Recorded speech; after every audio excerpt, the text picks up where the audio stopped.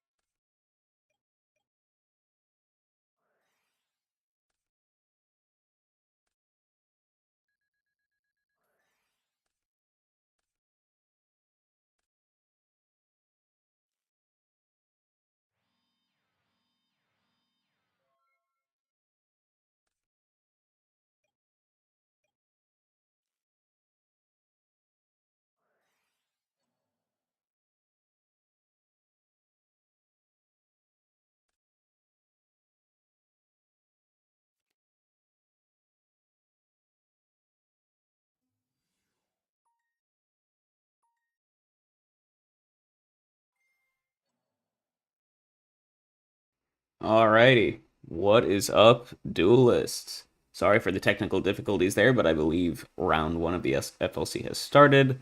Let me get a game here up for all of us. I was scanning through the round one pairings. I thought Leo P versus Goat Trinity would have been an interesting one. So let me see if either of them are playing just yet. I guess I can just search for them. Yeah.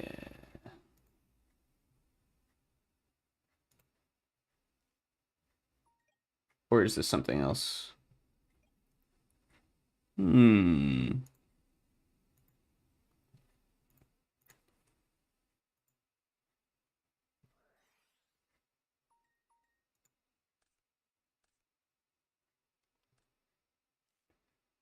I guess I should just be searching for Goat Trinity. There we go. Okay, cool. Yeah, let's go watch this match. Hope everyone is doing wonderful today. I think I have the wrong chat on the link here. Ooh, okay. So we are right into the action. Looks like Goat Trinity is rocking a little bit of reasoning gate action here. They have slammed a Jinzo down, and they have a Reckless Greed, which is pretty sweet. And looks like Leo P has a different username than what they signed in as, of course, which makes it fun for me to find. We got Snatch Steal here on the Jinzo, though, which is quite strong. Plus Tsukuyomi to steal it forever. Yeah, I guess that's what was searched off of the Sangan, so it definitely makes sense there. Nice little combo with the Snatch Steal. And we're going to start beating in here. Not sure what Leo is running today, but as I always say, it's Chaos Turbo until proven otherwise. Good morning, Morp. How's it going, my man? Happy FLC Saturday. Yeah, we got it. We got a banger here already. Looks like we got a little bit of tune table of contents, action, reasoning into Jinzo, but Snatch is gonna ruin Goat Trinity's day. Oh, and we're just going for game here real quick. Jinzo plus Deco. Coming in hot. Ooh, we got Scapegoat here out of Goat Trinity, though, to block it. Pretty nice. Gonna buy them a couple extra turns. Trying to find some more combo pieces, I guess. And they'll still have a monster left around for a potential monster gate, if they so choose. So while we're watching this one, I'm going to try and get the right chat box live here. So bear with me for a second. We had to change the stream link at the last second. So, okay.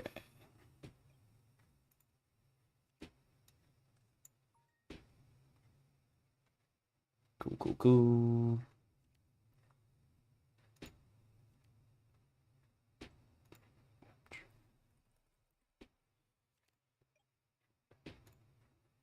Now we're talking. Okay.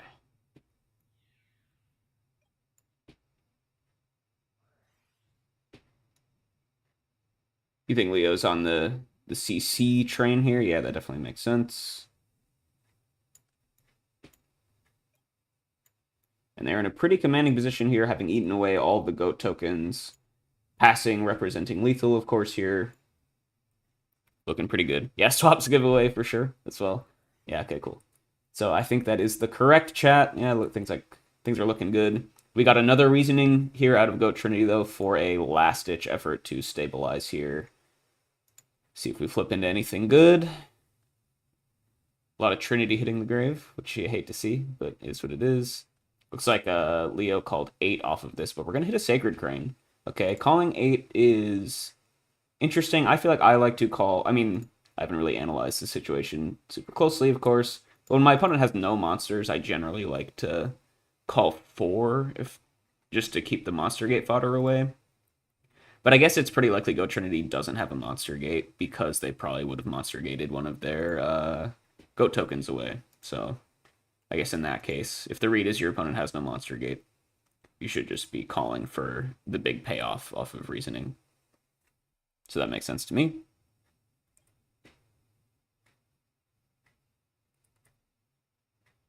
Alrighty.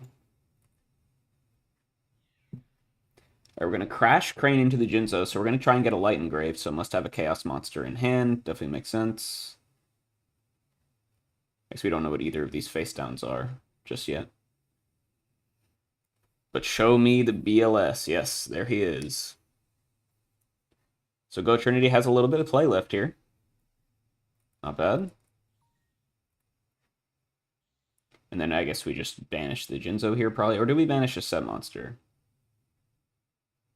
I mean, there's no Snatch to worry about. We're going to banish the set. Okay. Hitting the Dekoichi. I guess we knew that was the Dekoichi, right? Because that was a normal summon a couple turns ago, and then it got sooked.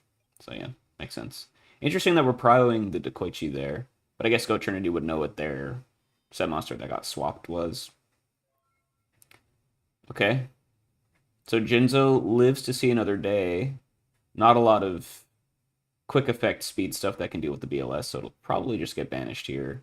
Unless Go Trinity is really prioing whatever the set monster is. But Leo's probably not setting a real monster into this unless we're playing some mind games. So interesting decision point here for Go Trinity, I think. Jinzo on the board makes whatever they do a little bit safer. So there's actually a world where you want to keep this BLS, or keep the Jinzo around for a while, just so you can like do BLS things uninterrupted for many turns. Okay, and so Leo is just setting the Magician of Faith there. Interesting. Lots of good stuff engraved to potentially grab, but Go Trinity's not gonna... Just playing it safe, banishing the Faith. Definitely makes sense to me. We're just setting turn after turn. Interesting. Okay. I guess at some point, Go Trinity is going to have to deal with the Jinzo somehow and potentially turn on this back row. But in the meantime, we're just plussing turn after turn. And somehow we're outvaluing the opponent as Reasoning Gate, which is always fun.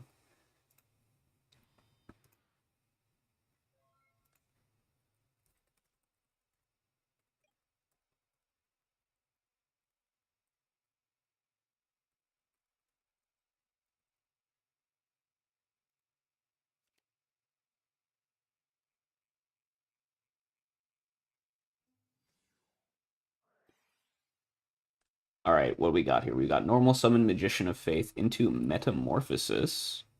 Yeah, set monster very suspect, agreed. But now we can go in and snag BLS, and do we just have game here? Jinzo attack over the set. Or yeah, just this works as well, and you have Toon Cannon Soldier for the rest of the damage. And this is going to be game 1 going over to Leo P. Looks like they are on either Goat or Chaos Control here against Goat Trinity's Reasoning Gate list.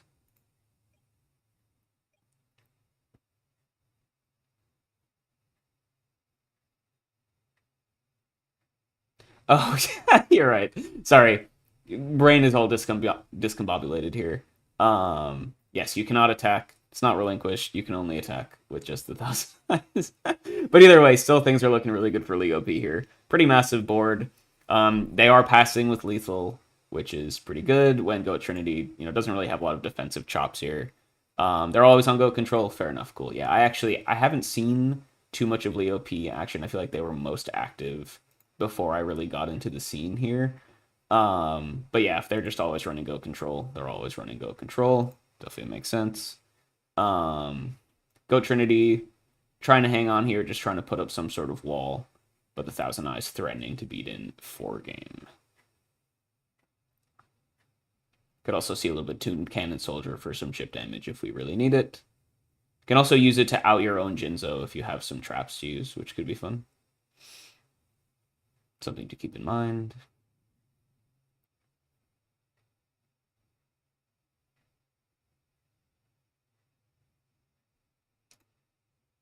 No Chaos Live here for Go Trinity.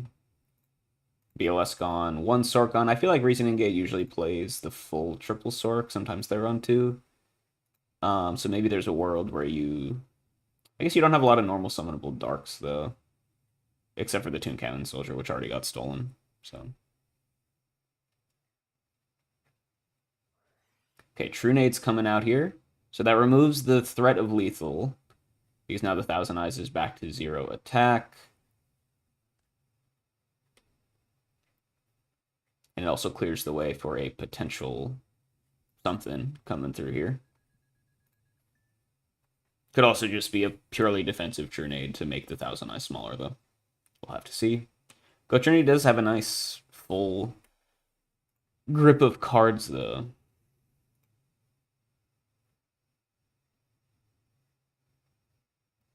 Oh, good shout on that, Morp.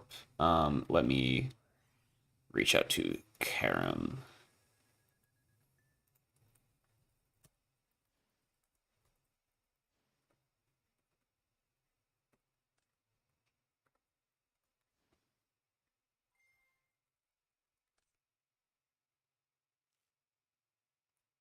Thank you for that. Okay, so I guess we did True Nade into Dimension Fusion to get the Sacred Crane back to draw into some stuff. Okay. So kind of a desperate play there. Leo P got to summon back some of their own stuff as well. Faith into Koichi on the board, although that's actually, it's kind of a funny, because we know Leo P has the Sook in hand still. So they're kind of like monster locked and can't use their Sook anymore. Which is actually kind of neat, because now they can't turn the Thousand Eyes face down to attack with their other stuff. And so they're actually forcing Leo P to like have their own. Oh, okay. But then, oh, interesting. Why are we? Oh, I guess you can just suck in the Sacred Crane. Yeah, yeah, fair enough. Okay, so thought that was a kind of cool play for Goat Trinity. A little bit desperate, interesting situation, but just not enough to deal with the Thousand Eyes permanently. And game one is gonna go here to Leo P on Goat Control.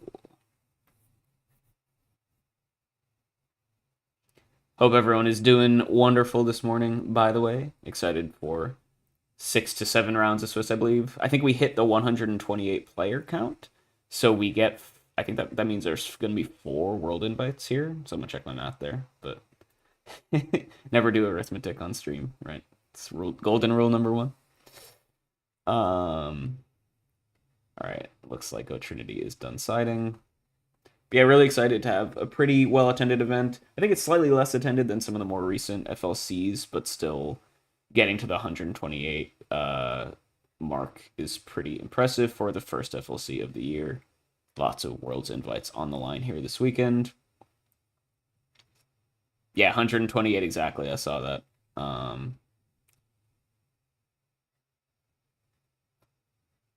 Pretty good. Someone stepped up at the last minute, I think, to put us right up over the threshold, which is pretty awesome.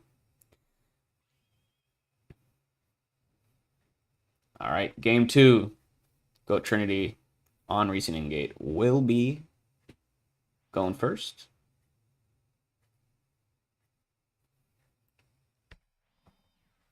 Just a classic T-set pass there. Probably not any flip action here out of Reasoning Gate in game 2. Okay, we're going to lead out with Breaker. That's a nice beater. You know, you want to pressure the combo player as early as possible. Hitting Call of the Haunted is nice, so Breaker probably just getting a nice little +2. Setting Toon Cannon Soldier turn 1 with no way to protect it is interesting. And we're going to get a Dust Shoot here from Leo P as well, so this is a really, really strong opening. Plussing immediately off the Breaker and then hitting Dust Shoot against a Reasoning Gate player is going to feel really, really nice.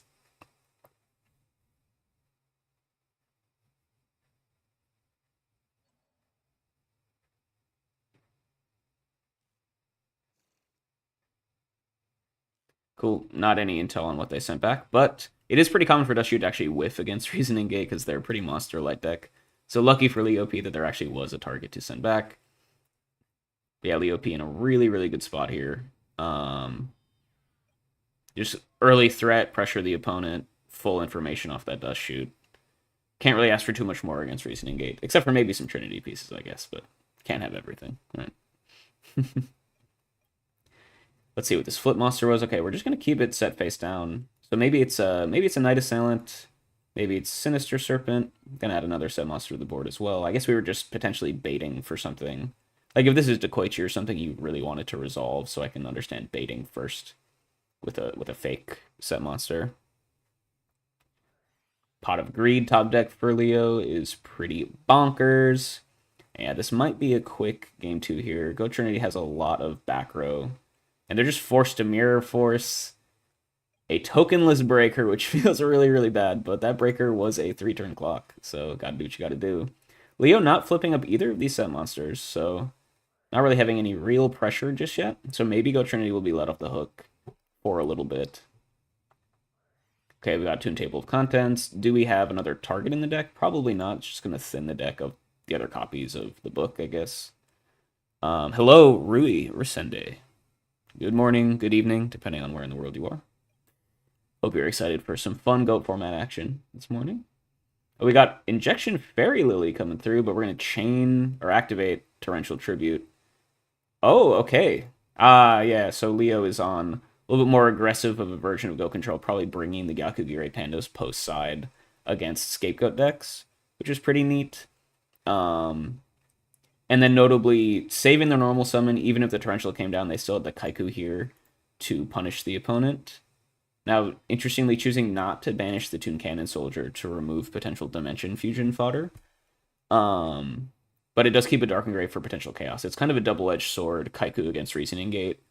Or Kaiku against any Dimension Fusion or Return decks, right? Because you have to make the call of, is it more likely that they're going to use the graveyard for, like, Premature Burial, Chaos Summoning, stuff like that?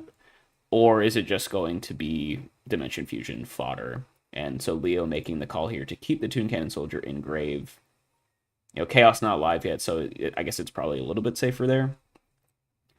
And if Goat Trinity wants to, like, crash into Kaiku with a Crane, you can just banish the Cannon Soldier anyway, so doesn't really matter.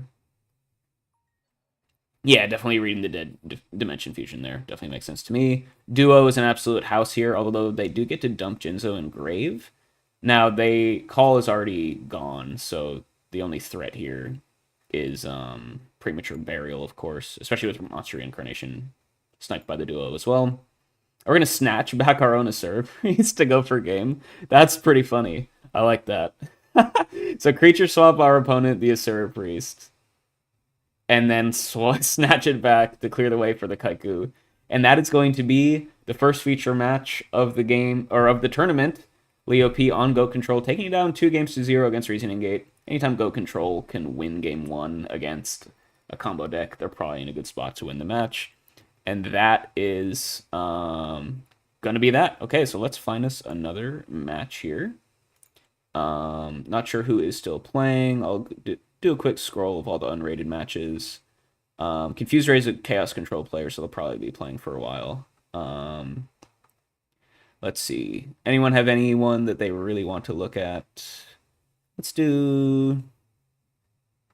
Yeah, Mirror Force was already used. They forced it out on a breaker earlier just because it was like they were clocking them. Let's watch this one.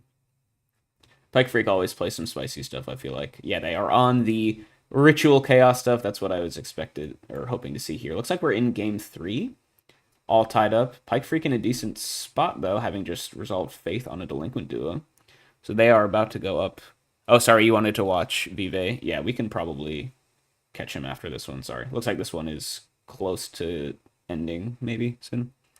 But yeah, we'll definitely catch Vive at a certain point. Okay, so let's see. Aleri Balu is playing something with Metamorphosis, Trunade, and Jinzo, which could be another Reasoning Gate list. I guess I'm just finding all of them. But Pike Freak definitely in a really solid spot here. Looks like we had a little TD Graceful action. Yo, good morning, Doggin. Thank you so much. Happy to be here. Happy all you guys are here enjoying some GOAT format content. Ellery is going to slam down an Amazonas Archer. Very cool card, but just going to use it as a beater. Pike Freak has Gravekeeper Spy, which is a little bit of a stalemate into this Archer, actually. Not big enough to get over it. But we're going aggressive. Okay, show me Snatch Steal. Show me Smashing Ground. I don't think that's played in Ritual Chaos. Or we're just going to go with Server Priest. Yeah, just beat over it. There's a lot of damage coming out here from Pike Freak. Making great use of the extra cards they've had from TD Graceful, Duo, all that fun stuff. And this is a lot of damage coming in very quickly here. We got normal summon Cannon Soldier. Okay, so Ellery might be on the, like, Amazonis, Goats, Cyberstein, Last Will sort of amalgamation. Like the, kind of like the site list. Oh, Pike Free just top deck Pot, though. Yeah, that's pretty insane. Yeah, Sir Priest can still get over the Cannon Soldier. Still one Spy to beat in for 12 on top of that.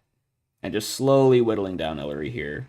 Yeah, this is, out of all the combo decks in the format, the, like, Archer Goat pile really needs a critical mass of cards. It cannot operate on a shoestring budget at all. Are we going to see some normal monster beatdown? I hope. If you guys have any intel on someone playing some Spice, we definitely want to get them in the first couple rounds because, you know, we love our Spice here, but not always guaranteed that they'll make it into the later rounds, right? I'm not sure if anyone has done the math on... I'm not sure how many rounds the Swiss are doing. I guess with 128, we probably hit the cutoff for 7.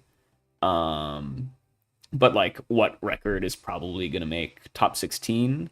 Ellery is a friend of Sight, yeah, so they might be running... I don't know if Sight is in this, but they could be running the same 55. We're close to it. Cool, so let us...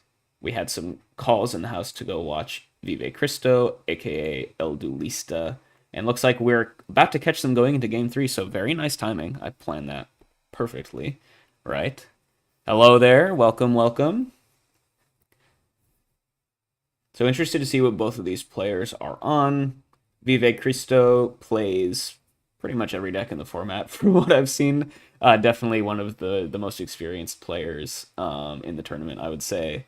I know in War League so far this season they've played Turbo, they've played Warrior, they've played Ritual Chaos. In the Money Match tournament, the Balls tournament in War League, they were playing Warrior, so wouldn't be surprised to see that here. So it's Turbo from OSV versus Warrior from Vive. Sounds good. OSV winning game 1 on Warrior, as expected, I guess. Actually, no, sorry. Other way around. Stealing game 1. So Vive actually fighting uphill battle here now, losing game 1 as Warrior in the Turbo matchup. So this actually might be an early relative upset, I think, here, if OSV can pull this one off. Not a crazy opening, just opening TD and a bunch of back row. Okay, so must have found a Solemn, so found some of their good anti-Warrior side deck stuff here. We're just going to go slam Exiled Force, pop the Set Monster, which is a Sinister Serpent. Wow, okay, so OSV getting a nice little plus there. Feels really good as the Turbo player when your opponent wastes their Exiled Force on a bait. And OSV off to a very, very solid start here. Looking pretty good.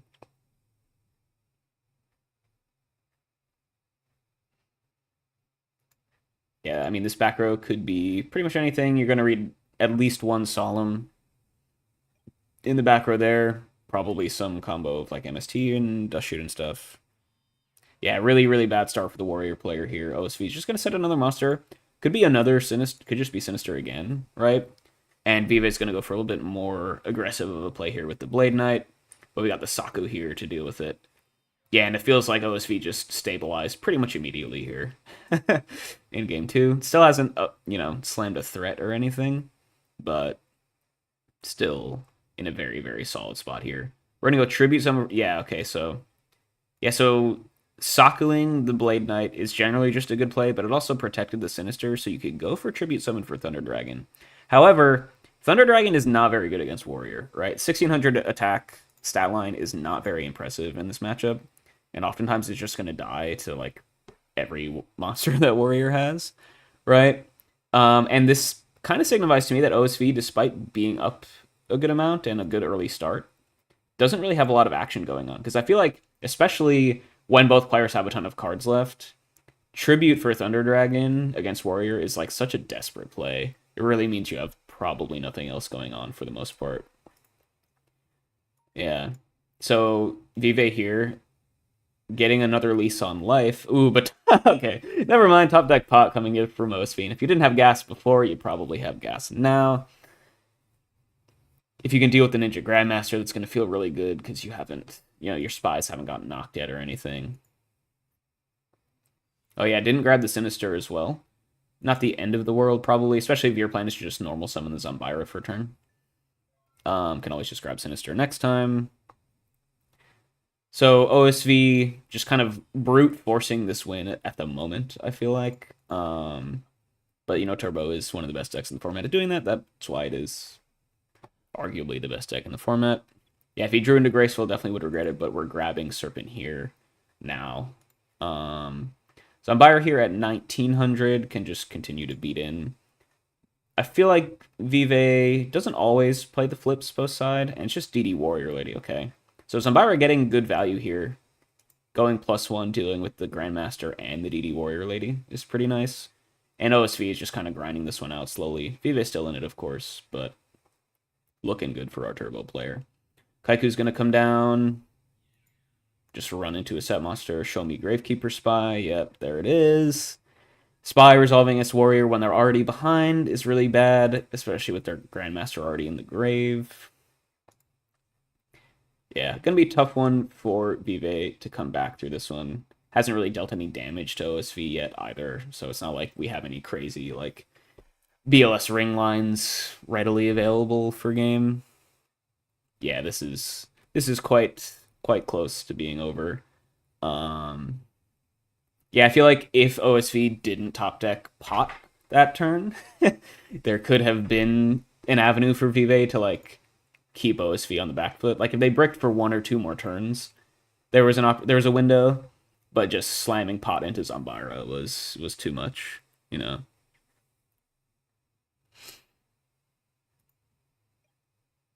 Yeah, so 4 out of 6 of their cards are not Serp TD. And we got Snatch on the Kaiku. Cool. We're gonna go Tribute for Thunder Dragon again? Okay, I don't personally like that play too much. Oh, if this is just game, though. Yeah, and you've already tested for Mirror Force earlier. Oh, we're gonna Solemn the Sork. Okay, yeah, no. Doesn't matter, though. Yeah, there you go. Yep, so just tributing for the Thunder Dragon there. For the damage, that's like the only time that's acceptable against Warrior, I feel like, is if you're just gonna OTK them. And yeah, that was pretty quick work there for OSV here in Game 3. Taking it down 2-1 against a very, very solid competitor. Turbo being Warrior. Good stuff. Let's see who else is playing here. One person will end the day exactly 7-0, pending any draws, right? Well, this is timed Swiss. Looks like Gangster Bros match just finished. Let's see who we got.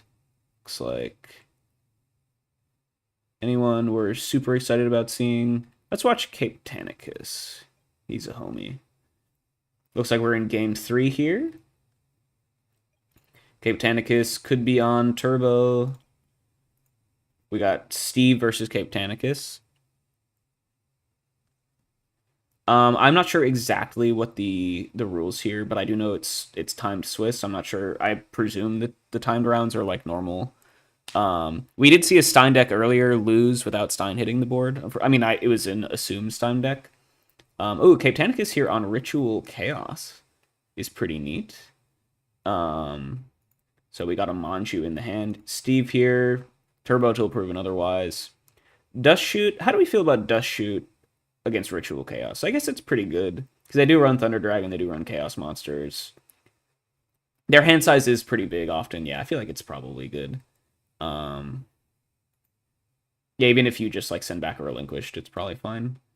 We are going to get Tribute Summon for Thunder Dragon over Sangan here for Steve. Always a good play. 1600 attack. Unlike, very, very contrasting to the Warrior matchup. This is a very, very relevant stat line against Ritual Chaos, right? All the Manjus and stuff are 1400 attack. And the cleanest way of dealing with them is just beating over them, right?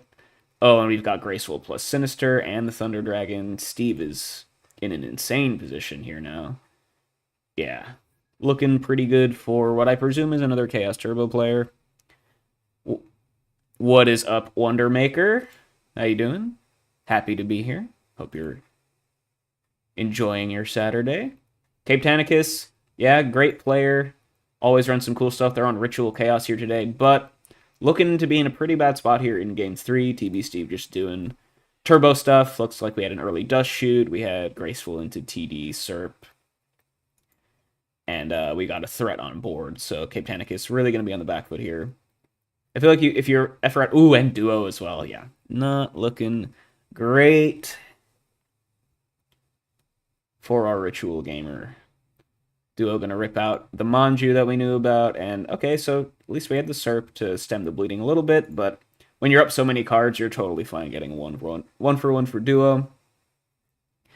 Yeah, and I feel like if you're playing Ritual Chaos and you're ever at a point where you're actually behind cards, you're never in a really good spot. Okay, we have Graceful plus Serp, though. Making some plays. Yeah, just Solemn that, though. Yeah, if you have Solemn, you have to. Easiest Solemn of my life there. We're just going to have to set Serpent and get in the way of that. We are live. Yes. We're going to crash into the Serp there. So Cape Tanicus can at least wall out this TD. Cap is on Ritual Chaos here. A little Manju action. It looks like Steve is just on pretty standard turbo here. Bringing in the Psalms post side against Ritual definitely makes sense. Second Ritual player we've seen today. Love to see it. I feel like normally we only get like 2 Ritual players in the entire tournament. Now, maybe I could have just randomly found both of them, but I know Pike Freak likes that deck, which is why I wanted to show it off earlier. We're going to get Minecon on this set monster. Okay, so Cape Tanicus doing some stuff here. Found Gravekeeper Spy just to chain Torrential. Do we have spies in the list? Kind of 50-50 if Ritual players play spies, I feel like. There's the one side of things where you want to blank Nox, and then the other side of things where spy is just too good not to play, right? Now, especially if you're playing Minecon, I feel like it behooves you to have the spy. It would be cool if you could, like, chain Torrential to the spy effect. Okay. So we're just Torrentialing just to wipe the board. Now, it's clear here at this point that Steve doesn't really have any other threats. Otherwise, they probably would have committed it to the board. So we're on the Cert beatdown plan for now. Yeah, definitely. I don't think there are enough Ritual players to say this matchup is as extensively studied as it would be compared to some of the more common ones. I have my own opinions about the matchup for sure. Could have been last Wolfer game. There you go. Show me Master of Oz, right? Pot of Greed here for Steve, though. Passing Prio. Guess worried about a potential dust shoot here now that they're up to 4 cards. But Steve in a pretty commanding position at this point in time. We're going to go normal summon Spy. That's as good a threat as any. Keep the monster off the board is nice. I guess keeping it off the board isn't that important. I mean, I guess there's top deck Thunder Dragon, which could be annoying. That you would want to keep it off the board for. But it doesn't really matter if it's in the board of the hand if you want to go into like Relinquished or something. I guess it's not confirmed which Ritual monster Cape Tanicus is using here. I just assume it's Relinquished, but we could be on like Zork or something. That's definitely also quite playable. Propaganda is unreal. Yes. Okay, we got Sook plus Spy here. That's a pretty nice combo. Definitely likely still a Spy left in deck here for Steve.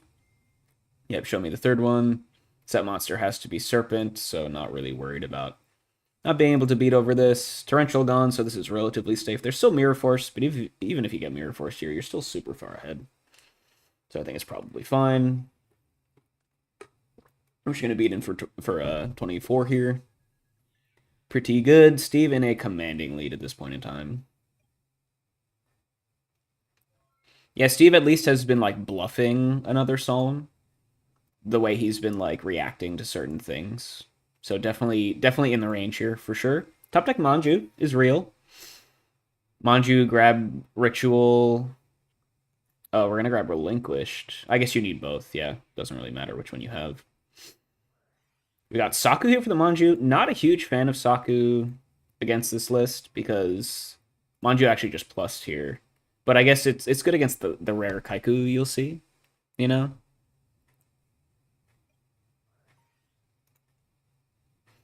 Looks like we do have Dust Shoot here out of Cape Tanicus. Get a little bit of read into what Steve is playing here. Do we know? I guess we know Sook in hand, so there is at least one Dust Shoot target. All the Thunder Dragons are gone, though.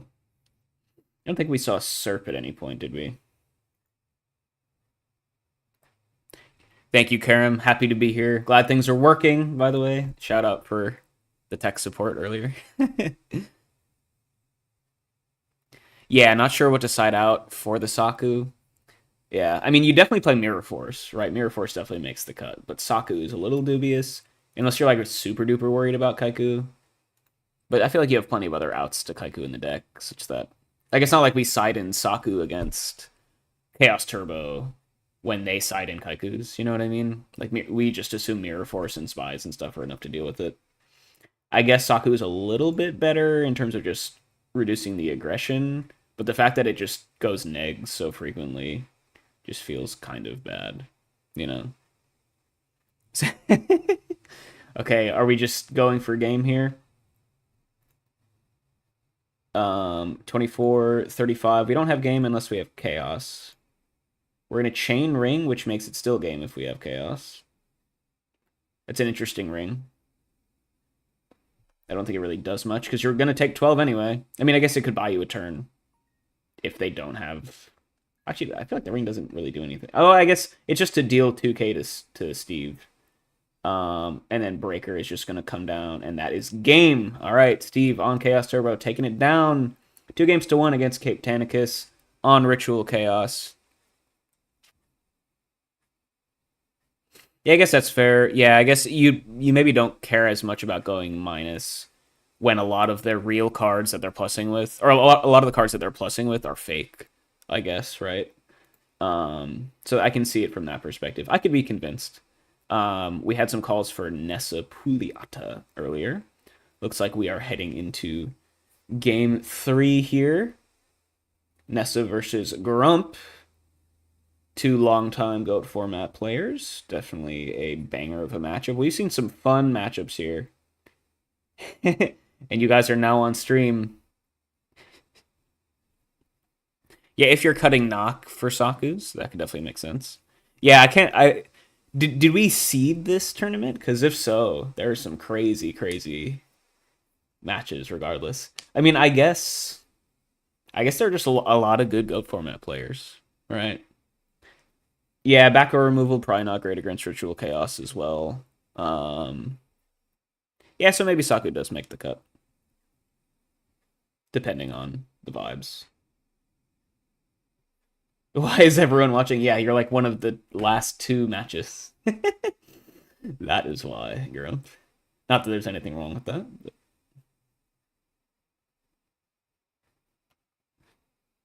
Anyone have any intel on what these 2 guys are playing? Getting tagged and stuff in Discord.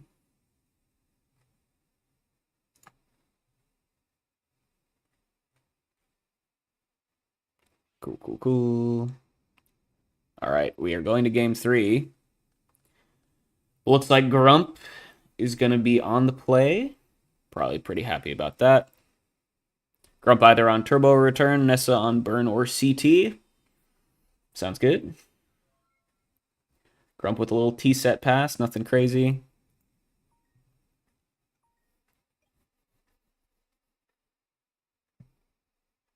No Dust Shoot here either, unless we're holding it for profit. Yo, Gulaz. Good morning, sir. Oh, little open duo here for Nessa. Feels pretty good. Grump thinking about this. Are we going to solemn the duo? Surely not.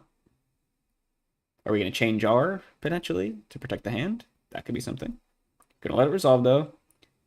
And we hit Nobleman of Crossout, so it's a good card to know you no longer have to play around, at least most of the time. Let's see what Grump wants to discard here.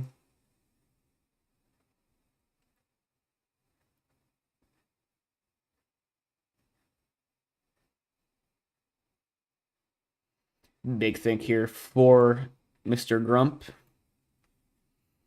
We're going to discard Chaos Sorcerer. Not anywhere close to live, so can definitely understand doing that. And Nessa off to a pretty good start here. If they have knock, this is insane.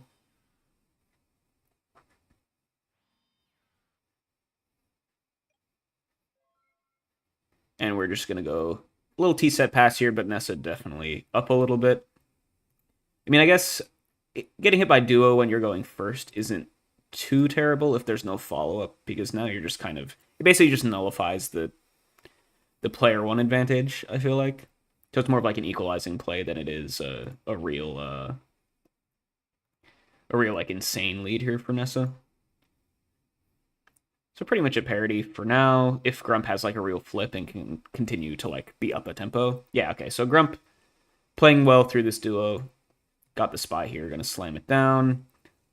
In defense, yeah, their knock got ripped out, so you're not going to be going for any crazy double spy attack stuff here. Seems fair to me.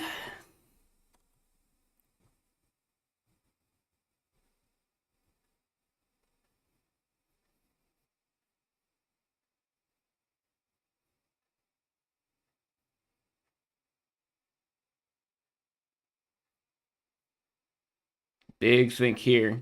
I guess what could this set monster be? Could be spy. I mean, it could be literally anything. Right. We're gonna yeah, okay, so Grump was thinking about the jar last turn to chain to the duo.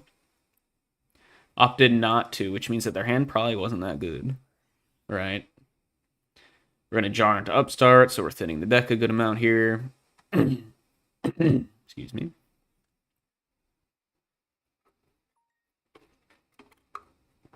I like being very clear about holding and passing prio.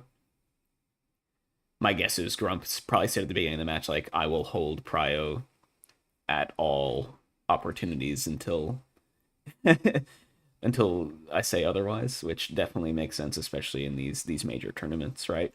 We're gonna poke the set here. Definitely not unexpected. Nessa in the tank. It is Magician of Faith. Ooh, so we got double duo coming out here. This is pretty good. That is the correct way to play, yes. I love non-ambiguity. We had some judge call fun yesterday in the GOAT Format Friday tournament related to this exact topic, so I really appreciate both players being very, very clear. Grump here has a dust shoot again, and notably, this does help them play around the duo. Now they only have one card left in hand. That is kind of the one bad thing about Faith grabbing duo in the battle phase, is now your opponent knows to play around it. However, if Nessa were to, like... There's no real profitable way to prevent the spy from killing the Faith such that you can get more value out of the duo, so you're kind of just forced to let this happen. And if Grump can play around duo, they can play around duo. You know what I mean?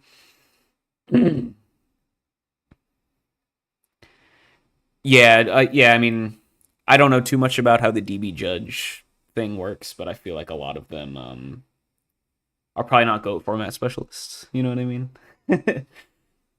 Okay, so we get to see Nessa's hand here. Sork, Spy, Duo, as we knew, Grace, and Torrential. That is a pretty nice hand. Keeping the Spy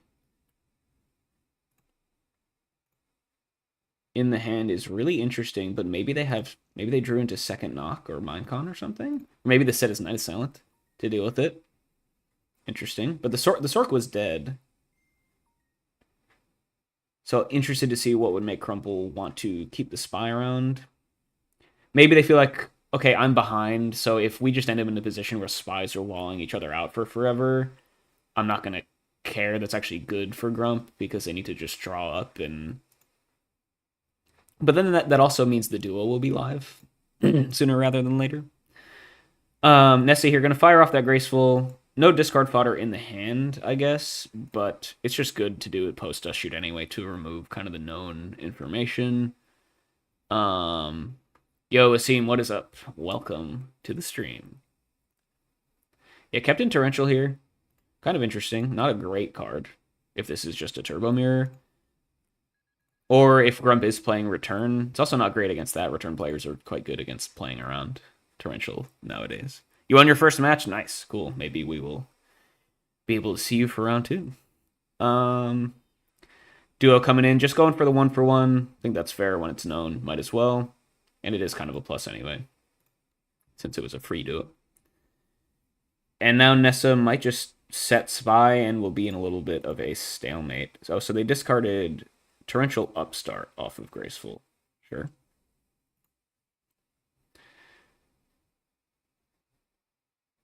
Now, do we not set the Spy here if the read is that this is Night Assailant? It could be a little bit interesting, but I feel like... Oh, maybe are we considering summoning Spy?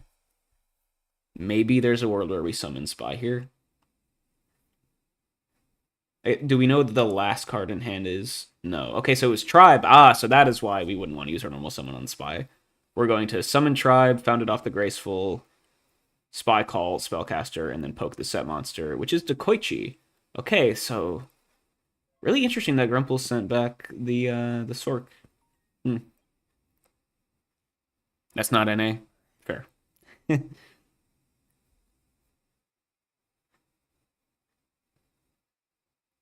We're in a heavy storm, clear out all the back row. Okay, we have a Jar of Greed to make it a little bit less worse. Could have held Duo for main phase 2.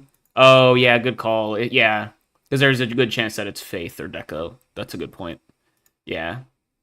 Yeah, that makes a lot of sense. There's no reason to do it in main 1. Unless the information from the duo would color what your play for the turn was. But I feel like if your hand is just Tribe Spy, there's not really too much you're going to do there anyway. Right? Yeah.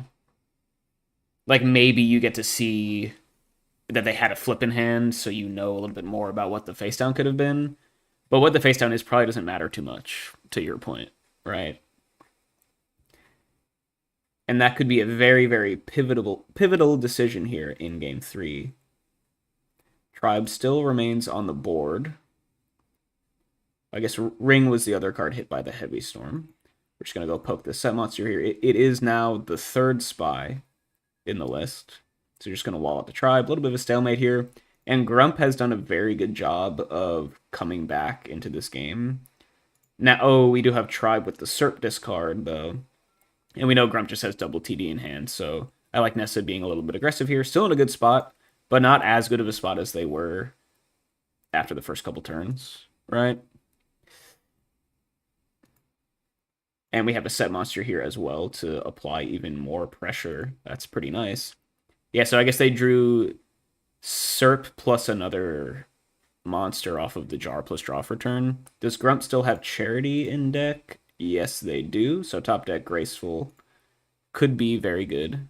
We're going to Minecon this set. All right. Is it real? I mean, we know it's not Serpent. It's another Spy, though. Okay, yeah. Not the best Minecon you'll ever see, but I understand. Throwing it out there, but now Nessa is in a really good spot.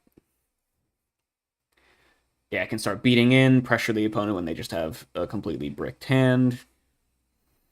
And yeah, like we're saying in chat, Grump needs to find Graceful, needs to find Chaos Monster, even though one Sork is gone. Not sure if Grump is on return, but that would be another brick in their deck, notably. If they are. Yeah, looking pretty good for Nessa here.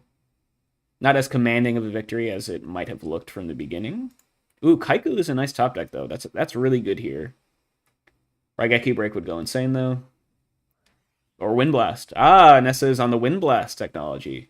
And this is one of those times where you would much rather that be Raigeki Break. Keep that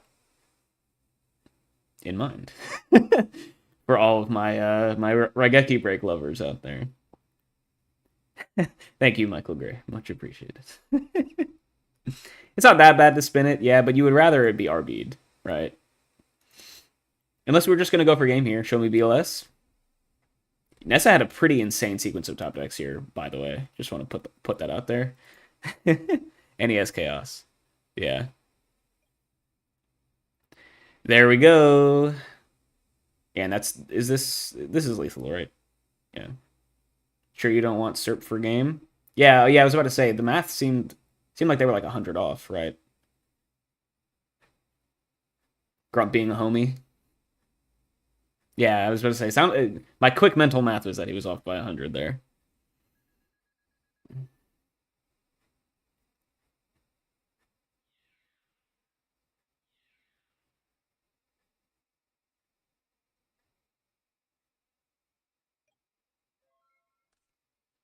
Yeah, redraw Kaiku. Oh, yeah, and then there's... Yeah, doesn't matter.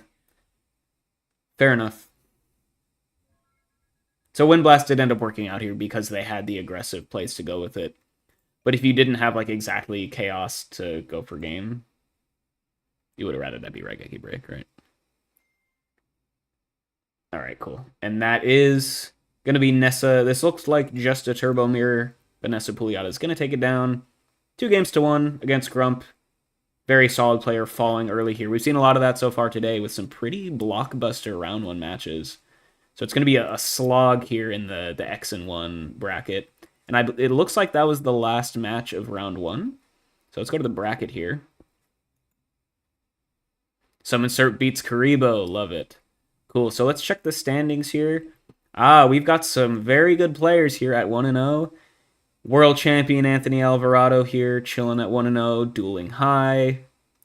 Don't copy Insidious, John Wick. This is just a who's who of top GOAT format players. I guess this must have been seeded. That's why this is in this order, probably. So we've got some really, really exciting X and O matches to come up here so far. I guess let's see. Did anyone fall to 0-1? Ghost Rider is 0-1. That's a bit of an upset depending on who they were playing. Vive we saw lose SDL and Michele Cimino. Ludi Paglioni, man. Alethea, easy to slay you. Return winner. Charlie Cook, Sight Falling. Man, this is such a stacked tournament. Holy moly, guys. We are in for some very, very good GOAT format action today. Hope you guys are excited. Morp with the 0-1 drop. What happened, brother? I thought you weren't even playing in this. Did you just sign up to get it to 128? That could be funny. Oh, more. Yeah, he just signed up for the invite. Nice, cool. Respect. I appreciate it. Cool. So we're just waiting here for round 2. Pairings to go. Oh, Delinquent's in here too. Nice. Off to the 1-0 start. I missed him in the scroll down before. Lot of previous world champions playing today. We got Alvarado. I guess just the 2, right? I didn't see Ludo anywhere, nor did I see Dingo. I don't think Dingo's playing today, right?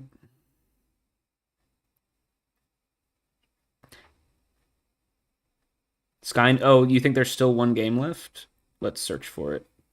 Sky Noon. View profile. Good call. Nice. All right. So we are in game 3 here. Might be into... Yeah, I mean, we're definitely into time this late. Looks like we've got Chaos Control versus Reasoning Gate. Wow. Okay. Another Reasoning Gate player here. So this is presumably the last remaining match of round 1.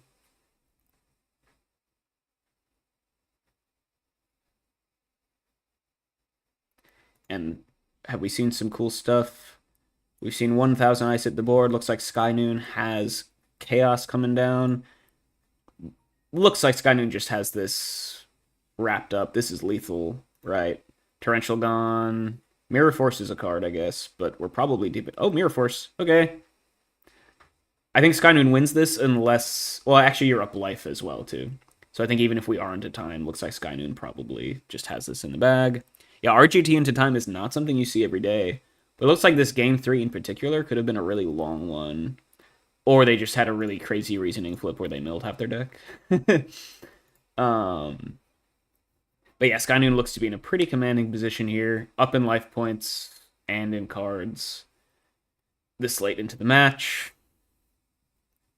Is there any... Oh, and this is last card in library for... Okay, top deck reasoning. That's funny. Yeah. There you have it. Call 8. LOL. GG. All right, Sky Noon taking it down. Is that the last game?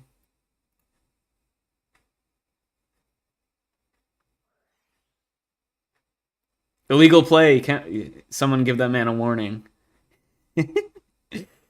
Oh man. Cool. All right, we'll just wait here for round 2 pairings, and we'll see if anyone is looking spicy. Yeah, I don't think. Looks like everyone has reported now. It was just Skynoon was the only player left. Skynoon and Jay. Nice.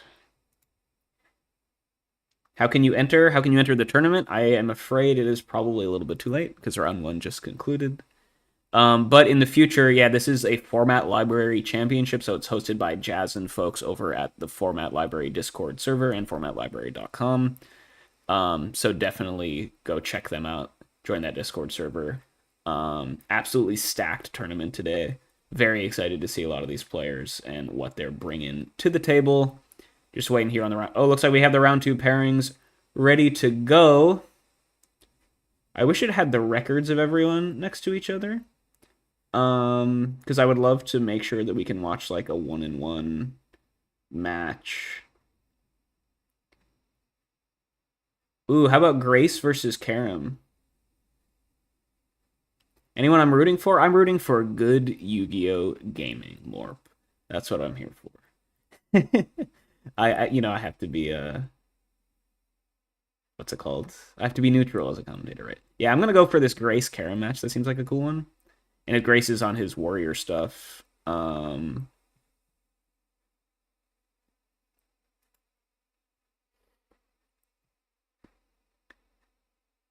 so let's go search for Grace. That'd be a cool one. Especially if he's on warrior, that means it'll finish quickly, so we can go into some other ones probably as well. Yeah, looks like he is playing. So we got Grace versus Karam. Karam, my IT homie, helped me last night and this morning set up all the stream stuff today, so big shout out to him. Yeah, Karam is a CC aficionado, so this could be a really interesting one. And opening duo here, Karam winning the RPS and opening duo feels really good, man. CC versus Warrior, I feel like is slightly CC favored generally, but Warrior definitely has a lot of play, and depending on the side deck, can definitely make it or keep it very interesting. Duo sniping graceful, holy moly, Karam. Salt in the wound, man, not cool. And Grace here confirmed on some warrior action. Blade Knight hitting the grave. And yeah, woof. Gonna be tough for Grace in this one specifically. Now, of course, plenty of game left to play, but that is a demoralizing turn one, to say the least. Right? Yeah, people very much play this on dueling. I was actually playing some EDO Pro GOAT format last night. Fun fact, just I have a friend who I'm trying to get into the game, and so learning the rules and stuff is easier on EDO Pro, I feel like. Oh, we opened duo plus pot, duo sniped graceful, feels good, man. No monster for turn one, but you're playing CC, you can just kind of, in the famous words of someone who I forget, put it in the chat if you remember. Chaos Control doesn't have to do anything, right? You can just sit back and wait and have a grand old time. And that is what Karam is going to do here. Already up 2 cards. Gracier. Now, when I see turn 1 set a back row, nothing else, against a Chaos Control player, screams Scapegoat to me all the time. My Scapegoat senses are tingling. Grace has Premature on the Blade Knight, though, so we do have a play. Has to be in attack position, right? All right, so it's just 1600 attack at the moment. Very well could just be running into a Scapegoat. Oh, we got the Ninja Grandmaster, though. Okay, so I like this out of Grace. Gonna power up the Blade Knight as well, recognizing that we are down a shitload of cards, so the only way we win this is if we kill him quickly before we just get grinded out, and we're actually just passing with lethal on board. So maybe I spoke a little bit too soon. Okay, Heavy Storm is insane here. Solemn out of Grace, though, is going to keep their Blade Knight on the board. Bet he has 3 Thunder Dragon in hand. Yeah, it's just karma, right? The karmic scales. If you're going to open pot duo sniping graceful, you have to have triple Thunder Dragon as well. Tribe is an absolutely insane draw. We need Solemn or else it's GG. Yep, use your Prio. Discard something. Grace made it a competitive. Shout out to him. But Tribe is a house against Warrior. And we can get in for 16 here. Tribe is a pretty big clock. Karam needs... Well, you don't have Chaos Live. So we need what do we need? What does Grace need? Snatch Steal. We need Snatch Steal plus Ring. Give me Snatch and Ring. Karam just gonna keep beating in for 16 every turn. Force to Mirror Force to keep it alive, or to keep themselves alive. Interesting that we didn't just go main 1 breaker for game. We're gonna Ring. Okay. Huh. I guess playing around Torrential, but playing into Mirror Force. I mean, I guess this could have... It would have happened either way. Is this game? Does Grace have it? This back row isn't real. Oh, no, wait. This could be real. Scapegoat. Okay, yeah. Karam had the Scapegoat at last. Now, yeah, and then we got meta. GG. All right, game 1. That was a lot closer than I thought it was going to be, so shout out to Grace for keeping that close. But Karam is going to manage to not lose opening pot duo, so shout out to him. But yeah, we're gonna go to game 2 here. Grace uphill battle here, down game 1 as Warrior against Chaos Control. Not looking too hot, but this is a very talented GOAT format duelist, so definitely not above his skill level to take this one back. Yeah, I mean, it depends on if Karam had like the Scapegoat in hand the whole time, they were never in any real danger. But if they had like jog into jog or something, right, then it would have been scary, right? Warrior is, probably one of the best decks in the format at exploiting the random like slow bricked hands that Turbo and Chaos Control can come out with.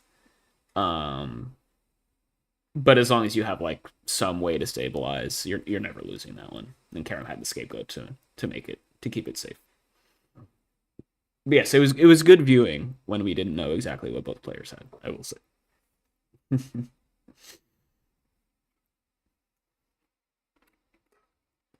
Karam in the tank here for the sideboard. I guess while we're waiting, we can check to see what are some other cool matches here. Trying to remember who's X and O so far. And maybe to think about who we want to watch next. Easy to Slay You won their first match. We could maybe check that one out later. Ghost Rider is X and 1. So is Michele. We got Anthony versus Mythic Piper. That could be a good one. Nessa versus Kotsos. That could be a good one. That could be fun to watch. Yeah. Interesting. I feel like there was almost more banger matches in round 1 than we had in round 2. Thoughts on burn players making tops left and right? Have we had a lot of burn tops recently? I feel like we haven't had a burn player top any major this year yet, have we? Maybe once. I'm not talking about like GOAT format Fridays or anything. I don't really pay attention to those. I definitely think it's a very good deck. It definitely can do some stuff. I would assume Delinquent's probably rocking that today, so maybe we'll check him out later. Okay, Grace, a little tit for tat here. Opening duo game 2. Making up for Karam opening at game 1. Sniping a Spy feels really good. Spy is a house against Warrior, of course. That's a good one to hit. Oh, in Germany, there's been some good Panda Burn action. Yeah, I haven't really been following. Yeah, I guess I haven't been watching too much of like the GOAT format EU stuff. I didn't really watch much of Osnabrück either, honestly. But maybe there was some rogue stuff there. Karam in the tank here, deciding what to discard out of that duo. Snatch is going to hit the grave. Interesting. Okay. Grace has no turn 1 summon, but that's pretty common play in Warrior. I think that's totally fine. How to sign up for GOAT Format Friday? Just join the goatformat.com Discord. Our man Splevin pings everyone every time it's Friday. There's 2 tournaments free every week. One at, I think, 3 p.m. Eastern Standard Time. One at 7. Winner gets a free invite to the Patreon World Championship Qualifier, which is pretty cool. Also, just do that. I'm just saying everything. Thank you, Cub. Shout out. Okay, Karam had pot into Graceful, though. Okay, so they got hit by duo, but they had a couple extra Trinity pieces, so it didn't really matter. We're going to dump Faith Engrave, which is interesting when you have pot Graceful live. but maybe you have a second Faith, or you have Chaos Live. Okay. Interesting to dump the Faith when you had Thunder Dragon off the Graceful, because it's not like you needed the Light Engrave. So Kara must have an insane hand if you're ditching Faith here, right? Sorka's going to come down just for damage. Sure, I think that's fine. Yeah, Karam with the sack. Dang, man. That's what, I mean, Scout format, right? Grace here. I mean, they had the turn 1 duo. Probably sandbagging a monster in hand if I had to guess. But Sork is hard to deal with as warrior unless you have like exactly Exiled Force or maybe DD Warrior Lady. We're gonna go Rhoda probably for Exiled is my guess. Although maybe you go, yeah. Do you go Rhoda for DD Warrior Lady? It's kind of a double-edged sword because getting the Dark out of Grave would be nice. And like the Faith discard makes me think, oh, maybe this is just another Faith, right? Maybe that's the read. And now we're gonna knock it. Okay, so it was the second Faith. That makes sense. Yeah, yeah. The hand is 2 TD, which is correct. Oh yeah, hand is 2 TD, so getting the Dark Engrave is fine. Yeah, good point. And then you don't want to play into Saku with DD Warrior Lady, which is what I was gonna say. Yeah, yeah. So it has to be Second Magician of Faith. But it's not gonna come through, so no Trinity recurrency for Karam. Still has a monster to back it up though, so top decked something, which is pretty nice. Ooh, but Mystic Swordsman out of Grace. Okay, we're making a game of it once again. Ring on the Mystic Swordsman is pretty nice though. Yeah. Now, lots of good flips this could be for Karam. Ringing it means that it's something real, so Spy is still alive. Although Karam might only be on double Spy because he is playing Chaos Control. So you're more likely to only be on the double Spy. We're gonna go Call the Haunted on the Mystic Swordsman, yeah. Oh, Call the Haunted on the Exiled. Why wouldn't we just Koth the Mystic Swordsman? Alright. So then at least you still have it on the board. That seems just like strictly better, right? Fair enough, yeah. Asura is going to come down and say, okay, so Grace is at least applying some pressure. Asura coming in post side against Chaos Control, of course. Duo is insane, though. Grace is winning this tournament. Or, sorry, Karam is winning this tournament. I'm calling it now. Unless he's used up all of his luck already. Trunade, maybe? No way, he's playing Trunade, right? Oh, because of Thousand Eyes? Do we care about them sucking in Mystic Swordsman? I'd rather, like, deal with potential top deck flips instead of top deck meta and something to use it with, right?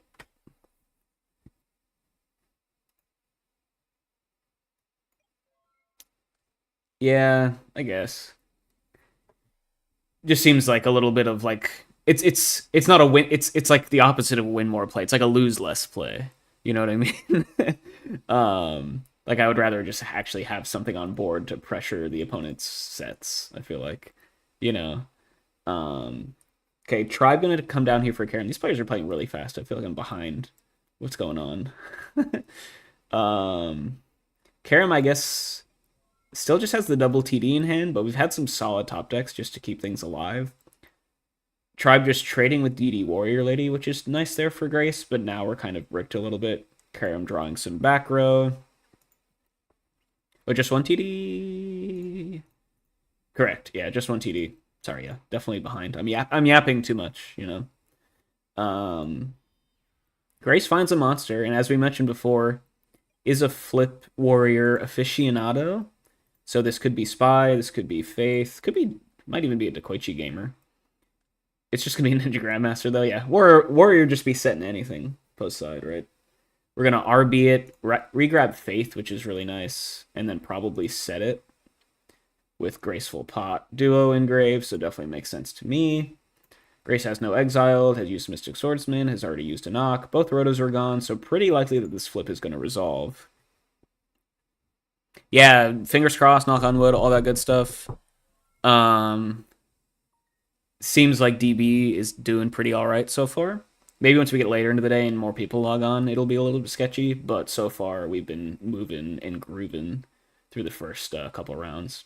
Faith is going to resolve here. This is huge for Karam. You probably grab the Graceful because you have the Thunder Dragon you would love to pitch in hand, and that's exactly what we're going to see. DB is, you know what? DB gets a lot of flack, but like, there is a reason that we all use it for these tournaments, right? I think it is an exceptionally awesome website, right? Sure, it has its bugs and whatever, but there's a reason why we don't use other things, right? Graceful coming through though, gonna discard TD as expected. Interested to see what the other discard is. Karam just doing some good old hand sculpting here. Grace a little bit monster dead. At this point in time, with both Rotas being used, it's going to be tough for them to stick a threat from here on out, probably. Karam in the tank here, though, for the second Graceful discard. Chaos is live. All right. The first time we've gotten a chance to catch our breath at all this match, I feel like, besides the sideboard or the side deck phase.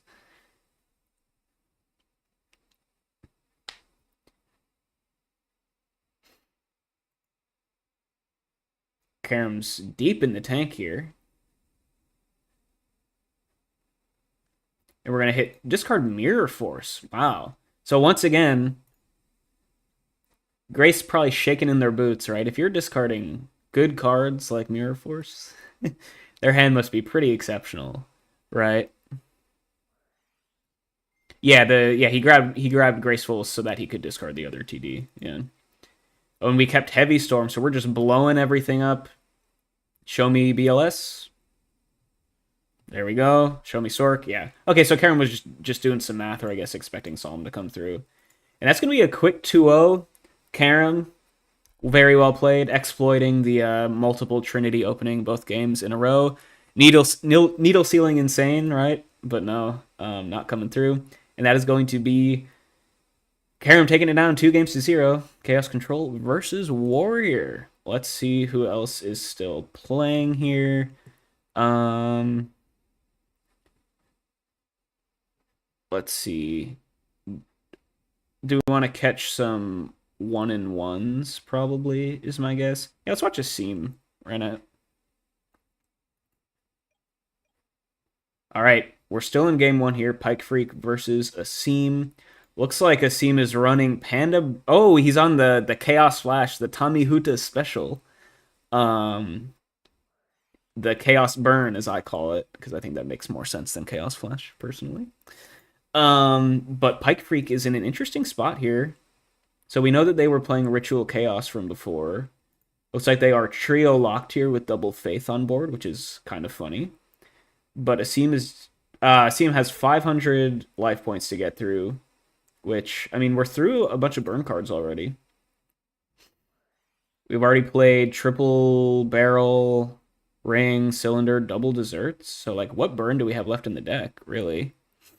Yeah, this is the Hawk 2 G special coming out here, getting representation. 1-0, both of these players, right? So,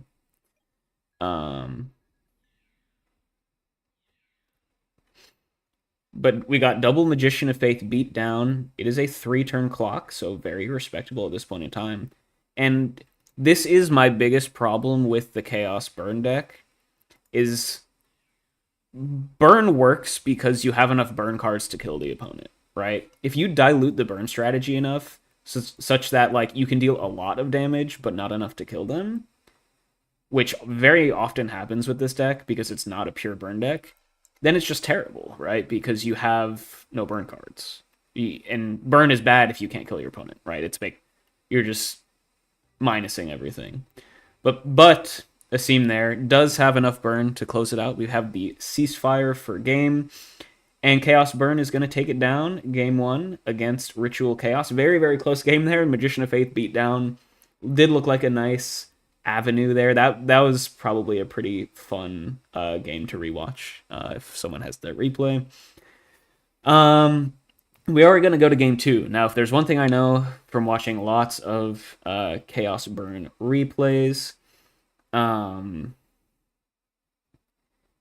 it will often try to just smoke screen side into pure, and when I say pure, I mean like Chaos Turbo with like random true nades and like ceasefires and stuff main, like this semi-playable non-burn cards. And so now it's kind of a will they, won't they of will you side into the turbo stuff and it will Pike Freak side in their anti-burn stuff or not? And then if they side in their anti-burn stuff and Asim doesn't, then Asim's in a really good spot because then they're playing a fair game against a player with a lot of bad cards in their deck, right? But if Pike Freak doesn't take the bait and just sides as if they were playing against Chaos Turbo, then suddenly you're post side against essentially a bad Chaos Turbo deck, right? And that is generally quite good for the player who didn't fall for the smokescreen. So it's a very, very coin flippy side deck experience. Now, to be fair, I'm not entirely sure if Asim is even on the smokescreen side, but I've never seen the deck played without the smokescreen side, so I'd be surprised if they weren't. Now, I'm not sure if Pike Freak is ready for that, but in general, that's something I think you should expect when you're playing against this. Pike Freak very much in the tank here. You definitely want to at least, you don't want to do no siding, right? Or immediately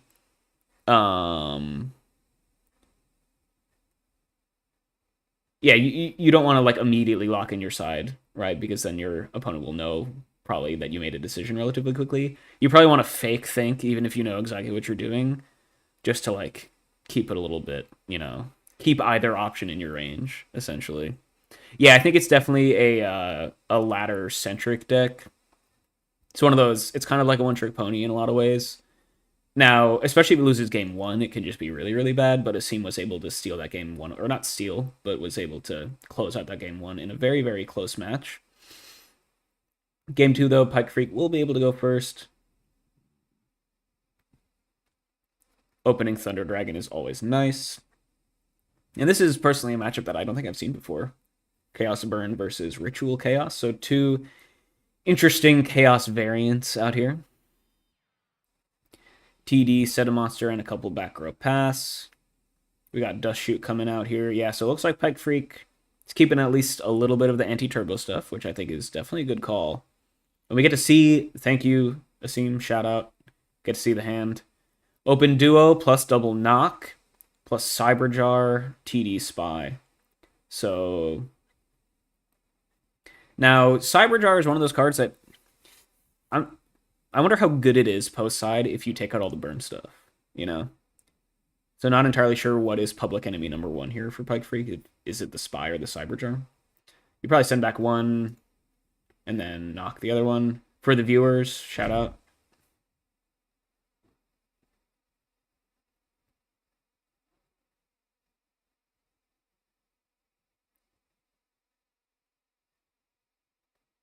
Definitely in the tank here. Is there a world where you send back Thunder Dragon? Probably not. That doesn't seem very good.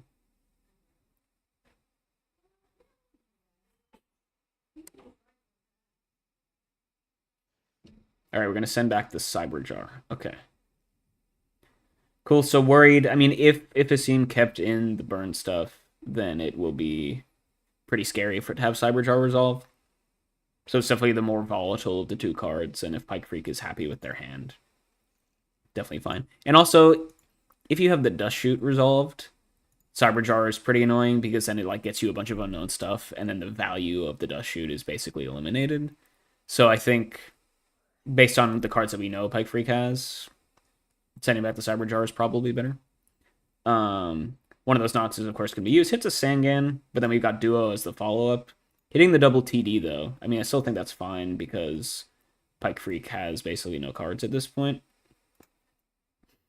That is always one of those interesting choices, is when you know your opponent has double TD in hand, when do you just want to fire off the Duo, or when do you want to wait for them to just naturally use one of them? Oh, Pike Freak opened double Thunder Dragon. I missed that.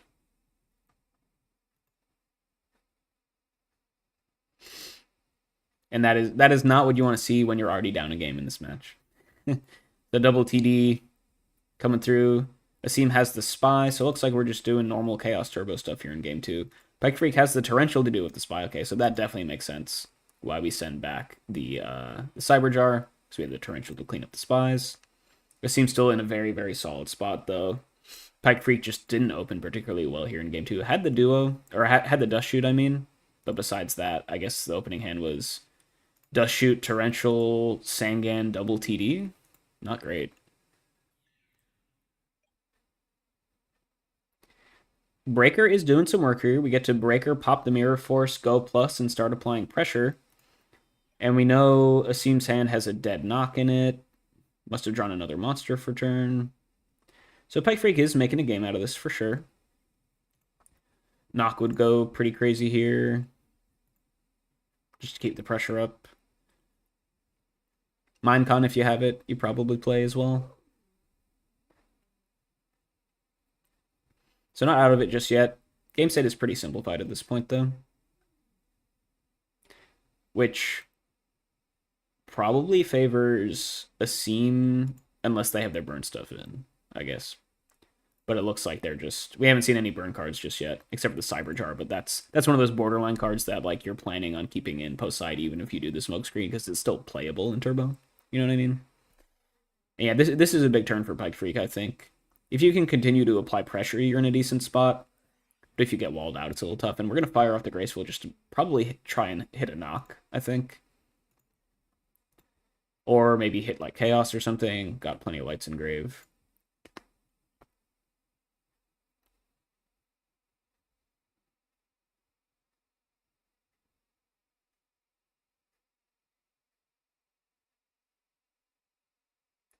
Pike Freak in the tank here. Gonna discard Raigeki Break. Pretty bad when you're down material, of course. And Heavy Storm. Okay, so what are we keeping? Keeping another back row. And we're going to attack in. Setting first in case it's like Morphing Jar. We're just going to run into a Spy, though. But it is third Spy, so not gonna get any advantage there. But this will help Asim stabilize, which I definitely think is the name of the game. Oh, we got second Dust Shoot here. Coming through.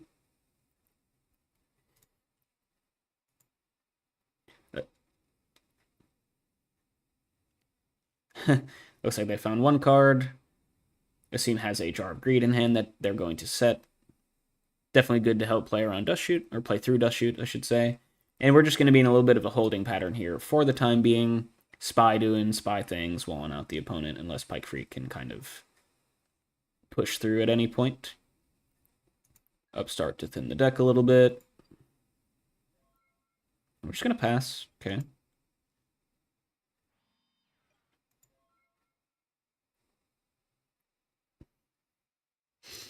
Just going to be a pretty slow. We're going to hit End-Phase MST, pop that back row, hitting another Jar of Greed. So Asim holding Jar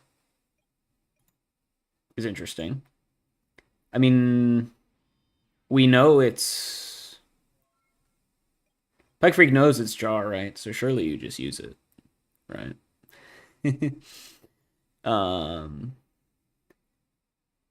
There's no bluff value at this point. Yeah, I mean, I guess you could play around Dust Shoot, right? But 2 Dust Shoots have already been used. Like, how much do we care about the third one at this point, you know? Gonna set a monster, though. Churning through the deck. Still just a little bit of Spy stalemate action. This is the first time we've been in this scenario today. But this is the GOAT format special, right? Spy just walling out for forever.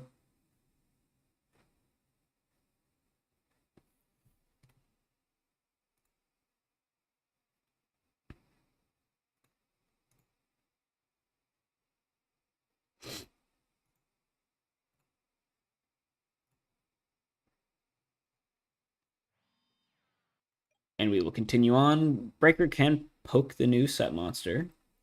It's going to be the cyber. Okay, so Asim did end up just redrawing into the Cyber Jar later on, and this is going to be big. Okay, so we do see Asim kept in the burn stuff.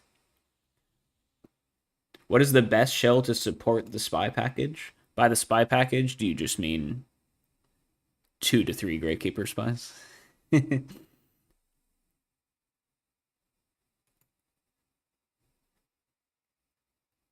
Okay, so let's see what we hit off of this.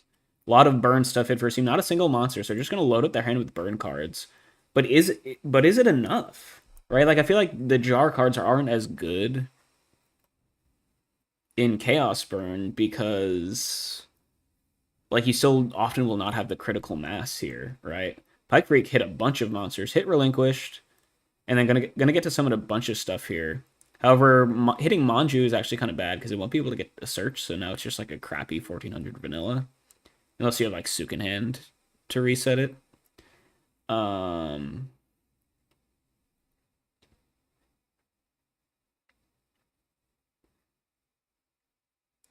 so you probably go like summon. Oh, I guess we're in Pike Freak's battle phase actually, and Mirror Force is gone. So don't you just like attack position all of these and send it, right?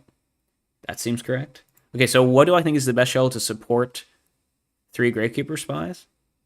Yeah, you can set it and get the flip summon, but I feel like you should just be attacking here because it's still your battle phase, right? Oh, Sangame was already banished. I forgot about that. That was a knock target. But yeah, this definitely makes sense. Get a bunch of damage in here. Try and kill the opponent before they can burn you out. Definitely makes sense. I mean, yeah. Agreed. I mean, I think Chaos Turbo is the best deck that plays Spy in the format. Right? Because it plays Tsukuyomi. It can utilize both the defense. You know, I think of Turbo as a mid-range deck, right? And Spy is one of the best mid-range cards in the format because it can very, very easily. Yeah, hot take, I know, right? But I mean, it is what it is, right? Unless, I mean, I guess the trivial answer is Spy is best in Gravekeeper decks, but Gravekeeper isn't a real deck in this format, right? But no, my actual insightful take is that Turbo is a mid-range deck, right? Sometimes you want to be on the defense, sometimes you want to be aggressive, and Spy is the best card that can kind of tie together both sides of those strategies, right? Because you can sit behind it against Warrior while at the opponent you can go aggressive with it against Chaos or go Control. Opinions are very, very hot, I know. But I do think Spy is just, it does everything that Turbo wants to do and helps it pivot its game plan when it's correct. And I think that's the best thing, or that's the thing that separates the good from the great and the mediocre from the good Turbo players is role assignment, right? It's knowing when to sit back, when to push forward, and there's no better card that helps you pivot that strategy than Gravekeeper Spy, right? Now, you would not call Turbo mid. I mean, it define mid range, I guess. I get what I mean by mid range in terms of Yu-Gi-Oh.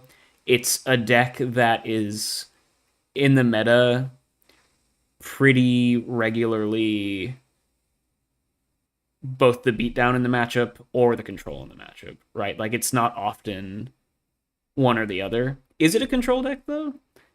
I mean, play Turbo against Chaos Control and it doesn't look like a control deck. You know what I mean? Yeah, exactly. Turbo's value deck. Okay, that's yeah. I mean, I feel like people usually use that synonymously with mid range, and I know you're an MTG guy, right? And that's kind of where my roots are as well. So like the concept of mid range doesn't really port over 1-to-1 correctly in Yu-Gi-Oh. Warrior is a mid range deck. I can get behind that as well. Except, yeah, I mean, we're arguing semantics on the internet now, guys. No, but I do. Yeah, Warrior, I think of as like a big aggro deck. Honestly, its play patterns, not to get like too MTG centric, but its play patterns are very similar to like a Delver deck, right? It's very like Protect the King-esque, right? Where you're not actually flooding the board like a traditional aggro deck would do, like Earth aggro. But like often it's just slam one threat and then protect it with everything else, right? So it plays a lot like I think Delver does. Yeah, I agree with Morp. It's like an aggressive tempo deck. And often that's going to look very similar. And sorry, I just completely was not paying attention to that game. But it looks like Bike Freak did take it down there. Yeah. Warrior's much closer to Delver than Jund. Yes, I would agree with that. Now that's not to say like Warrior is like Warrior against Earth aggro, right? It is not the aggro deck, right? That's like the classic Who's the Beatdown article comparison of like Suicide Black versus Sly, right? Like they're both aggro decks, but in the matchup, I mean that's the insightful thing from the article. In the matchup, the black deck is not the aggro deck. You know what I mean? CT is 4-color Omnath. I love that.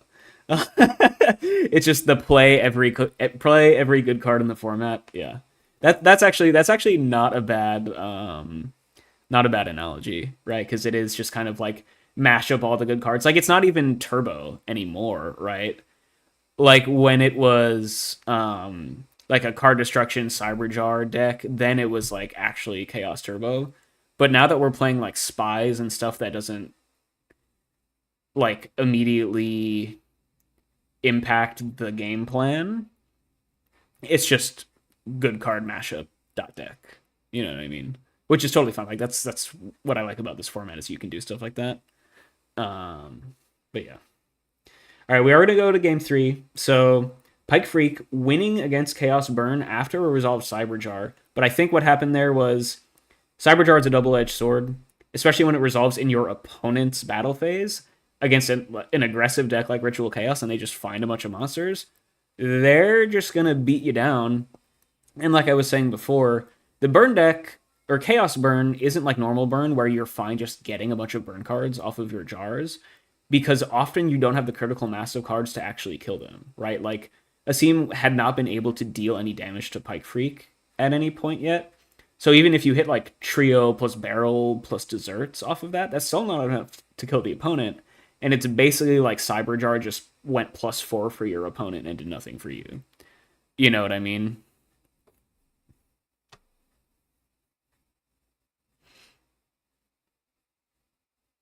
Asim here with a decent opening. And so now we did see them keep in the burn stuff game 2, but definitely still potential for the... especially because we saw it didn't work out for them in game 2. Maybe they'll pivot to the smokescreen turbo side. Would be interesting to see. Pike Freak playing around a lot of stuff here. We're going to go, so we see the Desk Koala here in game 3. I think that's one of those borderline cards that the deck keeps in even if it goes for the smokescreen side. So not too much information given away here. Going for the Tribe attack in case it's Spy, of course. Setting stuff in case it's Morphing Jar. Or Desk Koala to play around that.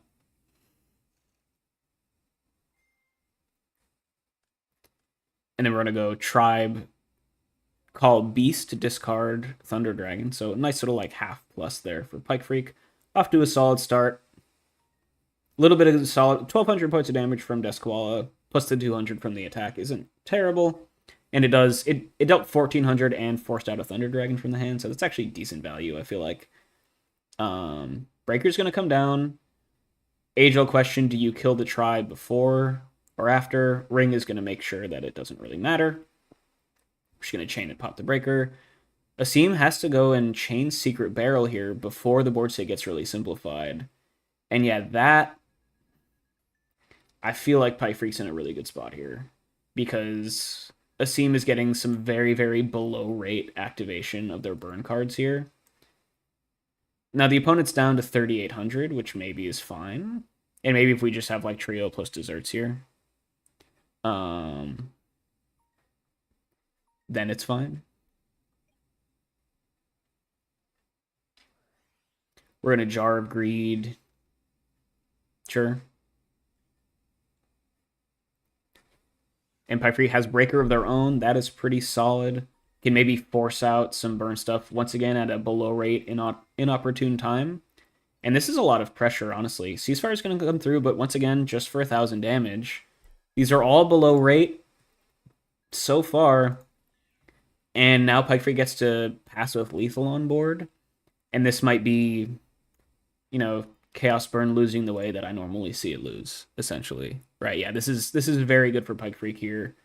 It's going to be tough for Asim to burn out the opponent. 2,800 is pretty low, but this isn't a standard burn deck where it has like Panda Trio stuff, right? We're going to fire off a card D going minus, potentially.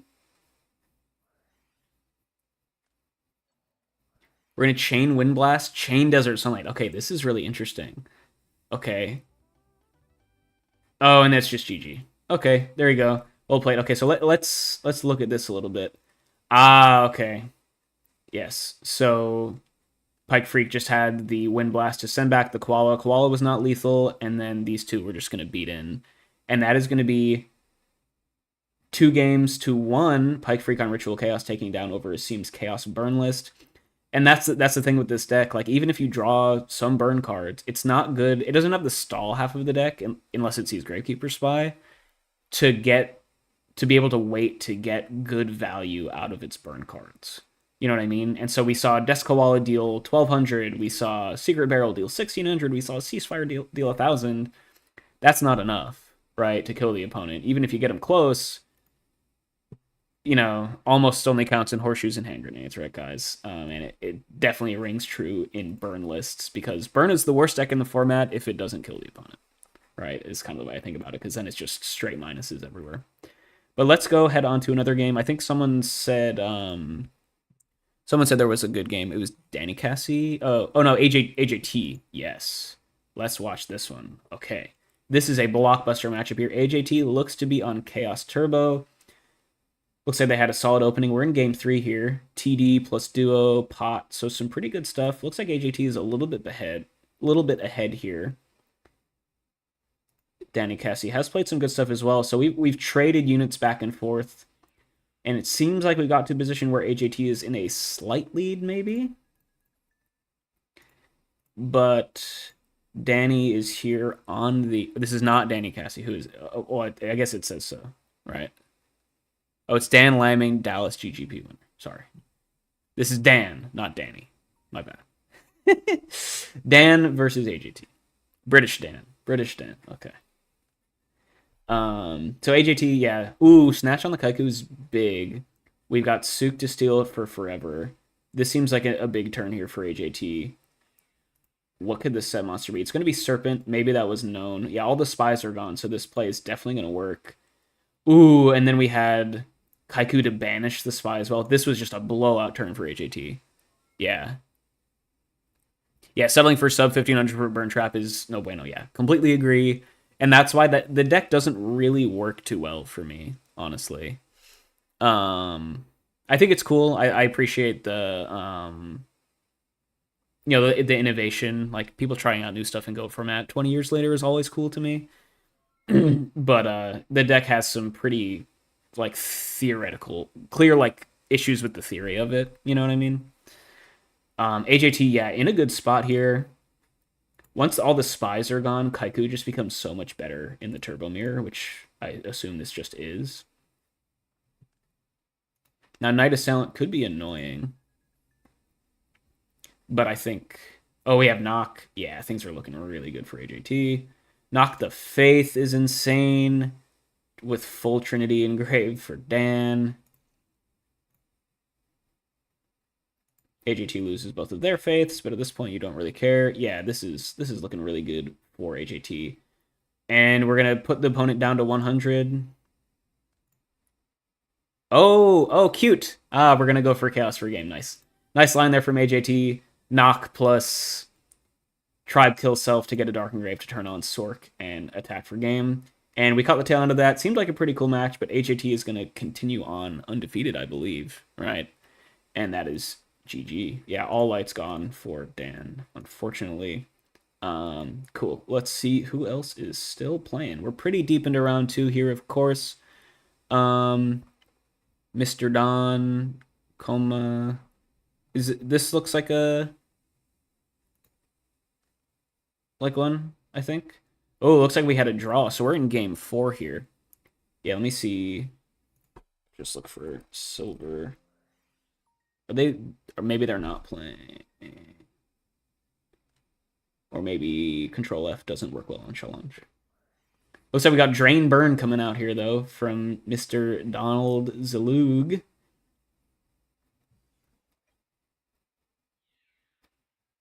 This is an interesting matchup. Looks like we've got Chaos Turbo here out of Silver Ace. Playing against, yeah, Drain Burn with Goblin Attack Force. So a little bit of a beatdown. Plus Wave Motion Cannon. Yeah, Fake Trap here is pretty cool. And we got Warrior stuff as well.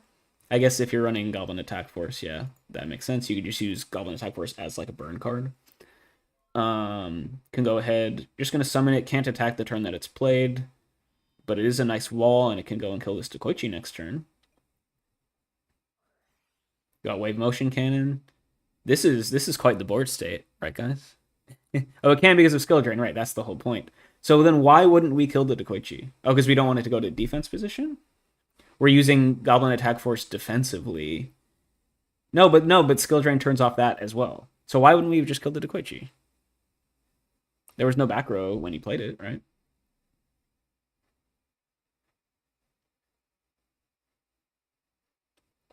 Surely. What am I missing there? Unless the back row was there, but I'm pretty sure it wasn't.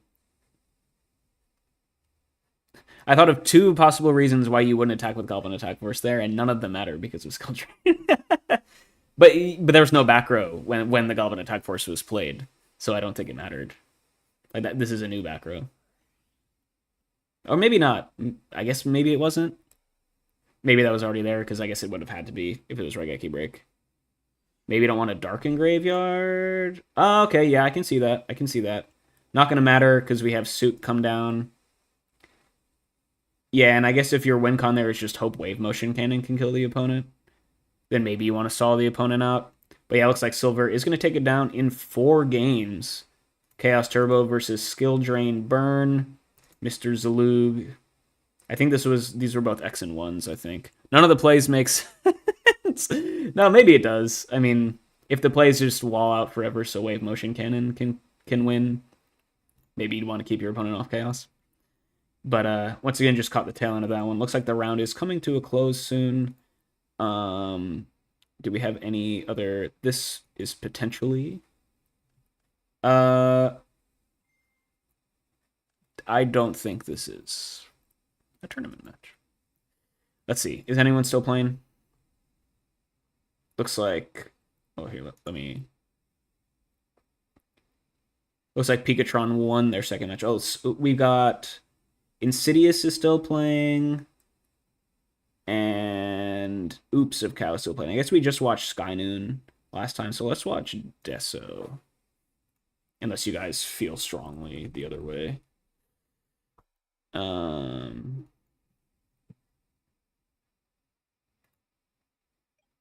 it looks like we're in game 3. It's like Deso is on. We got another Chaos Burn player.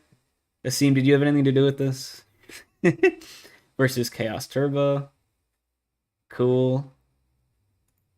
Okay. So yeah, Oops of Cow here. Looks like they're just playing Turbo. Is BLS, going for the near game shot, but running into Mirror Force, and that's just going to be game there as well. Okay, so Oops of Cow taken down. Well played. Nice. Cool. So let's go see the Insidious match then, if it's still going on. Insidious. Is Sealant his IRL friend at deck? Crazy work. Crazy work. Okay, well, I understand why this game is probably going into time, folks. We have our first certified classic spy wall stare down of the game. Saw the same 5 people running the Chaos Burn list. Yeah, it could just all be Tommy Huta ults, to be fair. So looks like we've got a Turbo Mirror here, and we are stalled the hell out between both players.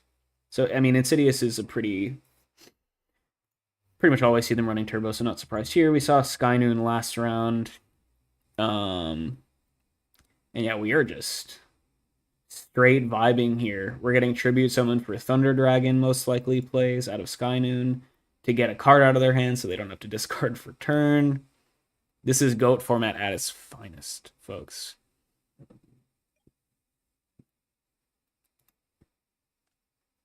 We're just going to draw a pass. So now, notably, Insidious will lose the deck out war if nothing changes. Right.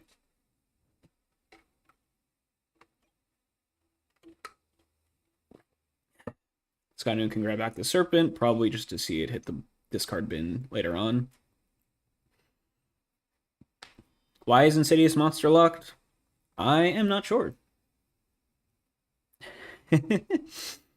Not entirely certain what these face downs are. Not sure if Thunder Dragon is on the hand or set on the board. This is a turbo mirror, yep. So interested to see who blinks first. He likes to do. Why is he monster locked? Because he likes it. Fair enough. Now, unfortunately, he is going to lose the deck out war though, so gonna need to make something happen soon. And notably, unless one of these sets is Tribe Infecting Virus, you cannot break the spy wall on your own, unless you're gonna like Raigeki break your own monster or something. 5 dudes on the board. How sure are you that Spy is a dude? What is the consensus amongst the Ghost format community? 4 minutes till time is called. Yeah, definitely almost there. Okay, so we do have one Thunder Dragon face down. Josh, you think the other one might just be that? There's Spy Engrave. Yeah, so it was the double TD. So Morp, that answers your question. And we're gonna say, okay, Insidious recognizing that they probably lose if nothing happens. They're gonna try and do something here. Okay, killing the SERP, killing the TD. Not really insane. Still are over 6 cards in hand. So close to a full house, yeah. Spy ruined it. Hate to see it.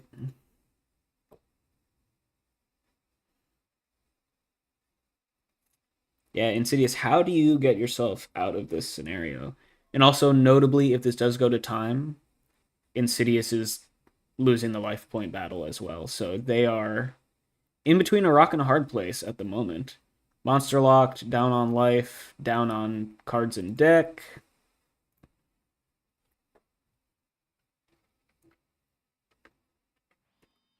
The play needs to be like you ring or Raigeki break your own monster. But both breaks are already used unless you're on the third. So you have to like ring your own monster and try and slam a tribe or a chaos, I guess. That's why we slide out up starting game. Now, that's fair. However, this could be one of those games. Honestly, the way this game looks right now, games 1 and 2 could have been the fastest games in the world, and we might have just been in game 3 for 40 minutes. You know what I mean? Because something tells me these players have been staring at this board state for quite some time. Insidious, you got 10 cards left in deck. Slightly more cards left in deck than minutes they have to find a win, which is never a good position to be in. TT hasn't been used, but this is a turbo mirror, so I would be not surprised if TT wasn't even in. Heavy knock ring Raigeki. I don't think they probably don't have any Raigeki breaks left though. So that's why I'm saying I'm assuming there's no more Raigeki breaks. I'm assuming TT is probably not on the list. So he basically needs to be ring their own monster, I feel like. And then go from there. Yeah, so we're going to ring our own monster. Picking the TD is interesting.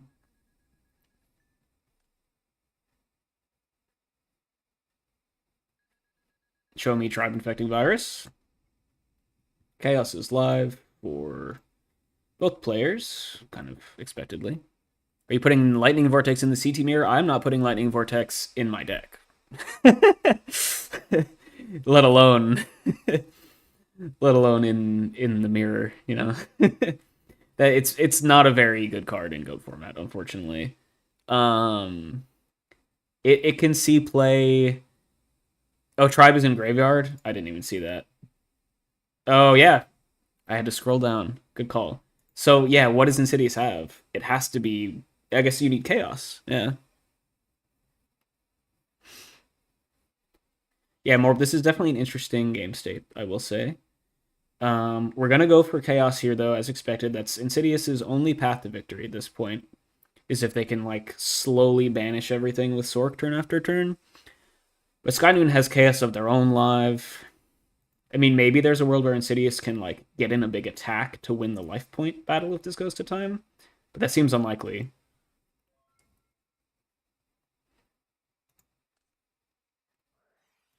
Dust Shoot is funny. Is Dust Shoot? I mean, the one funny thing about Dust Shoot is that it's actually bad if you're trying to win by deck out. Right. I think Insidious has probably abandoned that plan at this point in time because like Skynoon can just simply not play Pot of Greed or something, right? Yeah, that's a good point, Morp. It's like this can only be allowed to exist if both players consent to it, at least if the game has gone on this long, right? So, and if both players are consenting to a game state, that means one of them is wrong, right? Time called in the round. Should I ping one of them? I feel I'm not a TO, so I'm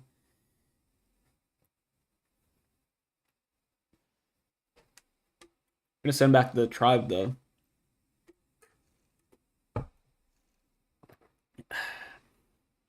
For those of you just joining, this is the last match of round 2 here. Both of these players, I believe, are 1-0, so this is a fight to stay at X and O. We are probably in time, and it looks like Insidious is probably... Okay, so the players are aware that they are in time here.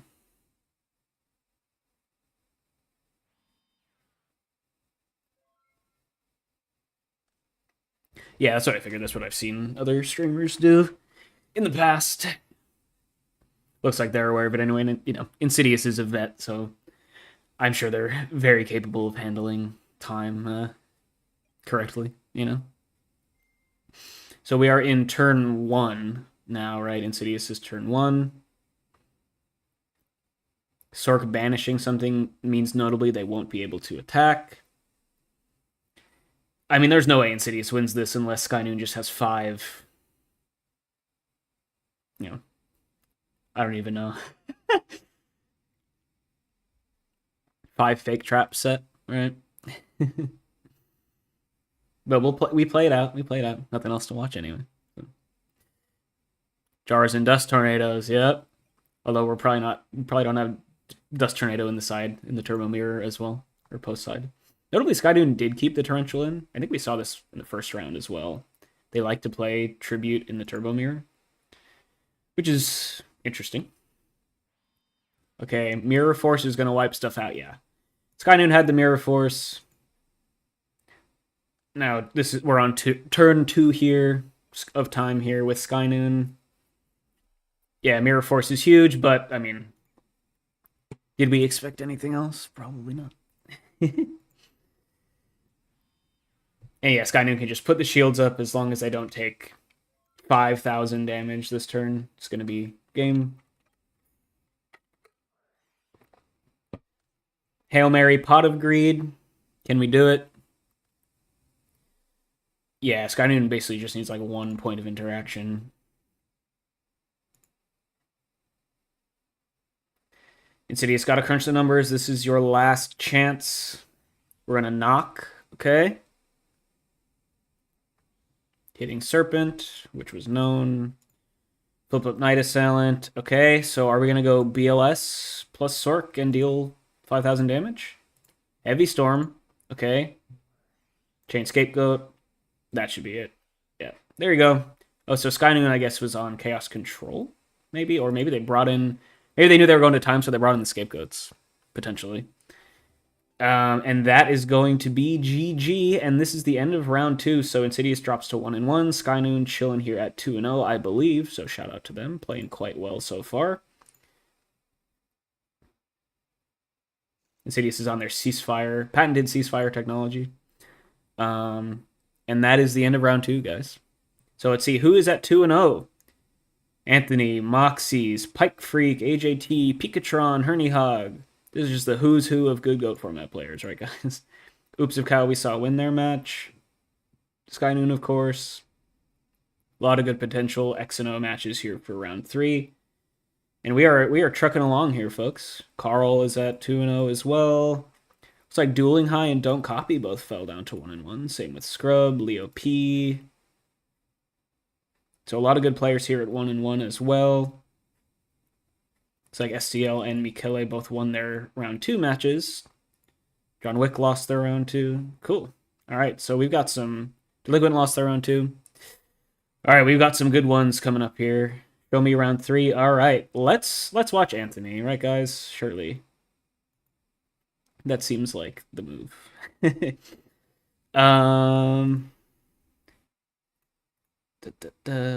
Not public chat. Let's go find Alvarado. Looks like they're not playing it. I mean, I guess there's still a minute until the round starts, right? Anyone else have any other ones that they would potentially want to watch? I mean, I guess Pikatron versus Not So Fast could be a cool one. Bernie Hogg would be a cool one. Just trying to get people we haven't seen yet. Moxie's could be good. Maybe let's see if Moxie's is playing. As a warrior main, that might be a quick one as well. Yeah, let's watch Mr. Mox. And then we can always move over to Anthony. I quit if my hand is an OP based. Okay, maybe the players have not actually started yet. We'll see if anyone is going.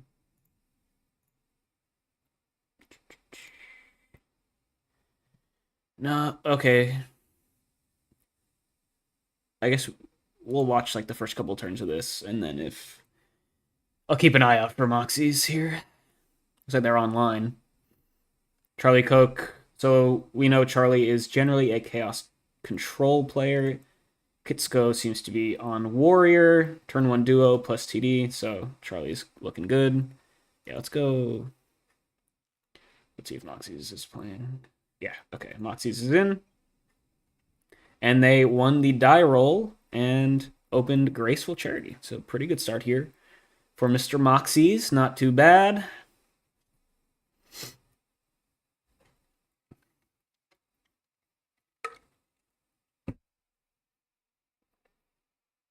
In the tank here, deciding what to discard. The this is one of the great skill testers for Warrior players, I feel like. Like in Turbo players, we have it easy, right? It's very easy often to know what to discard to Graceful Charity. It kind of plays itself often. But Warrior doesn't have the easy, obvious discard outlets. And so I feel like if you're a Warrior player learning the deck, watch like Moxies or one of the other like Warrior Grandmaster players and see how they use Graceful Charity. That's going to be like a very, very illuminating way of seeing how they play out these matches. No, I know I know Moxies has been playing CT a few times in War League. Their record is pretty good from what I've seen. But that's not surprising, of course. Yeah, Moxie's back on their patented warrior strategy, of course. Viri Roast, though, off to a decent start. TD, T-set pass with a Dust Shoot. Dust Shoot not amazing against warrior, but Moxies has plenty of cards in hand, so definitely not going to be dead at this point in time. Because like he returned home from a business trip, yeah. I mean, I think it's good to just, even if you are a Turbo main or a Warrior main, it's probably good to just play the other one every once in a while, just to like keep their common play patterns in mind, because it is, outside of the Turbo mirror, Turbo versus Warrior is the most common matchup in the format, right? So good to see things from the other side. Viriros is going to go and send back BLS, even though it was dead, but maybe that means Moxies has a Dark in hand, or a Reinforcement of the Army to find one pretty easily. Rhoda is going to come through. I don't know what Viriros is playing, but it looks like they're just on Turbo. So we got a classic Turbo versus Warrior matchup here for everyone. Looks like Viriros only is running a single Night Assailant, maybe? Or has the two, or has the second one in hand. We might find out right about now with Donzalug coming down. Ooh, hitting a Magician of Faith. That's a pretty nice snag. I mean, I guess it's not huge, because there's no spells engrave.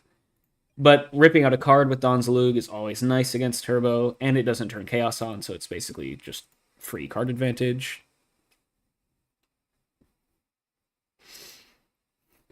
Viriro's still in a decent spot, though. They do have solid knowledge off of that Dust Shoot that resolved, but it seems like their hand isn't super amazing.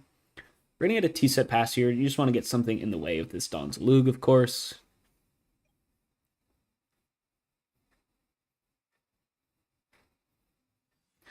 Exiled Force is a nice pickup here for Moxies, though. Can go deal with this set. It is Gravekeeper Spy. Really, really nice stuff here for Moxies, just keeping Viriros on the back foot. Getting in twice with the Donzalug, ripping out another Thunder Dragon. Chaos is now live, which is important to note. But Moxies is slowly grinding away this game, applying pressure, both in terms of card advantage and life points. So good stuff. Exiled is so much better when you already have a monster on the board, because then you don't have to waste your whole turn.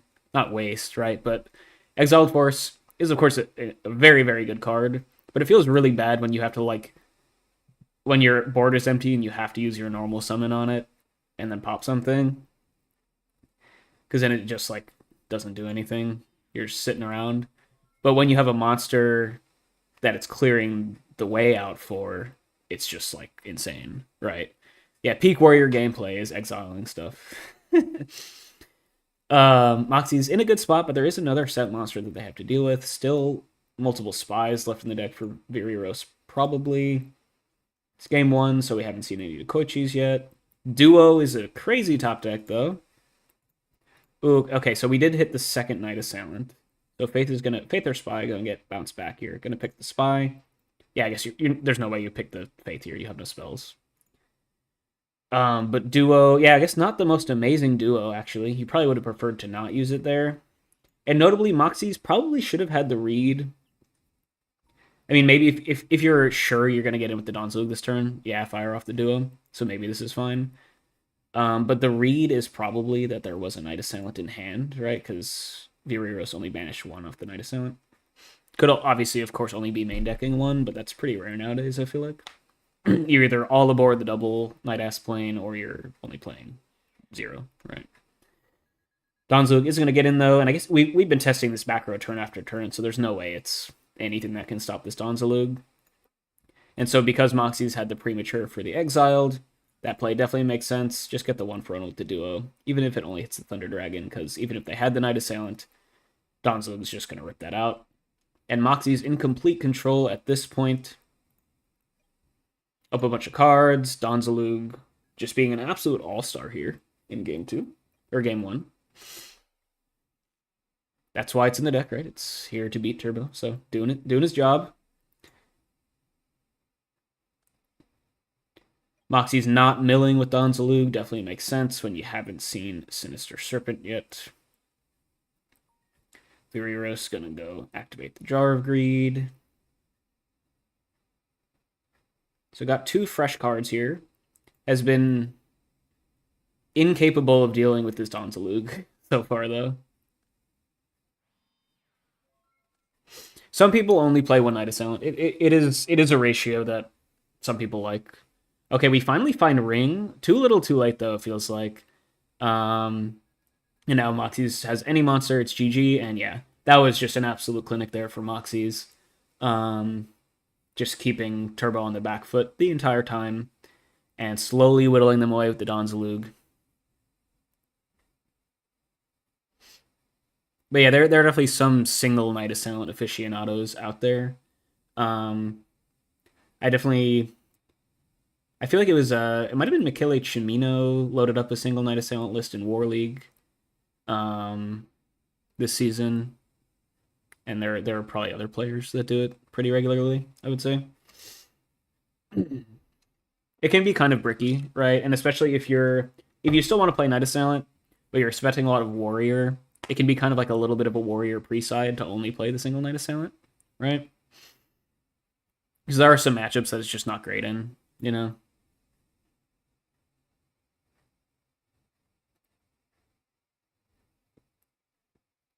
Both players doing some side decking here. Go to game 2. Viriros will be able to go first.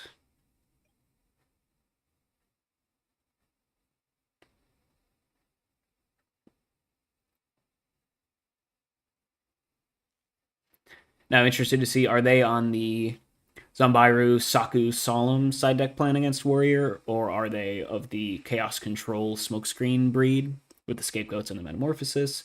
I feel like people have kind of fallen off the Scapegoat train a little bit recently. I don't think it's like terrible. I do think the Saku Zanbara stuff is probably a little bit better.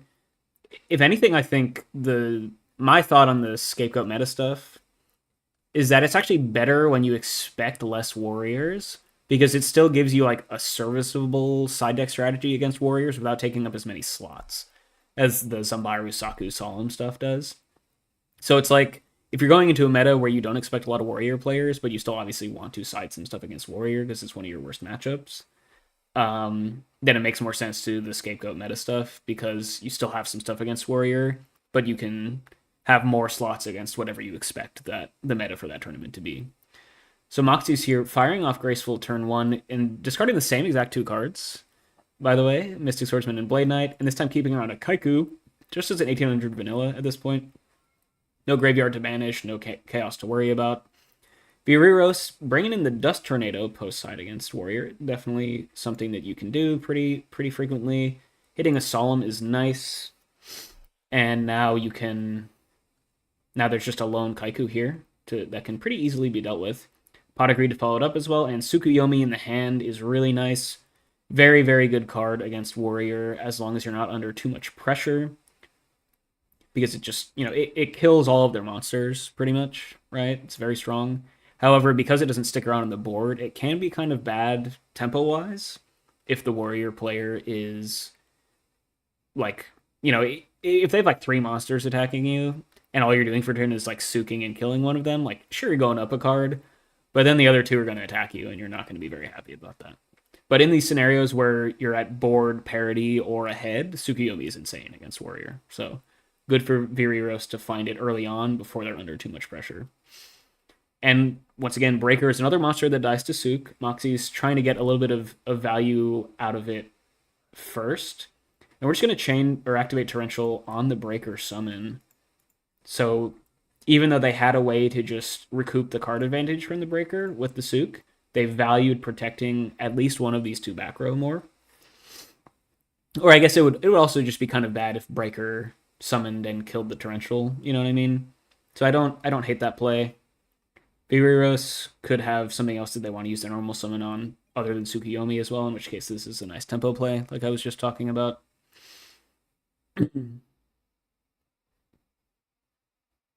See what they have up their sleeve, though. Gonna be a set monster. Cool, yeah, so must have had something other than Sook that they wanted to play, in which case the Torrential makes total sense. Always good to, make progress against Warrior if you can. Stabilizing is the name of the game.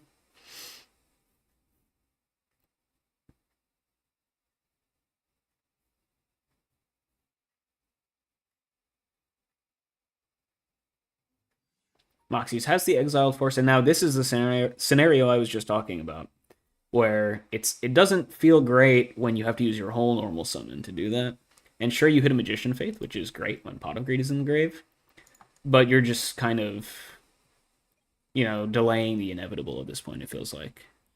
Yeah, Moxie's definitely seems like they have too many normal summons. Yeah, if you discard Swordsman and Blade Knight off of Graceful, your turn 1 to play is normal summon a Kaiku that's basically a vanilla, and then you have other normal summons as a follow-up. Seems like all he's drawing is monsters here, which is a little bit unfortunate, but such is the life sometimes. We got Call of the Hunted on the Exiled Force, so now at least you're not forced to use your normal summon on the Exiled, which is good. Definitely still plenty of set monsters you're worried about. Spy or Faith are bad. Knight Assailant, keeping in post side against Warrior, a little bit dubious, I will say. But it did bait out Call on Exiled, so from that perspective, I guess it's fine. And maybe if Viriros is not on Zambira's, Knight Assailant makes the cut post side, potentially, because you just don't have enough stuff to bring out, maybe. Or not enough stuff to bring in. That's what I mean. It does end up being a Dark Engrave here to go for BLS, and Viriros just smelling blood in the water, slamming it down here, reading that Moxie's is a little bit monster clogged and getting aggressive. We got the Tsukuyomi to play around potential Snatch Steal. We can be pretty certain that Moxie's doesn't have Knock at this point in time because they probably wouldn't have been going for all this exiled stuff if they just had the Knock to use. But Minecon still works in this scenario, potentially.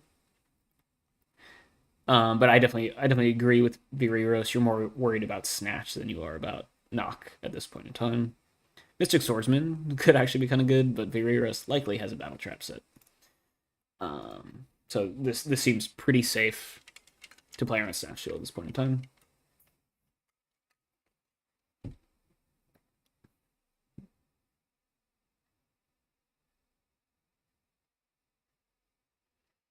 Moxie's definitely a little bit behind here. It's not like catastrophic or anything, but they haven't really been able to apply any pressure at any point in this time.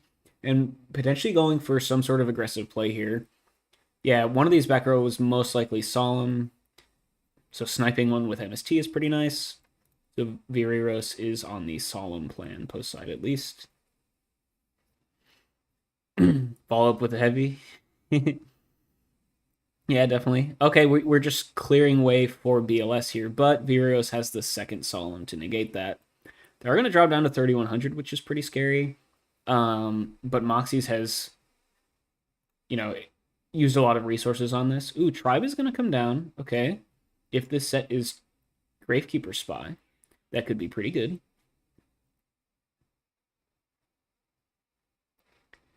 Let's see what it is. Viriros thinking. Good chance that this set is like a Saku or something. If it's Spy, you're definitely Sakuing, right? But if it's like Dekoichi or Night Assailant or something, maybe you don't. Oh, wait, it's known BLS, right? Sorry. Silly me. Yeah, so if it is Saku, then you're definitely Sakuing it, right? Yeah.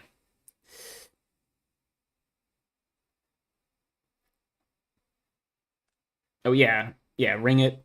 You have to. I mean, there's no way you're not ringing that Tribe, right? I mean, I guess you could wait for it to get flipped up and then ring in end of battle phase. And then like main phase 2 Snatch is a little bit awkward, potentially. Yes, yeah. I know it's fearless. I know it's fearless. Yeah, temporary brain fart. Um I guess you could have let the Tribe attack and then they would have taken, 900 points of damage, and then this would have been lethal. Right. Could have also just gone for lethal with the Souk this turn, but chose not to. End phase Dust Tornado. Yeah, I guess really, really playing around Snatch here. And that makes sense if you don't have any back row removal, right? Even if the damage from the Tribe would have made it lethal with this BLS attack. There's no guarantee that the BLS gets through anyway. And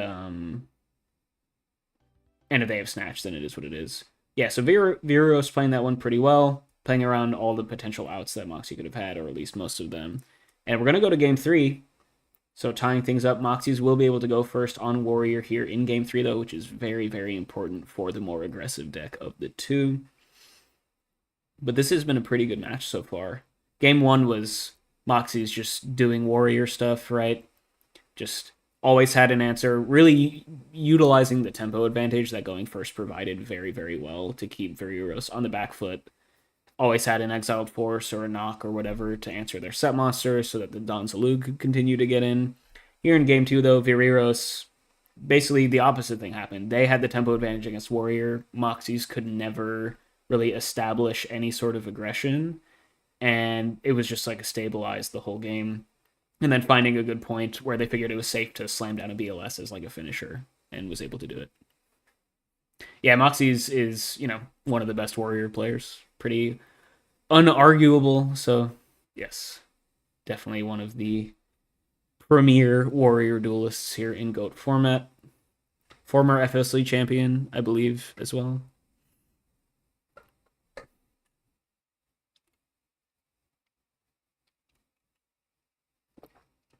Just the world's list, yeah. Probably tweaking a little bit of things, but yeah, definitely you could still run that same list today and it would be fine. So yeah, my whole spiel from before was basically saying going first in this matchup is very, very important. And so Moxie's winning game 1 was pretty key, because then they're at least guaranteed to go first in game 3.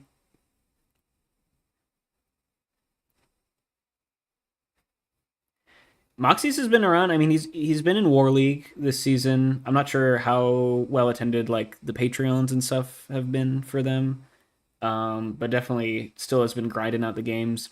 as we were talking about a little bit earlier, they're taking a little bit of a hiatus from the Warrior stuff and was playing some Chaos Turbo mostly this season in War League, but back on their classic Warrior strategy here for the FLC. And once again, Moxie's opening Graceful Charity, this time discarding 2 back row. Discarding heavy when you're about to set 4 or 5 definitely makes sense because it's kind of vestigial at that point. Saku is kind of a filler card in the matchup as well. And so we're going to go Graceful, set 5 pass. Yeah. I do not know much about the GGPs. If you want to check out the goatformat.com Discord, they'll probably know more than I will, or get in contact with Karam. I think he manages most of that, right? Yeah, Moxie's with the old classic Warrior set 5 pass. Vireiros has their work cut out for them. No dust shoot, though. I guess Moxie's is a believer in the no dust shoot post side against Turbo because he doesn't think it really is great against the Turbo sides to minimize the impact of dust shoot in the matchup by bringing in Solemns and stuff. And because we saw Vireiros on the Solemn plan last game, would not be surprised if Moxie's just took out all their dust shoots. If not last game, definitely this game. Dust Tornado is going to come down, deal with that Regeki breaks, and now there's just a lone set monster for Moxie's to deal with. Jar of Greed, dig a little bit further as well. Into Rhoda, cool. So Rhoda for Mystic Swordsman is what I'm expecting. Yep, that's what we'll see. Gonna pop this set monster. It is Knight Assailant, still post side against Warrior. Not great for like exactly this reason, right? Kind of dies to Mystic Swordsman, dies to Blade Knight, and the upside just isn't really that much. It's just kind of a dirtily card. You know what I mean?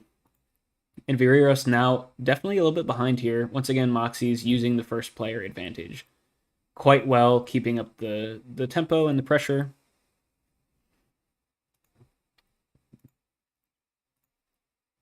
Thunder Dragon is going to come through, though. This will turn Chaos on, and Sork is going to come down. Moxie's likely has a Solemn Judgment set, though. Would not be surprised to see that come out here. Gonna allow it, though. I guess you already plussed off the Mystic Swordsman, so if it just trades 1 for 1, it's not the end of the world. And maybe Moxie's has, like, Snatch Steal or something that they would rather use on this Sork. But Vireiros does have a pretty nice play here. Set monster. There's no Spell Engrave, so you're not worried about Faith, but Spy would be really annoying if it were to resolve. We got Tribe to deal with it, though, so we're going to Tribe attack the set. Knight Assailant will go crazy here, but it's just Sinister Serpent.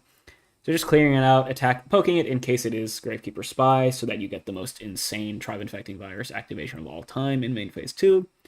But we're just going to settle for a little 1 for 1 here, probably with the Sork. Or maybe not. Yeah, Mystic Swordsman is an absolute house of a card in this format. Very cool. We're going to ring the Sork, actually. Okay, so valuing the card in hand over the ring is pretty interesting, but definitely... Oh, yeah, hey, you know, Duo is a good card, and especially if you have Duo in hand, you need to use it now before the Sinister Serpent gets back in the hand. Even if you just hit the double Thunder Dragon, you're never going to find a better time to use this Duo, probably. So I like the play out of Moxie's, getting max value, or at least attempting to get max value out of all of their cards. Vireiros now has 3 real cards in hand, skipping over the Serpent to play around Dust Shoot, which definitely makes sense. But Sork hitting the grave does mean Chaos Sorcerer is going to come down. Moxie's does have the Solemn Judgment, so opted not to use it for the first Sork because they had Tribe and or Ring to answer it, depending on what they thought was better. But now Solemn seems to be the best choice to answer this Sork. And now the Tribe stands alone on the board.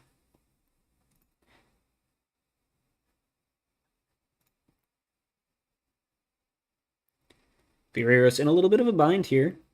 Especially if you have like Gravekeeper Spy in hand, you're just going to lose to Tribe. Just going to set, or go for a little T-set pass. Notably, Serpent is in the grave, so this is not going to be Serpent. We're just going to slam in with the Tribe. Aha! Dust Tornado on the Solemn. Interesting play there, because it's not like Solemn would have protected you from the Tribe doing this to the Spies anyway. So kind of an interesting play there from Vireiros, but definitely a very, very awkward position with just being left with a spy against this tribe regardless, so maybe just wanting to wall up potential damage. There's still always like Don's Lugs and Kaikus and stuff too that you would want to prevent from attacking this turn, even if you go minus because of this tribe, right? Yeah, duo reprint would be very nice. We're going to go main phase 2. Moxie's saying, I would rather deal with the tribes now than have this mirror force, and we're down into a very simplified game state. Viriros just has BLS left as their chaos. That's a very, very important thing to keep track of in this matchup when you get down to these near top deck scenarios. Because Warrior wins the top deck war unless Turbo finds their chaos monsters, is basically kind of what I've realized after watching this. Like, that's the thing with Warrior. They love to simplify the game state, and they thrive in those scenarios. The deck is built around those scenarios. But the reason why Turbo doesn't just crumble against Warrior is because Chaos Monsters are just insane top decks, right? But in this case, Viriros has already used 2 out of their 3 likely Chaos Monsters in deck. So going for this simplified game state is definitely a lot safer for Moxies. You just have to worry about the 1 in 30-ish BLS. Blade Knight is insane in these scenarios, right? And now you get to pass with lethal on board. We know Serp is one of the cards in hand. And this might just be it here for Viriros.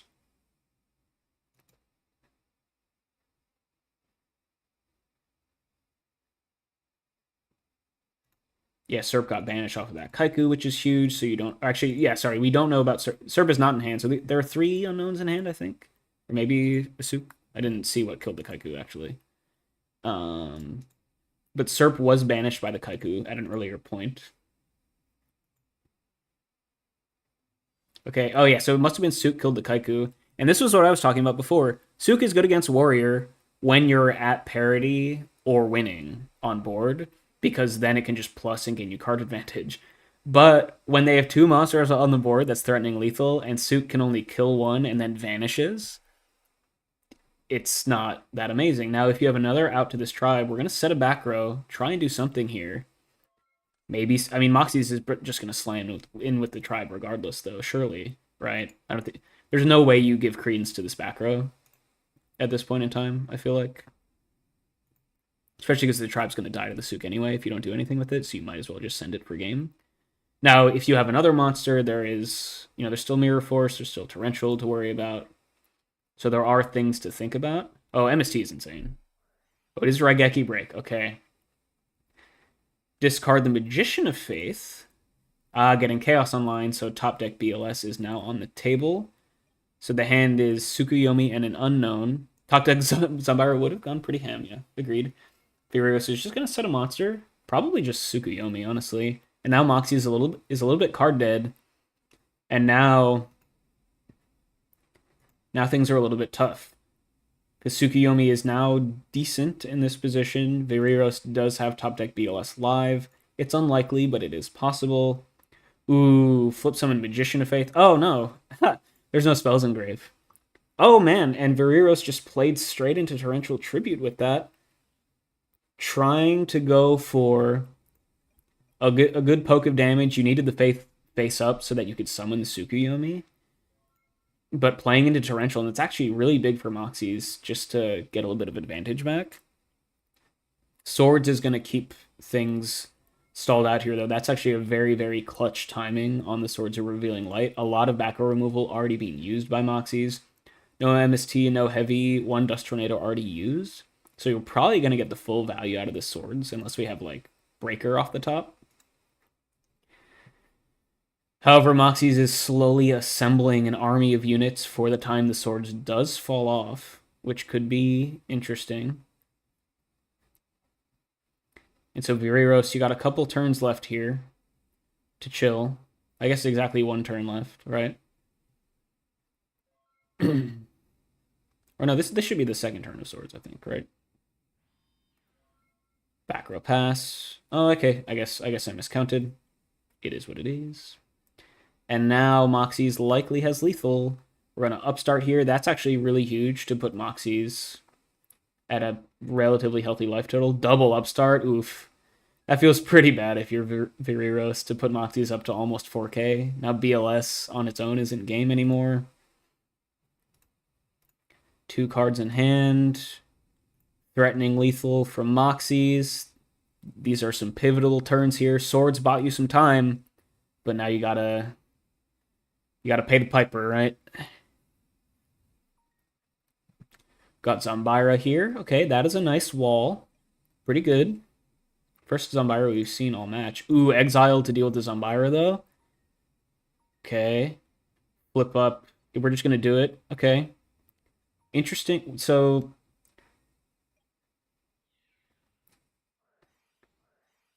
Ooh, GG. There you have it. Wow. So I'm not sure...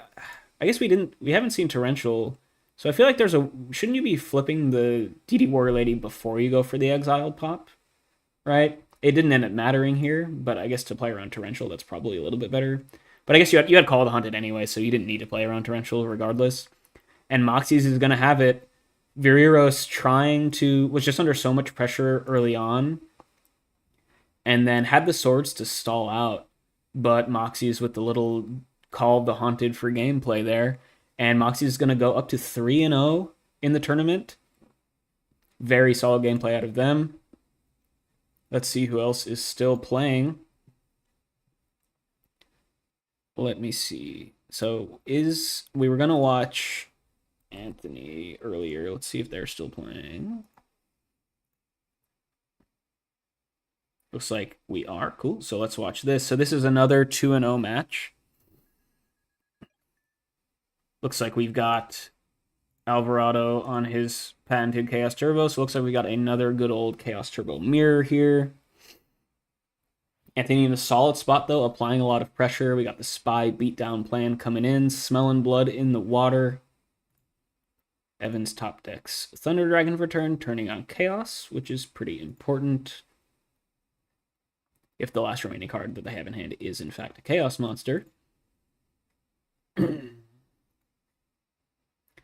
Alvarado also has Chaos Live with Light, Dark, and Grave.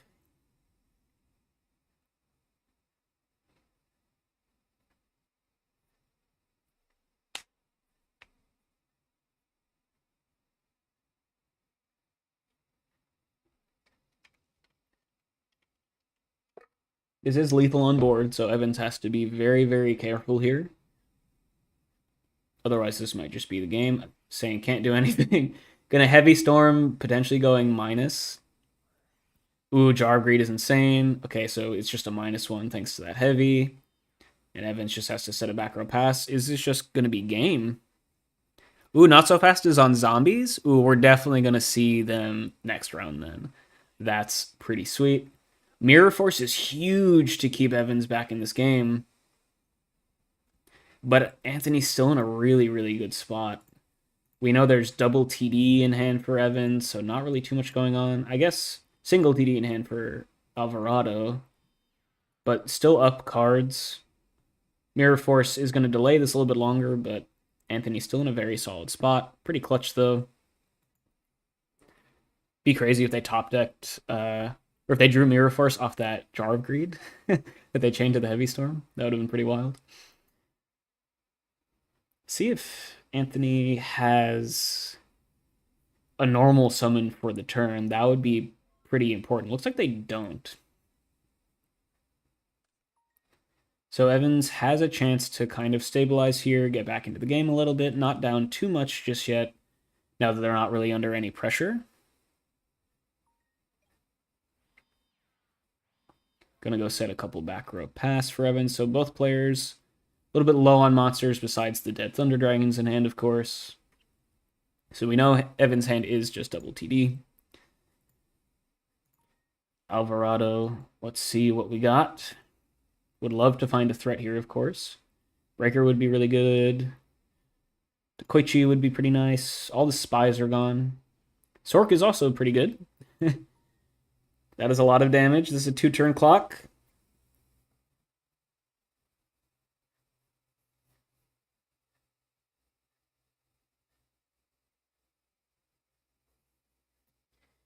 Do we just send it? I mean, there's no Mirror Force. I guess maybe considering adding another monster to the board, playing into Torrential potentially. Regeki Reg is a card, yeah. So getting good use out of their Thunder Dragons at least. removing the pressure, but this is still a positive card advantage here for Anthony. Holding the Upstart Goblin, because this would make Sork not a 2-turn clock. It would have increased the clock. But now that the Sork is gone and you're not clocking the opponent, just use the Upstart so you're not -1. Ooh, Kaiku over to Koichi. Top deck Kaiku is actually pretty nice at this point in time. Not the hardest thing to deal with. Yeah, yeah. I know we've had a bit of a revolving door of streamers recently, but I am personally very excited to be doing this. At least I'll only be around for day 1 this week, but really excited to be bringing you guys these games. I'm having a good time, and these matches have been pretty insane. Some of the matchups we've had, even in the first couple rounds, have been between some very, very top level players.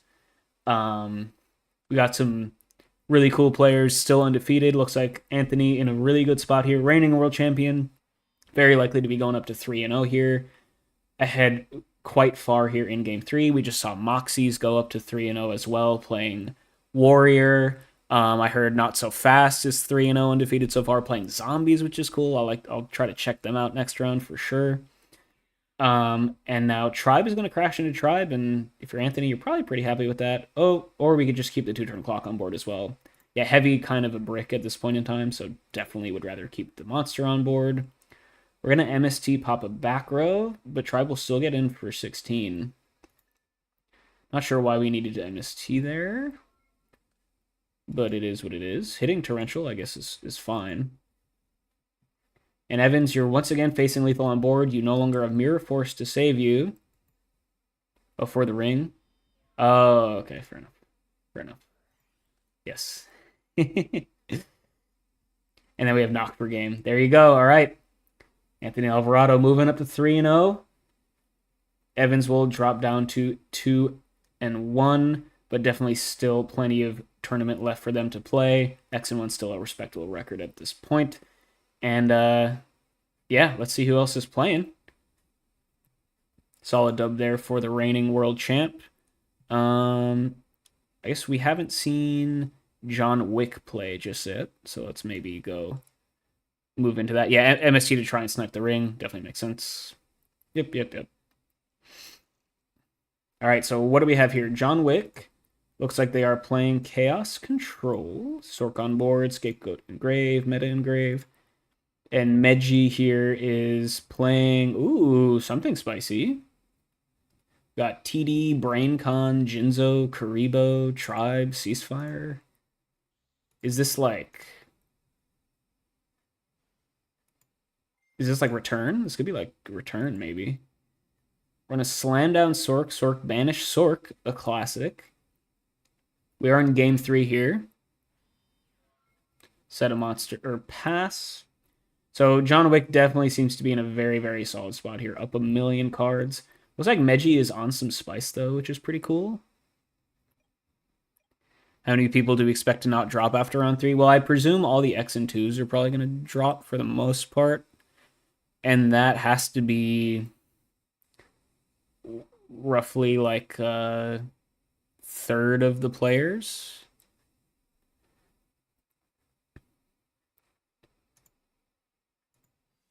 Yeah, tons of drops already, as expected, yeah. Breaker's going to come down here, pop this back row. I believe both of these players are 1-1, by the way. Breaker popped the Pro Set Heavy is neat. Ooh, and we have the Knock to force through more damage. Hitting this, yeah, I guess we knew that was Thunder Dragon. Breaker's going to get in for 16. John Wick looks to be in a pretty unassailable position from here. Relatively healthy life total. Scapegoat to protect them. Top deck Kaiku can get some work done. Can at least take the opponent off of Chaos if it can connect over the Breaker. But we have the Mirror Force to protect. And yeah, I don't see John Wick losing from here at all. Yeah, just slam in with the Breaker. Pass with lethal on board. Pretty happy if you're John Wick. Do we know what Meji is playing? Has anyone seen? Kind of fun. Jinzo BrainCon stuff.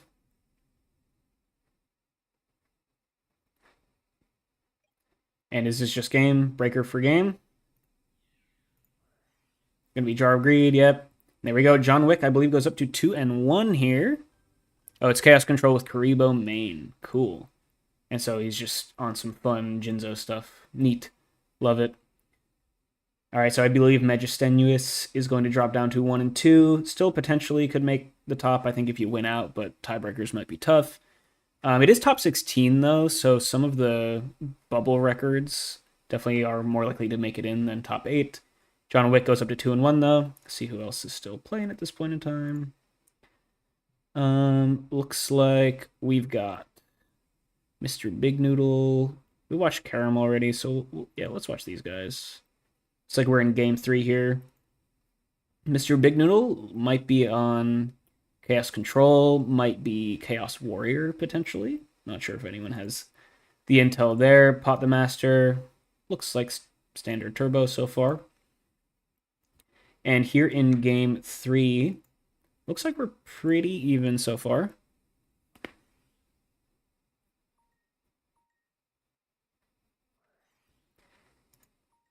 Oh, so we've got a little bit of Royal Decree action here out of Mr. Big Noodle, which makes me think that this is probably a control list, is my guess.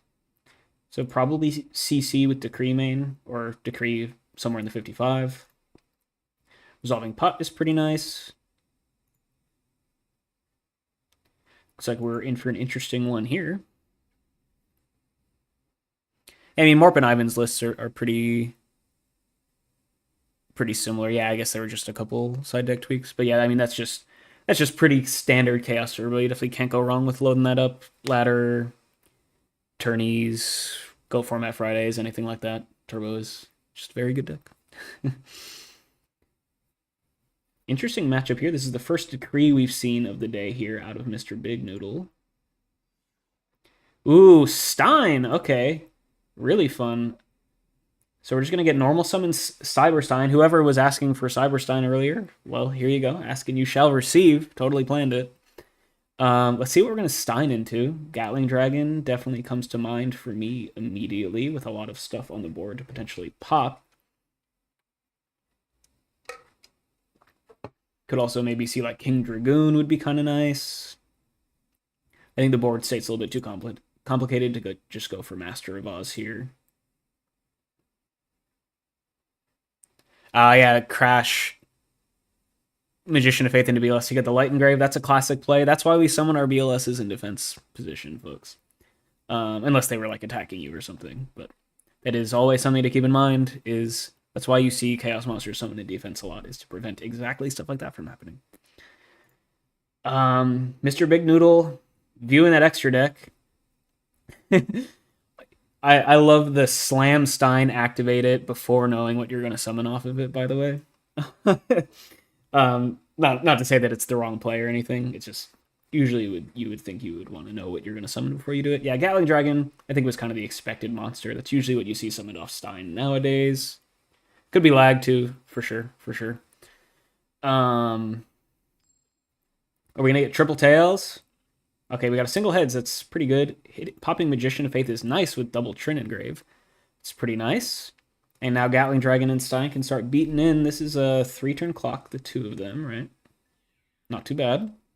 Stein can be a little bit of a liability here when you're so low on life, but at least pitching in for some damage ain't too bad.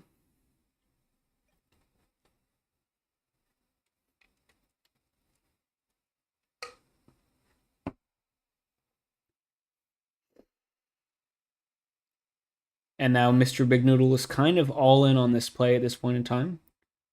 Really interested to see what their list is. Maybe it's just like Chaos Control with a Tech Stein or something. That's definitely possible. Opened all 3 Spies. Hate to see it. I have opened all 3 Thunder Dragons before. That was not fun. Oh, we've got Snatch Steel on the Gatling. Yep, and this is all safe because of Decree. Very much a double-edged sword. Now, if you're playing like combo stuff like Stein, definitely makes sense. Ooh, and this is game, right? Yeah, this is game 31. Yep, GG. Decree making this play super duper safe for Pot the Master. Really would have liked to see more of Mr. Big Noodle's deck because it seemed pretty neat. But Pot the Master, on what looks just like standard Chaos Turbo, is going to take this one down. And let's see who else is playing. We are in the Last stages of round 3 here, folks. No one popping up immediately.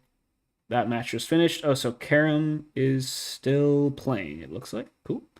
So let's go check him out. Oh, so I just haven't reported yet. I believe this is the last. Oh, no. Okay, so I guess round 3 is completely done. All right, I need to take a second break while we wait for the pairings. Stay tuned, folks. Round 4 coming up. Got some good ones. I'll probably try to get Not So Fast in here because he's 3-0 on zombies, which is pretty neat. But I will be back in a second.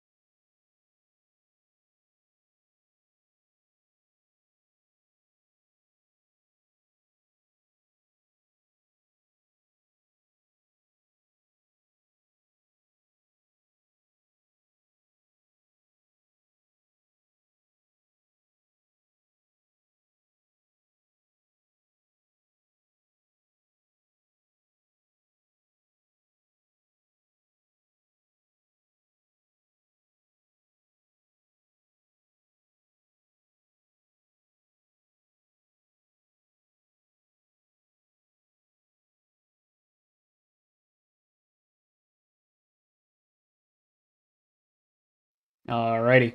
Welcome back, folks. I think we are waiting on the pairings for round 4. It looks like we have them already. We got some. Ooh, Herney Hog versus Moxies is definitely one that I'm going to want to check out, but I did say we would go look at Not So Fast on this on this zombie list. So let's go and check that one out.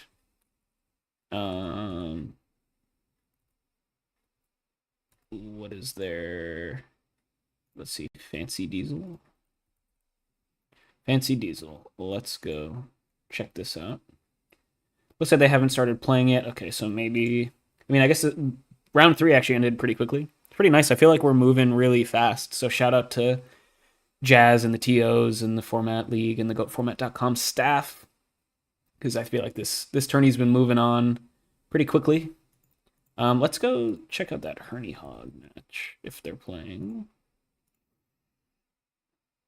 Looks like they are. So we can watch a little bit of this and then hopefully we can catch the Not So Fast list. I mean, they're 3-0, so it's not like they're going to drop even if they lose this week or lose this round. So,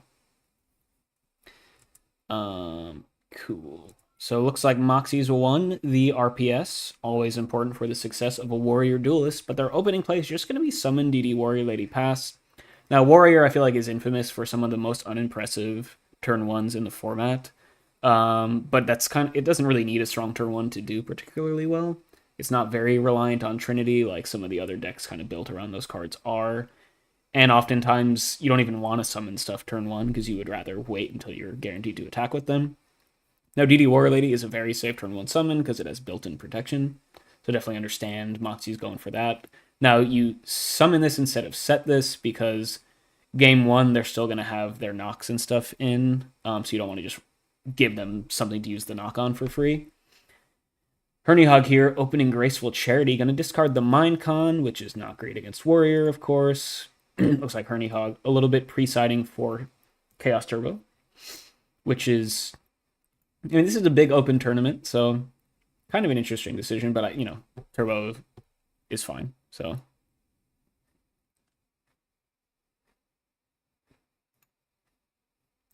yes, Morp, we're hyping up the Mythic 2.0 list. Herny Hug here. We're gonna go discard Raigeki Break and Minecon. So just firing off the Graceful with no discard fodder is a little bit interesting. But they keep the duo in hand, of course. Gonna rip out 2 cards. Discard Blade Knight. And then Moxie gets to choose the second one.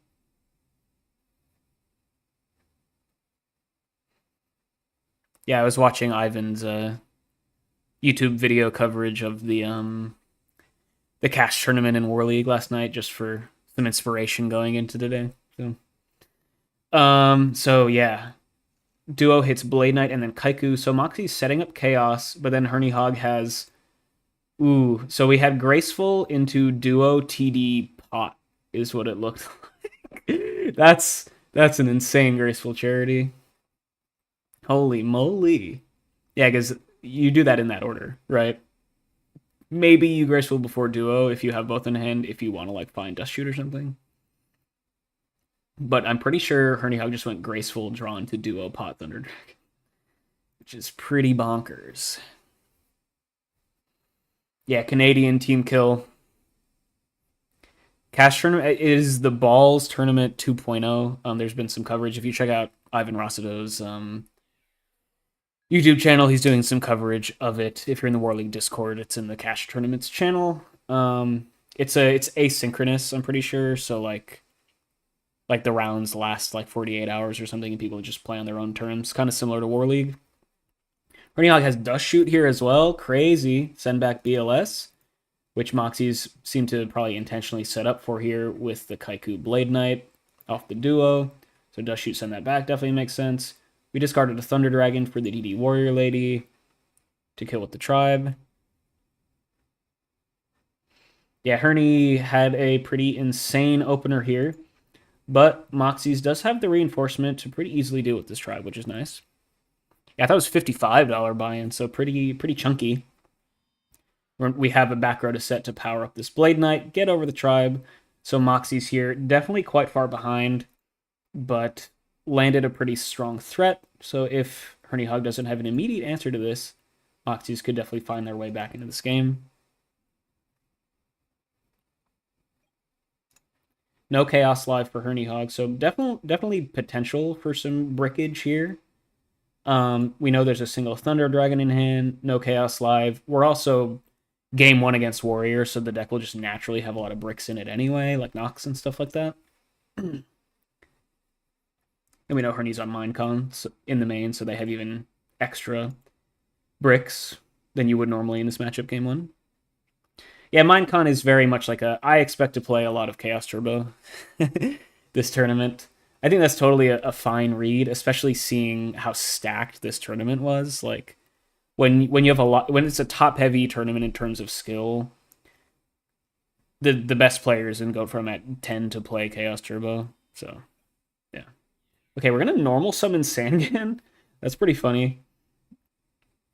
Just to make sure it didn't get knocked or anything. We haven't tested for knock at all, so that makes sense. Also, Herny Hog could know that there is knock in hand, because he resolved a Dust Shoot a couple turns ago. So summon Sangan to play around a potential knock, and now we're going to search up Sangan, or search up Sinister Serpent with the Sangan, but we have Dust Shoot coming through here for Moxies anyway, which could just get rid of it immediately.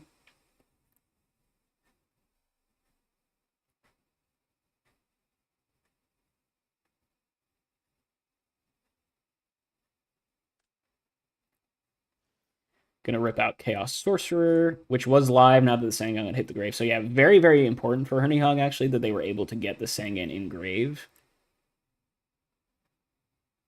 Oh yeah, we did know about the knock, yeah. He typed it out in chat. Good call. Yeah, so summon Sangan, making sure that it hit the grave, both turning on Chaos Live and guaranteeing that they would get the search. Ooh, and they had the card destruction in the main, also not very good against Warrior.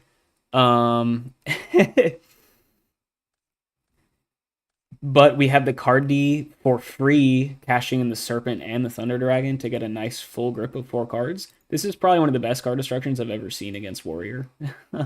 Honestly, especially after getting hit with Dust Shoot. And we draw into Chaos Sorcerer, which is live thanks to that Sangan.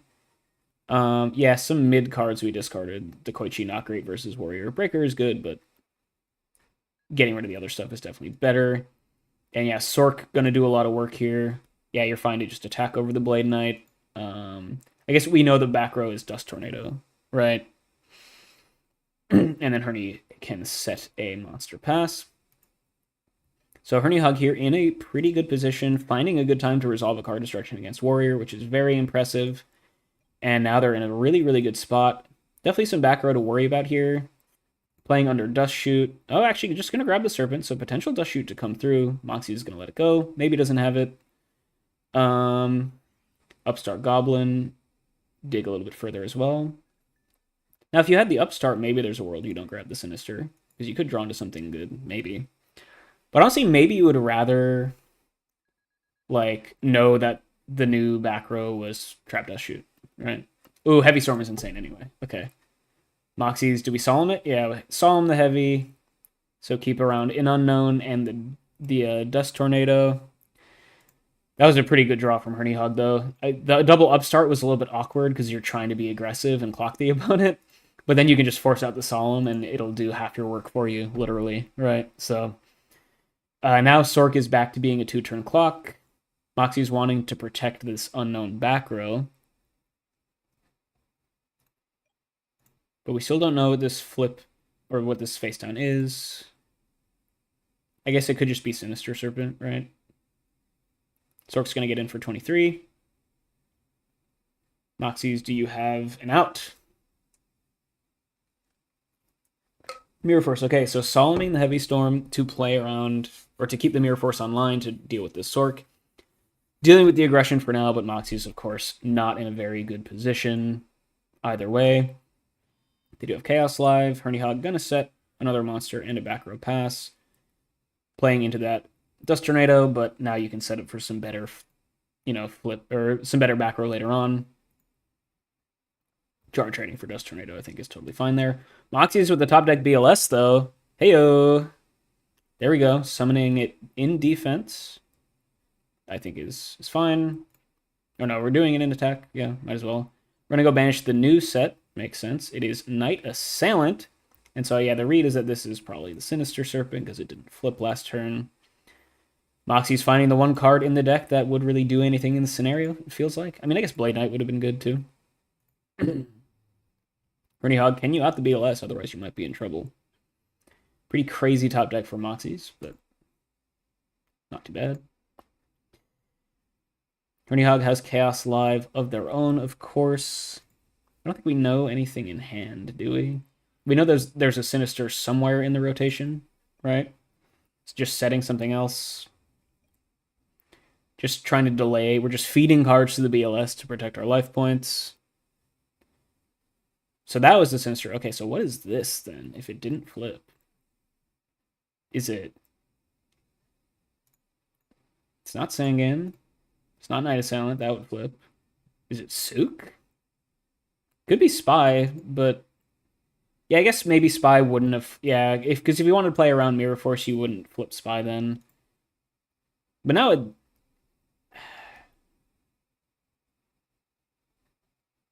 Yeah, I guess Spy. It's probably most likely Spy. Could be Spy or Sook, I guess. Herney Hog in a bit of a rough patch here. BLS has gotten Moxies pretty much completely back into this game. If it can survive even one more turn, Moxies will definitely be ahead at this point.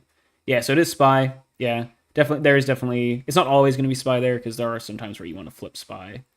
But now choosing to flip it here, I think, is fine. And now we have a couple back row, and now I guess wanting to flip it up to pop the set, and it is a Ninja Grandmaster. So Moxies, I mean, I guess you have BLS around, but your Ninja Grandmaster dying in the face of Gravekeeper Spies, if you can't deal with them now, you might end up missing this guy, right? Now you have to make the choice. No real big back row being used here for Herney Hog. Not sure if he is a torrential tribute mainer, especially when it seems like he preed pretty hard for the mirror. Or not even the mirror. I mean, is card destruction even considered mirror pre? I'm not even sure. Is it burn pre? Probably not. Um,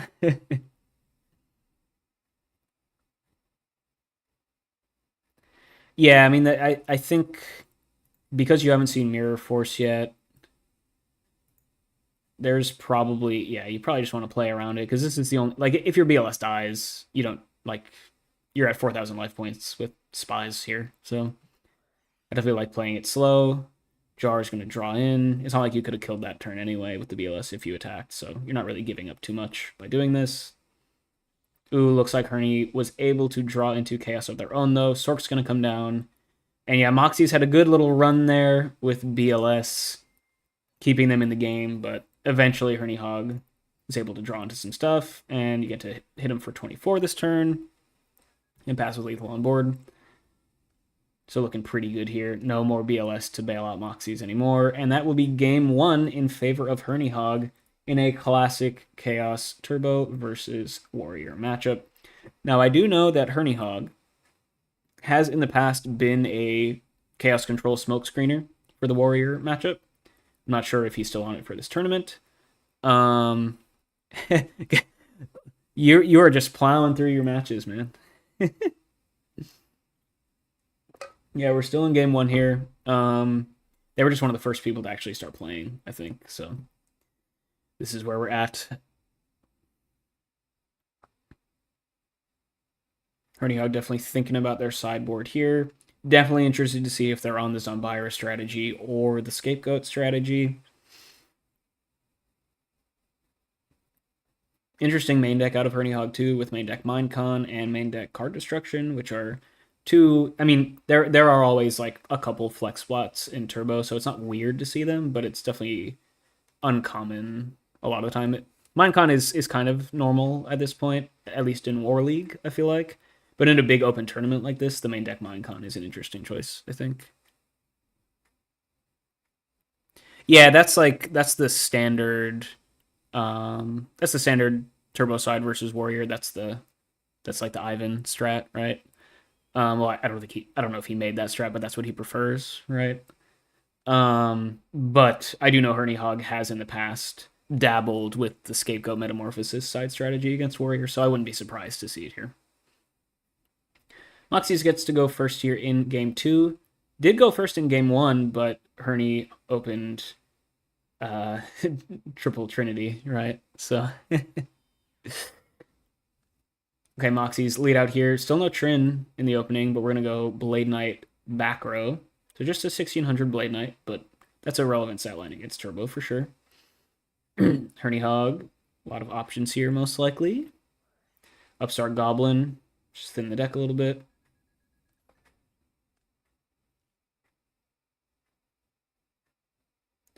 And then what is the follow-up?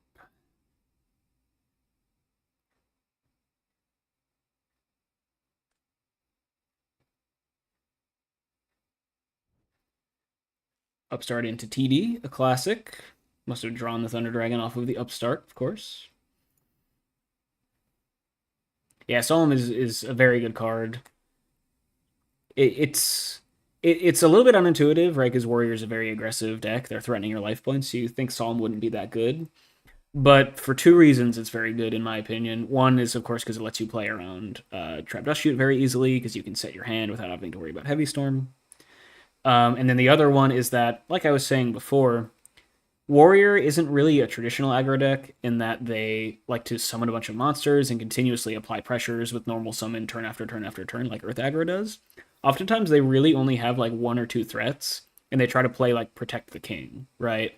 So if you can Solemn their one threat, oftentimes they just have no backup play. You know what I mean? Yeah, and also Solemning their Solemns is nice too. Um, I don't really. I mean, there's a reason why we don't bring Solemn into the Turbo Mirror. Like, I feel like Solemning their Solemns is kind of a red herring in a lot of ways. Um, like you could just play other cards. You know what I mean? I guess it is a card that you can chain to Solemn Judgment, right? But I don't think it the fact that you can doesn't matter too much, in my opinion. I think it's more the fact that it helps you like exploit common play patterns from Warrior. Yeah, LP in the mirror is also very important for sure when you got spies and stuff floating around. Moxie's here with a pretty solid opening. We got Blade Knight beating over Sangan, so Sangan is going to be able to search something nice for Herny Hog. Tsukuyomi isn't as good here though. Sure, it can kill the Blade Knight, but Donzalug is one of the few warrior monsters that is Sook proof. And Herny Hog is going for the turtle strat. We're going for Gravekeeper Spy. Gonna hope that it doesn't get pinged by the Donzalug though, and it does. Dang. All right, Moxies, nice. Well played. JDZ does stream occasionally. He is kind of taking a little bit of a backseat for the GOAT format stuff at the moment, just in favor of like Lorcana and stuff like that. But he's definitely still around. I was chatting with him yesterday. Definitely still supporting stuff, and he runs. He still has the keys to the kingdom. You know what I mean? Herny Hog here. You got your spy sniped, which sucks, but you found Graceful Charity with Sinister Thunder Dragon, so you're not going to be too upset about that because that will definitely, yeah, cue meme of wiping your tears with, stacks of cash, right? Snatch Seal on the Blade Knight is pretty nice. You have to deal with this Donzalug, right? One of the best cards against Turbo. Saku is big though. I mean, it is a 2-for-1 for Herny Hog, but if Moxies is able to keep getting in pressure with this Donzalug, you can make up for that, But yeah, Snatch being a pretty clean 2-for-1 is pretty nice. Herny Hog's still in a good position, but if Moxies has like knock for this set, could be pretty strong. Yeah, I mean, I think, Moxies is definitely one of, if not the best warrior players in GOAT format for sure. Kaiku's going to attack the set. We're going to protect it with the ring. Okay. So is it like Tsukuyomi? Is that the play? Where we can wall out the Donzalug? No, we're not going to attack into it. We're going to go main phase 2. So Moxies, that's cute. Bait the set, see if it's worth protecting, and then not even attacking in with the second one, being like, okay, you really wanted to protect this with the ring? It's probably a Magician of Faith or something. Right, because if it's Spy, he would just let it attack in. Faith is something you would want to keep around, and just going straight to main phase 2 and banishing it, that's a really nice play here out of Moxies. Herny Hog's still in a solid position, but your Snatch Seal is gone, your ring is gone. A lot of your outs to BLS have hit the grave. I guess we see Saku here out of Herny Hog, so they might be on the Zombira plan, by the way. Might have been converted away from the Scapegoat stuff. Yeah, Chaos is super duper live here. But once again, Moxie's finding BLS at a very key time to really keep themselves in this game. Ooh, and we can just clear the way for this Donzalug. This is an insane sequence of events here for Moxies. So well played there. We see Zombira here confirming the side plan. And so not only is Moxies just like destroying Herny Hog on board and in life point total, you're also getting some pretty good information out of this Donzalug too as well, which can help you tweak your side deck going into the likely game 3 here. Herny Hog does have Raigeki Break to finally stem the bleeding from this BLS, but you just have a single set monster to your name, and if that gets dealt with, it is not going to be very pretty.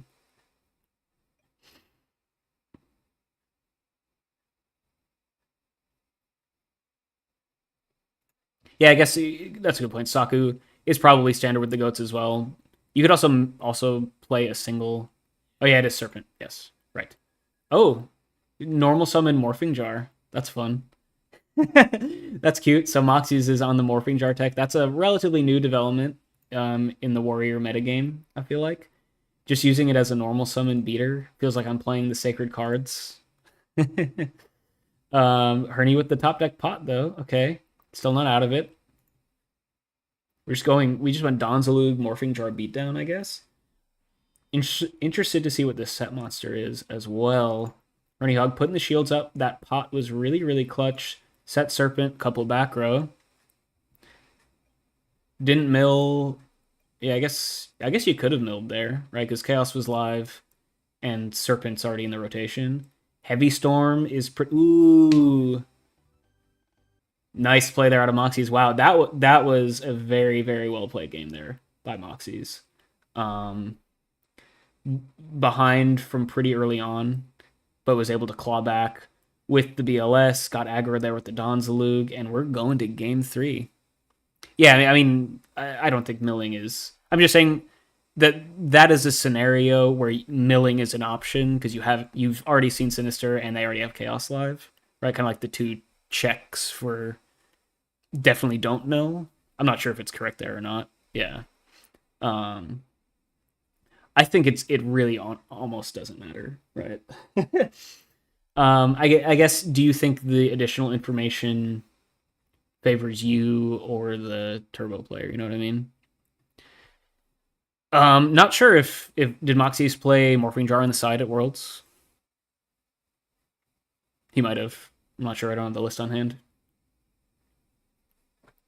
Hello, Ryan Spicer. Welcome to the stream. We are in round 4 here of the Format Library Championship number 36. Both of these players are undefeated, and we are going into game 3 for the right to go 4-0. What is up, Kirito-kun? SAO fans in the chat. Bernie Hogg. Opening duo. Moxie's has had such a uphill battle here against some pretty crazy openings out of Ernie Hogg. Not that Ernie Hogg hasn't been playing well or anything, but never lucky, right? Duo hitting Faith plus Saku.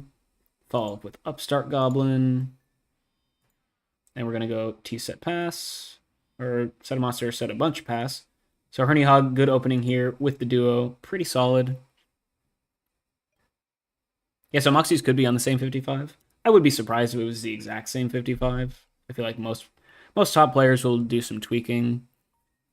Decent chance that Solemn is one of these threes. These three for sure. Hitting Raigeki break with the breaker, and Ernie Hogg chooses not to chain. Moxie's is going to follow up with the Heavy Storm as well, so picking it apart piece by piece. Really nice sequencing by Moxie's here. Ernie Hogg forced to Solemn the Heavy just to protect this one back row. And so getting the plus off the breaker as well. Now, I guess the issue is... Yeah, so I guess valuing this card in the hand. Faith just grabbing Upstart Goblin is fine. Duo at this point doesn't really do anything because they still have the one card. They only have one card in hand. Fire off that Upstart, of course. Ernie Hogg down to 3,500 really early on. And yeah, that sequencing out of Moxie's was really, really nice. Ooh, but breaker off the top for Ernie Hogg is pretty solid. We're going to go for kill the breaker first and then pop the back row main 2. I definitely like that. See what we hit. Is it Pro Set Heavy? It's going to, yeah, I was going to say probably Dust Tornado. We're going to chain it, pop the Saku, but breaker getting some solid value here. Little +1. And Ernie Hogg, when the dust settles, is actually in a pretty decent spot. Despite Moxie's making some cute plays there with the breaker plus the heavy. Looks like they just had a hand that was very dedicated to dealing with back row and not much else, unfortunately. And now they're just kind of out of gas for the time being. Breaker still left on the board to apply pressure. Moxie's not under too much of a threat right now, but always good to chip in for some damage when you can.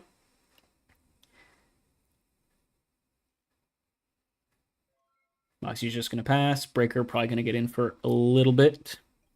Yeah, RB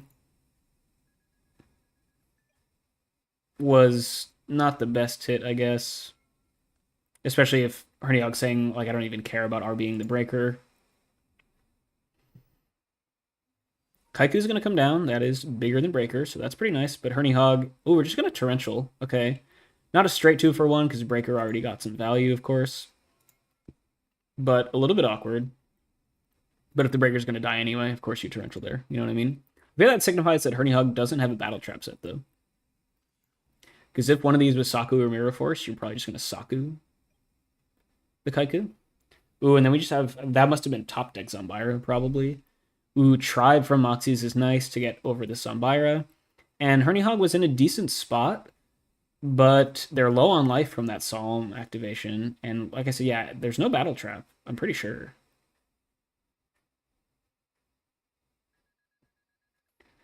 Yeah. What are these? Is it Solemn? Is it another RB, maybe? Maybe it's like MST. Yeah, I think Ernie Hogg's a little bit bricked here, and Moxie's has a 2-turn clock on board. Ernie Hogg needs to put the shields up somehow, but there's a buyer's been dealt with. They've already used TT. Asaku's gone. Moxie's might just be able to pull this one out. Ernie Hogg's really got to dig deep here.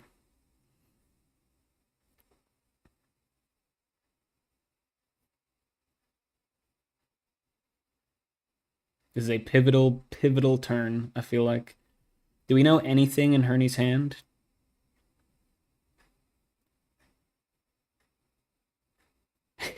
I've watched one episode of Survivor in my life, sorry. Yeah, so Dust Tornado set, that was pretty likely. Going to pop the back row. Moxie's considering a chain. Or maybe, or are we considering ring on our tribe? That's interesting. That could definitely be something to think about here. I mean, that's probably the only thing you think about here, right? Unless maybe book. You think about book? Okay, we're going to ring our tribe. Drop Herney Hog to 300. You are 2 for 1-ing yourself in the process, but you're hoping you can deal the last remaining points of damage. Herney Hog has Chaos here, so going for the Dust Tornado to set up for Chaos. BLS goes absolutely insane here, dropping Moxie's down to 1900. This is for all the marbles, folks. Who will be able to move on to 4-0? Exiled Force will answer the BLS, but both players so low on life.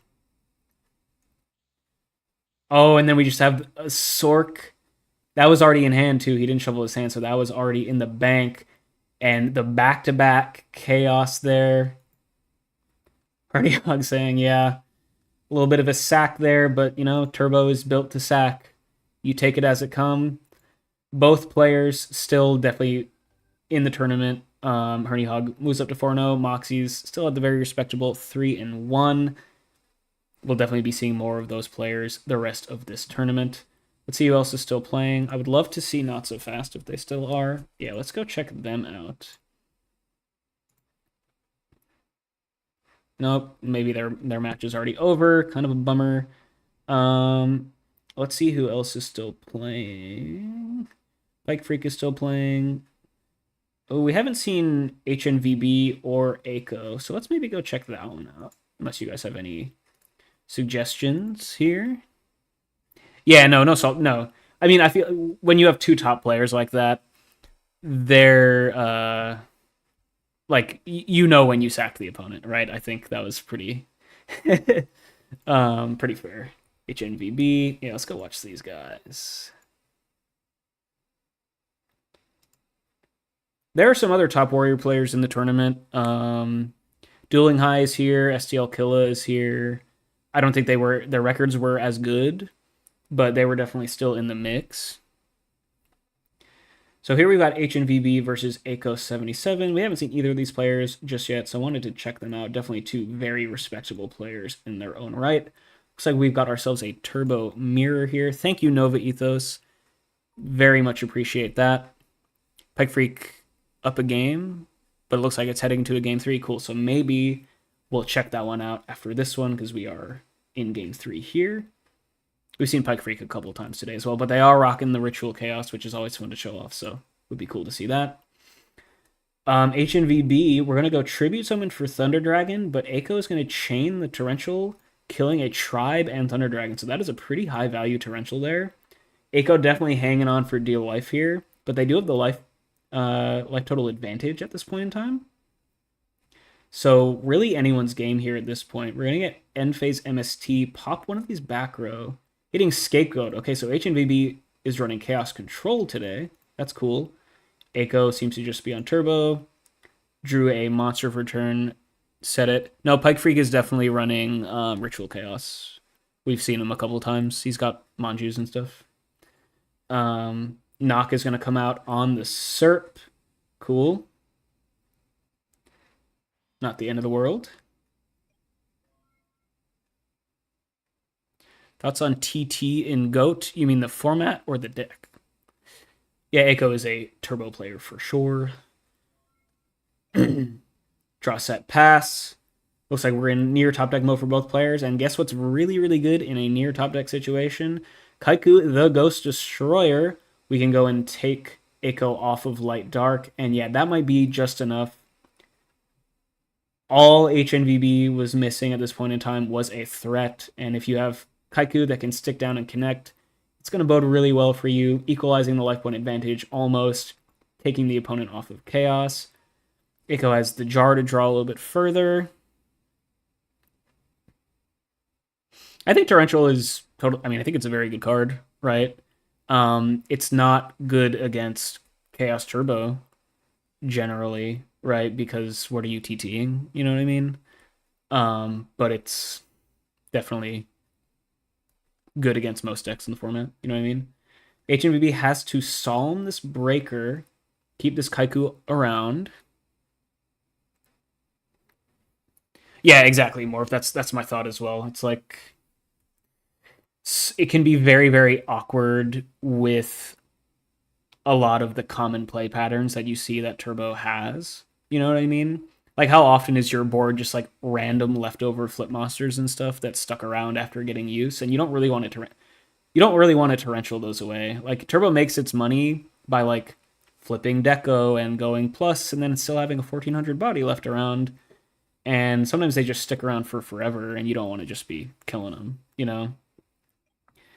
HNVB though, really solid spot here, connecting in with these Kaikus, just ravaging Eiko's graveyard, miles away from Chaos at this point in time, even if they could deal with the Kaiku Floodgate. And that's really important in these top deck situations late in games in Chaos matchups, right? HNVB has Sork here as well. Plenty of fodder for. Well, I guess they only had the one Dark, so now they don't have any extra Chaos, but this is lethal. Eiko, I don't think really has any back row. We're gonna go meta. We're gonna go meta to play around the back row. This is pretty cool. Eiko considering Raigeki breaking something. We're gonna Raigeki break the Kaiku. Yeah, worried about the Ryu Senshi coming through to negate your traps. So using the Raigeki break before it hits the field makes sense. But then, unfortunately, I guess you had the Dark Engrave anyway. So meta not only got you into Ryu Senshi, but it also got another Dark Engrave to summon the second Chaos Sorcerer to set up for lethal. So really nice line there found by HNVB. And they're going to take it down 2-1 Chaos Control versus what looks just like standard Chaos Turbo. And let's see who else is playing left in this round. Looks like we've got Grump, John Wick. I guess we haven't seen... Oh, we haven't seen Alephia play yet. That could be a fun one to check in on. Yeah, it looks like Eiko didn't have too many crazy units there in Game 3, unfortunately for them. Let's go see what Alephia is cooking today. Looks like they're just on... Ooh, looks like they're on return, probably. Yep, right on cue. Nice, I love that. GG. Oh, we came in at the perfect time. Return for game, I love it. Alephia, yeah, one of the more proficient aggro players in the format, and we got to see it right at the last. Return coming through for the game shot. I'm not sure exactly what record. I think Alephia might have moved up to 3-1, maybe 2-2. Looks like T Retro is just on turbo here, maybe. But yeah, the return strategy coming through here for Alephia. Little heavy chain return, classic cute little play there. So well played there out of Alephia, taking it down in 3 games. See who else is left.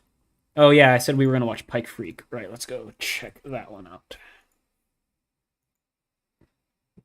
Cool. So Pike Freak we know is on Ritual Chaos. I'm pretty sure maybe they take the Manjus out in certain matchups or something.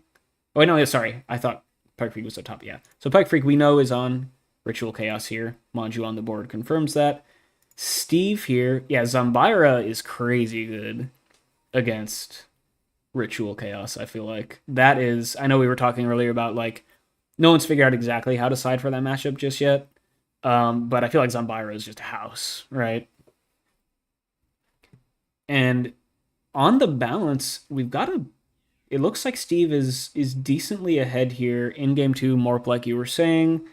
Looks like Zambira has gotten a lot of work here. 3 tokens on it, so it has gotten a lot of work done as expected. And you got Tribe here to threaten the life points as well. Looks like we had a double dust shoot early on here for TB Steve, which is fun. Pike Freak has been making a game out of it. Steve trying to double summon. Does Burn ever make the top cut? Yeah.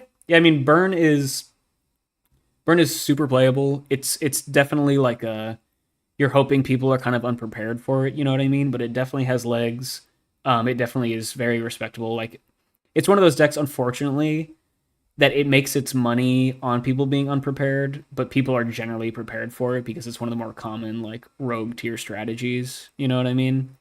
Um, you only run 2 walks, but if you're running the mythic list, you're also running Card Destruction and Third Raigeki Break and Dust Tornado and Mystical Space Typhoon, and like that's all stuff that sure is useful in other matchups as well, but those are like actually anti-burn cards. You know what I mean? Um, that's the thing. That's the issue with burn 2 as well. Is like it's not great against turbo because cards that they want to play anyway also are good against burn, except for like the mystic walks, right? Which a lot of people only run one of nowadays anyway. So like it just gets a lot of collateral damage because turbo is just kind of naturally good against it. Um, okay, Spy's gonna come down into a tribe infecting virus, which is not amazing. So Pike Freak really just trying to stabilize desperately, but has no out to this tribe, unfortunately. Oh, we're gonna ring the tribe though in end of battle phase. Nice, I like it. Okay, so Pike Freak trying to stabilize. Now, stabilizing is an iffy term when you're playing Ritual Chaos because you don't want to have to be the one that has to stabilize, right? You want to be the one applying the pressure and forcing your opponent to stabilize. So I think on balance, Steve is probably ahead here just based on just the general play patterns in this matchup. Looks like Steve doesn't really have. I mean, this new back row could be a real threat. Looks like we're pretty deep into the decks. Pike Freak is clawing this back. And we are getting close to a deck out scenario because Tribe is gone, one Zombira is gone, and the other one is not looking too hot. Like there aren't a lot of outs left to these spies. Yeah, all the Zombiras are gone unless you have Sook to reset this one. You still have BLS. So Steve does have BLS left in deck. They have 2 Chaos remaining? I thought Steve only has 1, unless he's on Triple Sork. But yeah, BLS is still left. But we're gonna go Relinquish, suck in this new set monster. That's nice. Pike Freak getting some work done here. Relinquish hitting the board here on stream. Love to see it. The blue side of Blue Chaos putting in some work.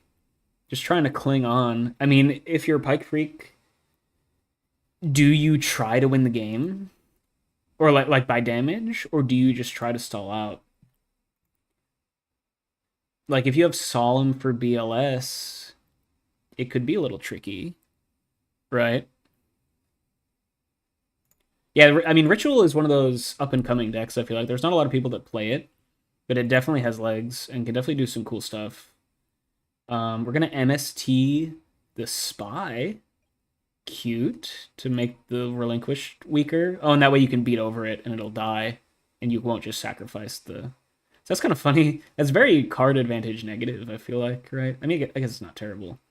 Oh, okay, we're going to set up for Snatch on the Relinquished, and now it has no equip. Surely you do that in the other order, right? Like, if they just have an out to your Snatch Steal, then you would want to have saved your MST for something that isn't the Relinquished thing, right?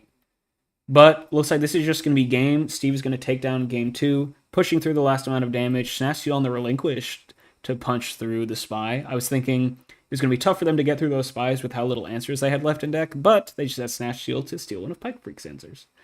And we get to go here to game 3. Pike Freak going first, which will be pretty important as the more aggressive of the 2 lists. Yeah, I think we're in for a good one here, guys. Yeah, no, I mean, I think the only reason to really play Ritual Chaos is if you think it has a decent matchup against Turbo, right? Like, it doesn't, like, beat any of the rogue stuff better than Turbo does.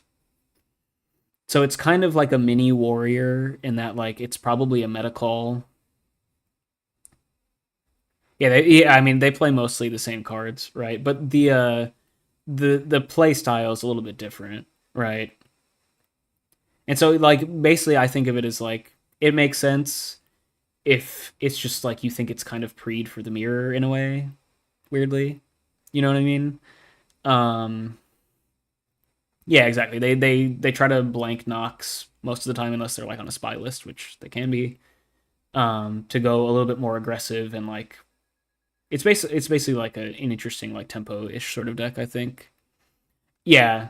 Yeah, my favorite thing with Ritual Chaos is it looks like they're up like 4 cards, but those cards are like Thunder Dragons and a Relinquished and a Ritual spell.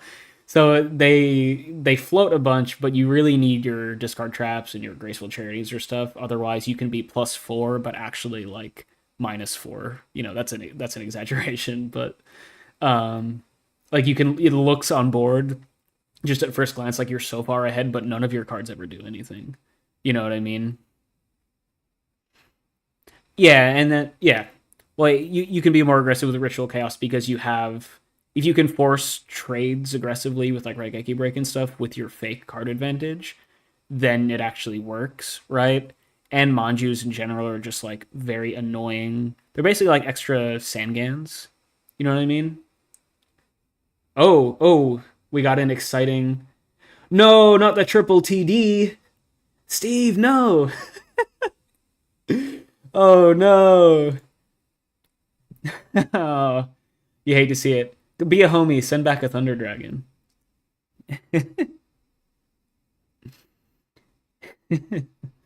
Oh man, that's awful. Well, I think Pike Freak is in a pretty good. Oh, third was drawn. Yeah.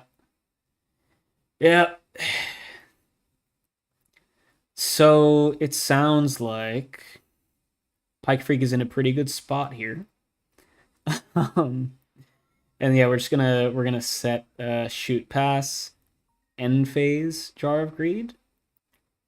Surely you wait until post dust shoot to do that, right? Surely. This is why you never run 3 Thunder Dragons? Yes. Sight knows the technology there. I don't know, Pike Freak, a minimal blunder by jarring before Dust Shoot, making it interesting for us. Maybe Pike Freak has double TD and 2 dead Chaos Monsters or something. We got Knock, Ritual, Windblast, Jog, Sork, Magician of Faith. Send back to Faith makes sense. Yeah. Thank you guys. I really appreciate it. This has been very fun. I've just been yapping away for hours. It's like my favorite thing.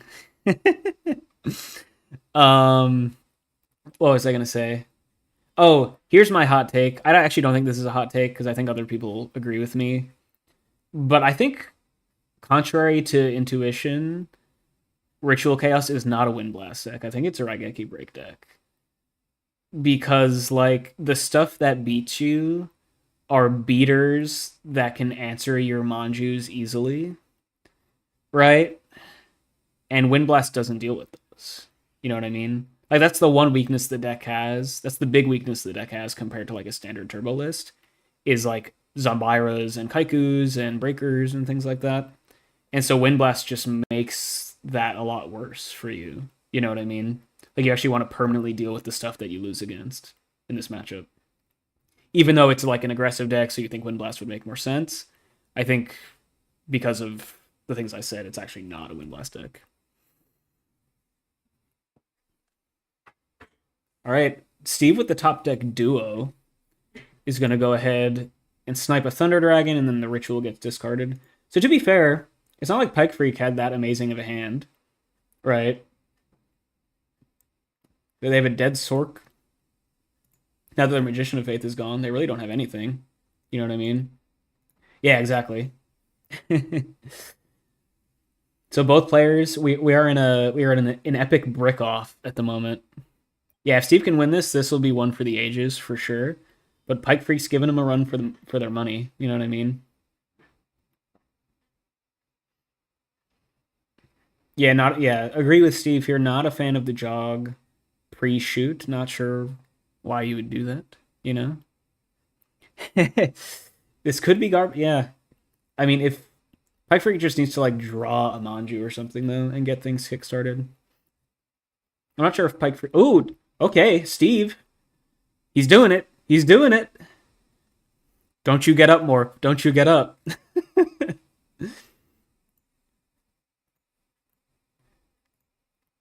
We got top deck duo into top deck pot. Now, half of this hand is fake, so we still might not have any plays. But, yeah, we need the graceful.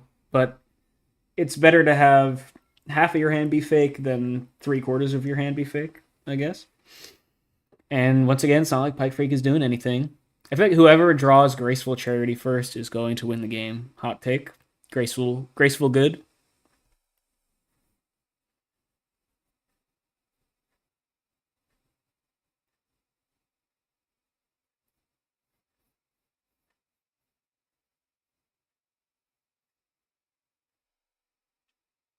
Did we find a monster? Did we find Graceful Charity? Probably no, because if you drew either of those, you're slamming them, right?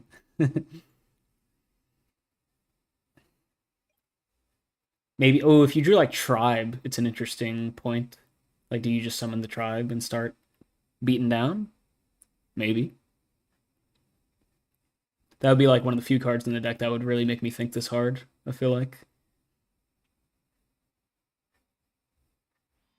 Okay, we're setting a monster. All right. Pike Freak. We know knock in hand for Pike Freak, right? So we're setting something into a knock. There are some mind games afoot here. Will Pike Freak take the bait? Is it a bait? We're just gonna Wind Blast it. Not even gonna worry about it. Steve has knock? What do you mean? I think they both have knock, right? Yeah, they both saw knock in the opponent's hand off of their respective dust shoots. Yeah. Oh, Pike Freak found BLS. That's pretty good. That's a good card. Gets a hit for 3k. Didn't get any card advantage off of this. Oh, so we Wind Blasted to get the Sork Engrave to turn on BLS. But now BLS is just kind of chilling. I mean, I guess we know Steve could have drawn an out to BLS at a certain point, but it is unlikely. And we know that they're not drawing one per turn because they just drew the Wind Blast card. We're going to Heavy Storm, though. Okay, so Steve's setting something up. We're going to Chain Ring on the BLS, playing around Snatch Seal, and to deal an extra 3k to Steve. Heavy Storm ends up taking out the Raigeki Break. And this is really interesting. Remember how earlier in the game I was saying Ritual Chaos is funny because it can look like they're up a million cards when they're actually completely bricked? We actually kind of have the opposite here, where Steve is up a million cards, but we know 3 of them are Thunder Dragons, right?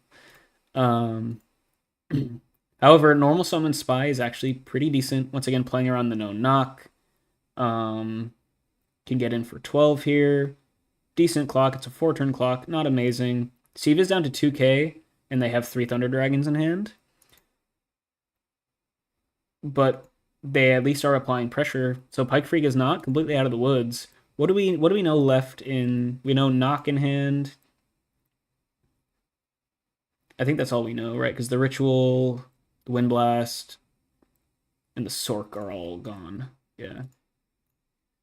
So it's just no knock. Yeah, this is 3 TD knock unless this is bluff set knock. Right. Yeah, it's 3 TD knock and an unknown. And then we know knock and 2 unknowns for Pike Freak. Yeah, Steve has 1 unknown, Pike Freak has 2 unknowns.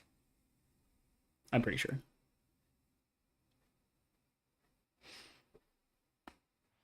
Okay, we're going to set a monster playing into knock. Mind games afoot once more. Pike Freak, yeah, he did pitch the Ritual spell earlier to a Wind Blast. Or no, to something. Not the Wind Blast, but something else. Yeah. Oh, he pitched it off of the Duo. Yeah, Duo hit TD and then he discarded the spell. Yeah. All right, so Naka's going to come through. Both players will lose their Magician of Faiths. We're finally getting use out of one of these Thunder Dragons, and this is actually really relevant. It doesn't speed up the clock, or actually speeds up the clock by 1 turn, which is relevant. It also gets a Dark Engrave, so Chaos is live at any point by Steve just discarding one of the other Thunder Dragons. And Steve, on the approach here, Pike Freak double set. Could be a bluff set knock. Is the triple Thunder Dragon hand going to win? We're going to Mirror Force the Thunder Dragon, turning on Chaos for Steve, but eliminating the threat. All right, and we know Steve still has knock. Or, no, sorry, we just used that. I mean, we know Pike Freak still has knock. Okay, so now we're setting stuff. Steve is setting stuff into knock. Okay. This is a very, very interesting game with both players having god-awful hands and trying to make the most of it. Tribe is going to come down, knock the set. Hitting a Night Assailant, that's pretty big, and now Tribe is a 2-turn clock, if it can get through. Steve running the double Night Assailant. Steve drops down to 400. Can we do it? Here goes. This is it. This is for all the marbles, folks. Show me Snatch Steal. Show me Chaos Sorcerer. Tsukuyomi is going to keep us in here a little bit longer. Suk, kill the tribe. Remove the lethal threat for now. We still don't know what Pike Freak's last card is, but Steve is at 400 life points, so they could just lose. Manju for game. Is that it? Are we going to help like Raigeki break it or something? No. What are your back row? There it is. Okay, so Steve made it close. Made it very, very, very close. But unfortunately, we will not see a triple Thunder Dragon hand winning the game. Pike Freak is going to get by the skin of their teeth. Ritual Chaos continuing, I believe, still 4-0 here. Ooh. My lights just flickered. That was a little bit scary. I hope we don't lose stream coverage. And yeah, wow, what a game. Almost won for the history books.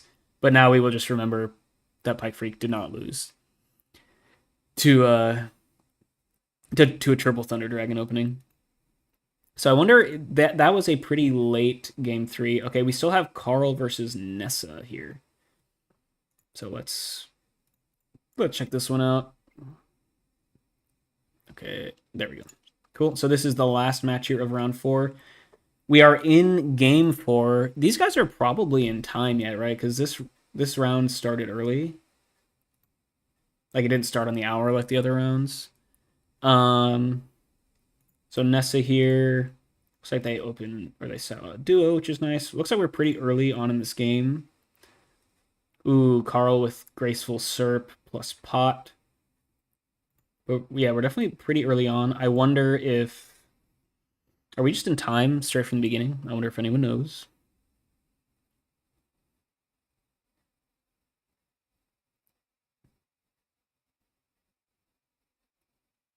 Carl looks like they're just playing Chaos Turbo. Nessa we already saw. If we are in time, Nessa is slightly ahead in terms of life points.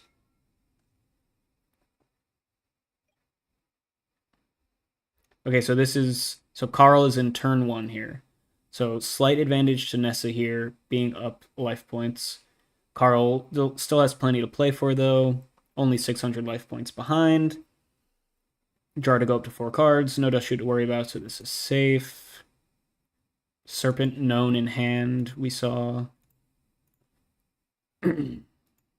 Chaos live, notably. Needs to deal some damage.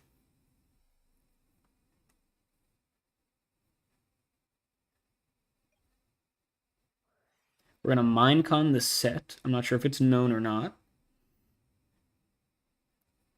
Could be an interesting point, though, because you could get rid of your opponent's tribe if you really wanted to. Be minus, but in time, sometimes you make weird plays, right?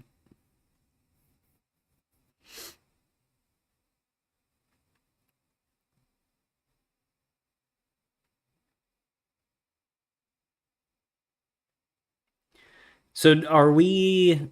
Do we think 5-0 is a guaranteed top, or do we think 4-0 is a guaranteed top?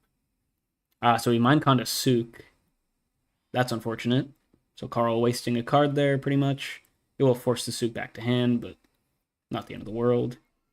And not really making any progress here. So this is turn 2. Nessa in the lead, life point wise. 4 and 3 will not make it. Okay. Cool. Yeah, 5-0 into 5-2 because of breakers. Makes sense. Yeah, I wasn't sure because it was top 16 if any X and 3s were going to make it. But if X and 2 is the bubble, yeah, cool. So these players are playing, I believe, for X and 4. Or is it X and 0, 4 and 0. So that's pretty good. And then so I guess next match, all the undefeateds will have a win in it, pretty much. Or close to it. So that'll be fun. Oh, this is for 3 and 1? Okay. So this is a do or die, right?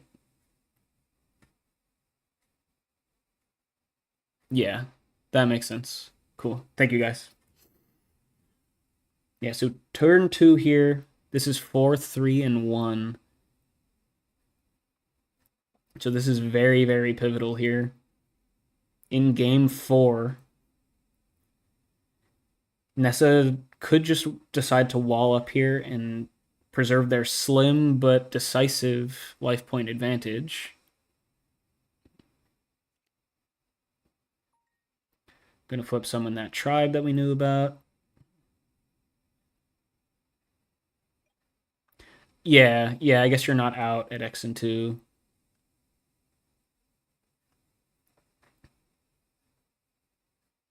Tribe killed the Serp. Sure. Remove a threat. Do we know any of Carl's hands? We haven't seen any Thunder Dragons from anyone. Nope. Okay, so Carl will be the final turn to try and deal 600 or more damage to Nessa here. Because it doesn't look like Nessa's going to be able to deal any damage. Setting a monster. Cool. So Carl has Chaos Live. We're going to Raigeki break the back row. Oh, Mystic Walk. Oh, Mystic Walk hitting Mystic Walk. Holy shit. So yeah, both players obviously recognizing that they're in time, so the Mystic Walk's coming in here. This is game 3, or this is turn 3. Oh, and what did we draw? Nothing. Knock on the set. GG. Carl's going to drop down to 2 and 2. Nessa hanging on to that 600 life point advantage. Man, that could have played out so differently. We could have had like main phase Mystic Walk out of Nessa. Carl could have like held on to their Mystic Walk to try and draw a monster bigger than Tribe or something to get a bigger walkout. But Nessa's going to take it down. And I believe that was the last match of round 4. Let's check the standings here. So what are our X and O's? We've got Fancy Diesel. So Fancy Diesel must have beaten Not So Fast. So the zombies are no longer undefeated, but still very, very solid. Pike Freak we know is undefeated. Herning Hog we know is undefeated. Yeah. All right, so here are all of our X and O's. X and 1, still lots of really good players here. Michele fought back from an 0-1 to find themselves at 3 and 1, which was pretty cool. Moxies we saw lose to Herning Hog. A lot of really good players still here at 3 and 1, so lots left to play for. Sight at 3 and 1 is cool. And then on the bubble, Grace on the bubble, Pikatron on the bubble. Carl, we just saw fall to the bubble. Yeah. Alefia. Ooh, so I guess they just won their last match to go up to 2 and 2, so fighting a similar like losers bracket sort of experience here. Yeah, and then we see the 1 and 3s. Everyone's dropping. Yep. All right. Good stuff. Well, I guess, do we have the pairings? We do have the pairings for round 5 here. Do we have any requests, or should I just, I'll probably just look at some X and O's. I guess we haven't seen Jojo Sikari play, and they're at X and O, so that could be fun. Maybe we'll look for them. I guess we've seen them play. We haven't seen either Paulitos or Kotsos, and they're both at X and O. So maybe we'll watch that one. I think that sounds good. Can we watch AJT? We have watched AJT already. AJT Dad, that's not him. We'll see whoever plays first. I can move to AJT after this one, maybe. Yeah, we were just saying X and 2 is going to be up to tiebreakers, probably. So you can still get in, which means that any undefeateds who win this round will probably be guaranteed top 16 unless like really crazy breaker math happens.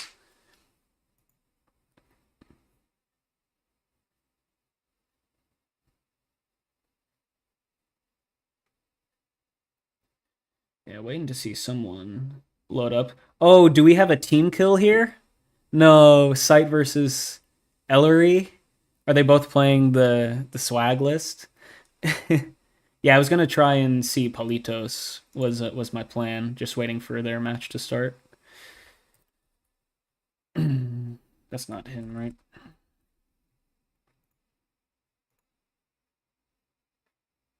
Yeah, we'll just wait for. I guess we'll see if anyone's playing yet. Is there a link to the bracket? Yeah, it's just challenge.flc36. Okay, we have Charlie Cook playing. Yeah, we got some people playing already. So I guess we'll watch Charlie Cook. Let's see, what are they both at? Are they both X and 2? So this is a bubble match, maybe? Charlie.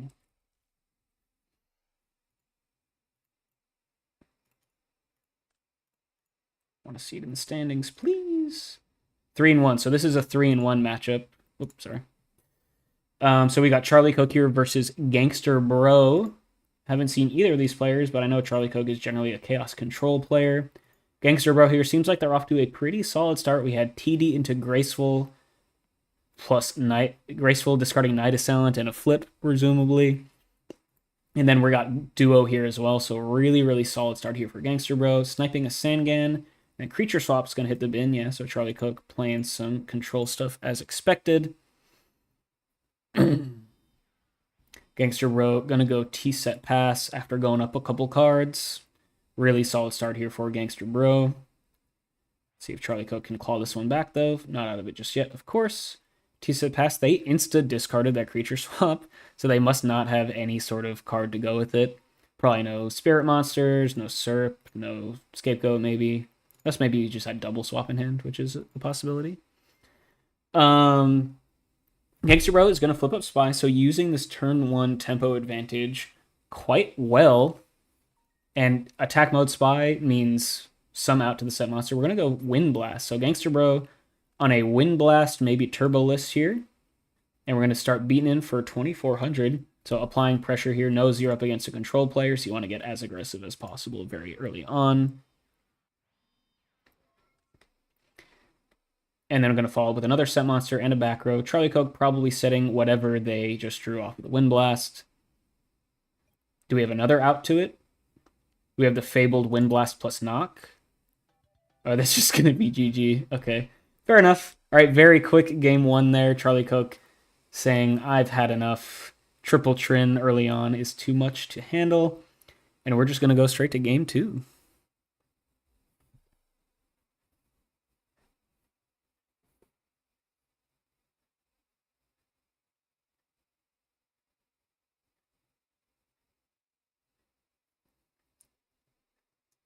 Yeah, so let's take a look at the standings once again while we're here.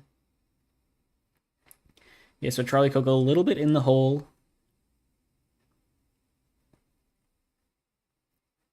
Yeah, a lot of players on the bubble here. It's always cool to see how quickly like everything pairs down. Yeah, so this is round 5. So I'm gonna have 2 more rounds of Swiss today, I believe, before Top Cut tomorrow. So everyone at X and 2 is fighting for their life right about now. Just doing some siding.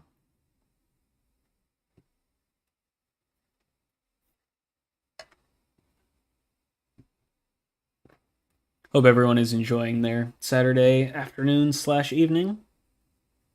It's been a pretty fun one for me today so far.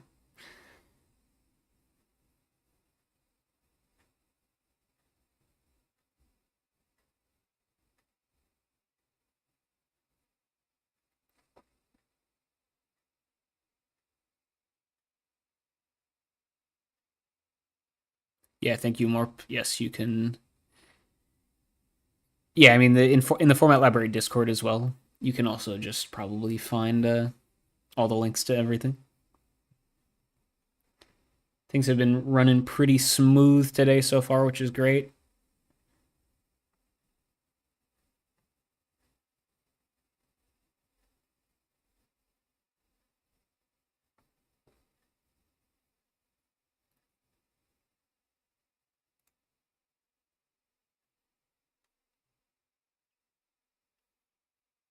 All right.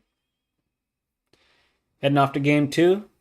I think it's Chaos Control versus Chaos Turbo. Charlie Cook in the hole one game, but gets to lead us off here, of course.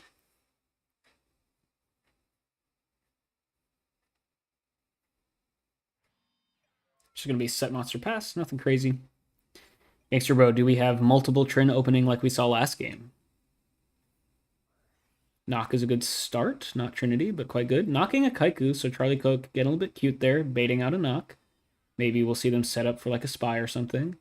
Gangster Bro just going to go set monster with a couple back row pass.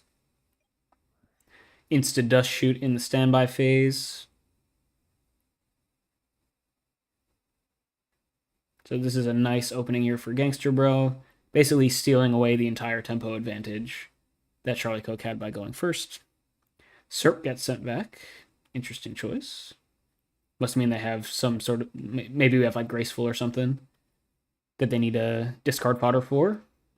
Maybe Tribe or Ageki Break or anything like that as well. Set a monster pass from Charlie Cook. Once again, Gangster Bro probably has a good idea what that could be. Put summon Spy, so Gangster Bro once again getting very aggressive early on, and we're going to attack position that Spy. Are we going to get a Wind Blast again?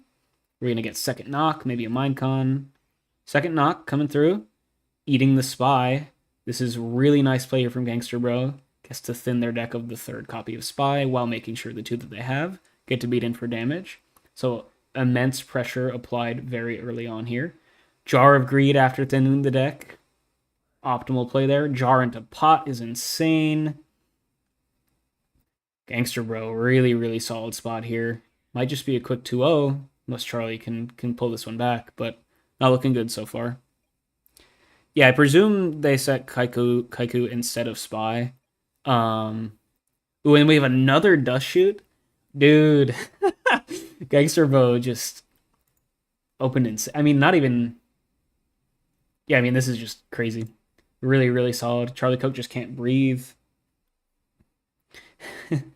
Just absolutely stifling here out of Gangster Bro. Now, Charlie Cook won't be out of this if he loses.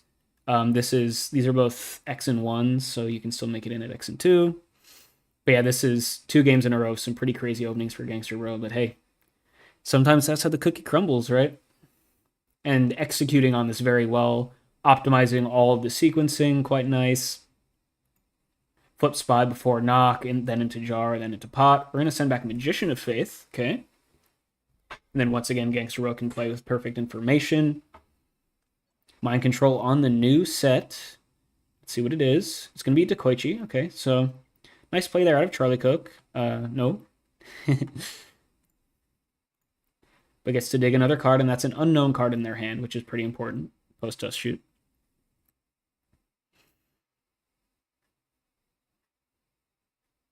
But still, if you don't have anything to wall out the Spies and now this Dekoichi as well, you're going to be in for a world of hurt next turn. So Charlie Cook needs to find some way to stabilize. Going to set a monster, okay, and a back row, so giving Gangster Bro something to think about. But Gangster Bro will probably know what at least one of these 2 cards is, based on the Dust Shoot knowledge. We can't have third Nobleman, but we can have Breaker to deal with the back row. Pop it. Let's see what it is. It is a Bluff Set Knock. And Gangster Bro, yeah, kind of like what we were talking about before. Sometimes Turbo, you just have all these like bits and pieces of monsters left over. Souk here, what are we setting? You have to pick a Souk target, right? Yeah, I guess you set the... I guess based on what they took, we're setting the Breaker to not allow any of these. You probably should set the Spy, though, right? Because then that saves you 1,200 damage, and it's not like there's a third Spy left in deck. So I think setting the spy is actually correct here. Yeah, so set spy, so you take an extra 12. And Gangster Bro is just guns firing here, pedal to the metal, passing with lethal on board very, very early on. You can see the aggro half of Chaos Turbo coming through. Charlie Coke is going to go main phase 1 Scapegoat just to get a wall here so they don't die. It's just going to get eaten alive here immediately, though, by these 4 monsters. Kaiku is game, if you have it. Any spot removal is game, actually. Or no, sorry. Spot removal is not game.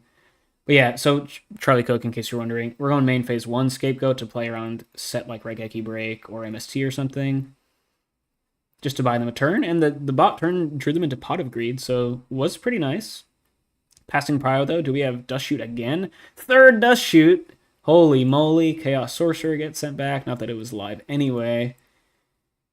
Oh man, triple Dust Shoot out of Gangster Bro. Just Charlie Coke could never do anything this game. And you're just down so many cards. Upstart to draw something, at least, into Thunder Dragon, so you get Chaos live, which isn't terrible. Can we slam down a Sork? Okay, we have Sork coming down. So that was actually Upstart into TD was like the one thing that would get them into this game. And now they're actually kind of stabilized. Okay, is Charlie Coke bringing this back? We've got Sork banished the BLS. We can meta Sork into Ryu Senshi. This is now bigger than every monster on Gangster Bro's side of the field. And we can go kill a spy as well, deal some damage. Okay, so now you do have board supremacy. And you're not even down that many cards at this point, surprisingly. And Gangster Bro might be needing to, reload the chamber a little bit. Oh, okay. Never mind. Well, you still could brick off this pot, but Faith into pot. Show me Snatch Steal. Show me... Okay, we're going to Duo as well. We just have everything, man. Duo, rip out the 2 cards in hand. I guess we know... Oh, I guess we know it's the double TD. So interesting choice there to Duo. Might as well get a chance of hitting a real card, I guess. But I guess not finding anything real off of that pot.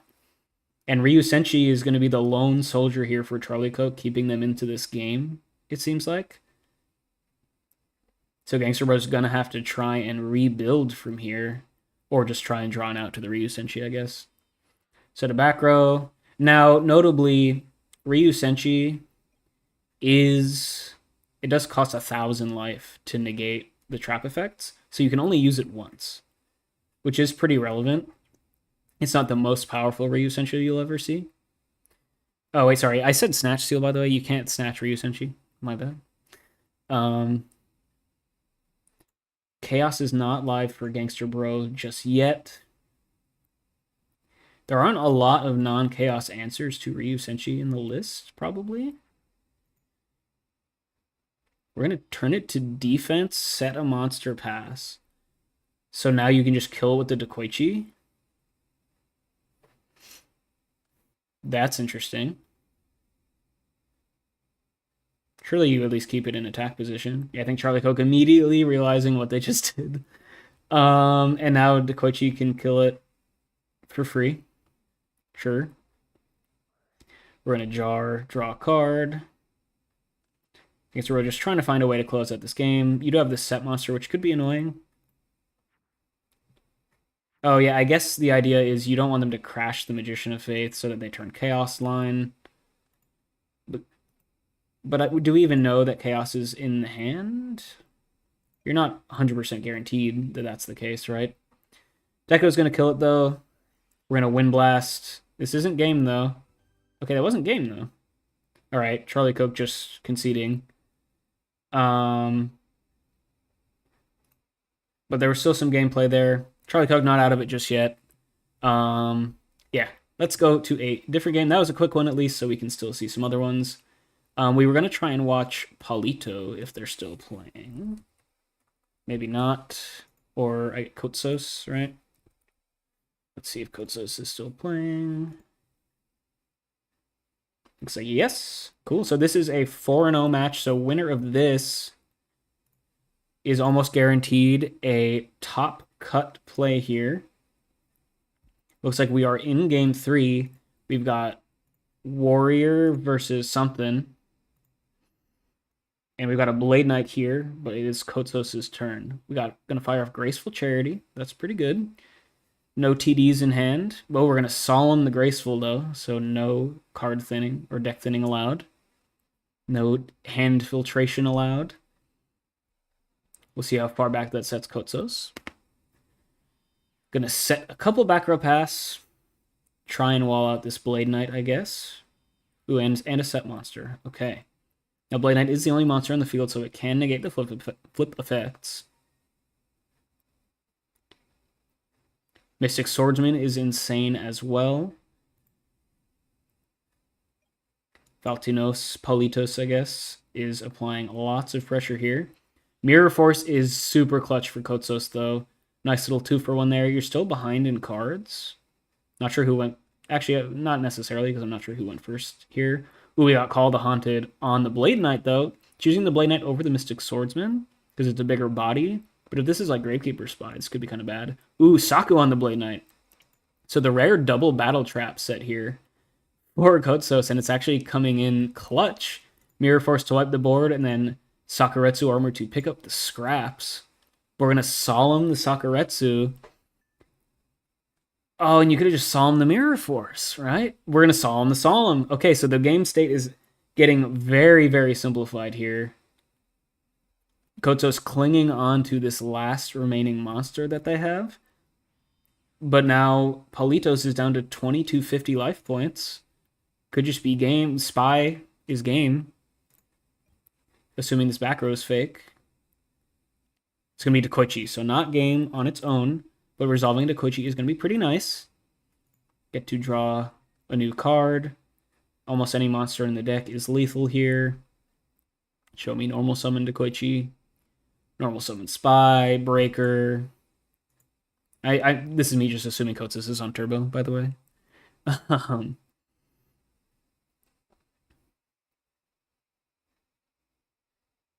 The Dekoichi kind of gives that away, though, of course. All right, we're just going to poke in for 14. So Dekoichi on its own is a 2-turn clock, which is quite nice.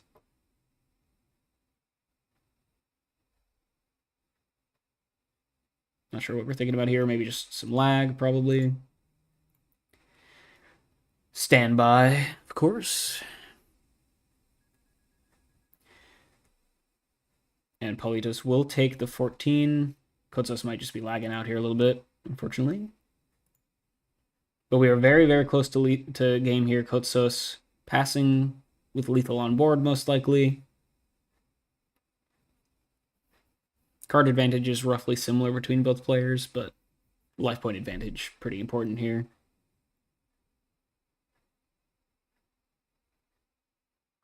Might just be experiencing some lag.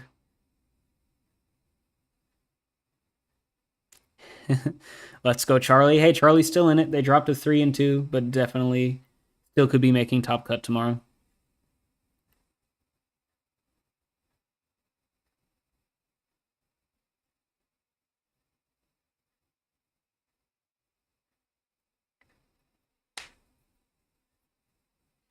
All right, we'll give this another second to see if Kotsos is still around. Otherwise, I'll jump to another match. Give him 2 minutes.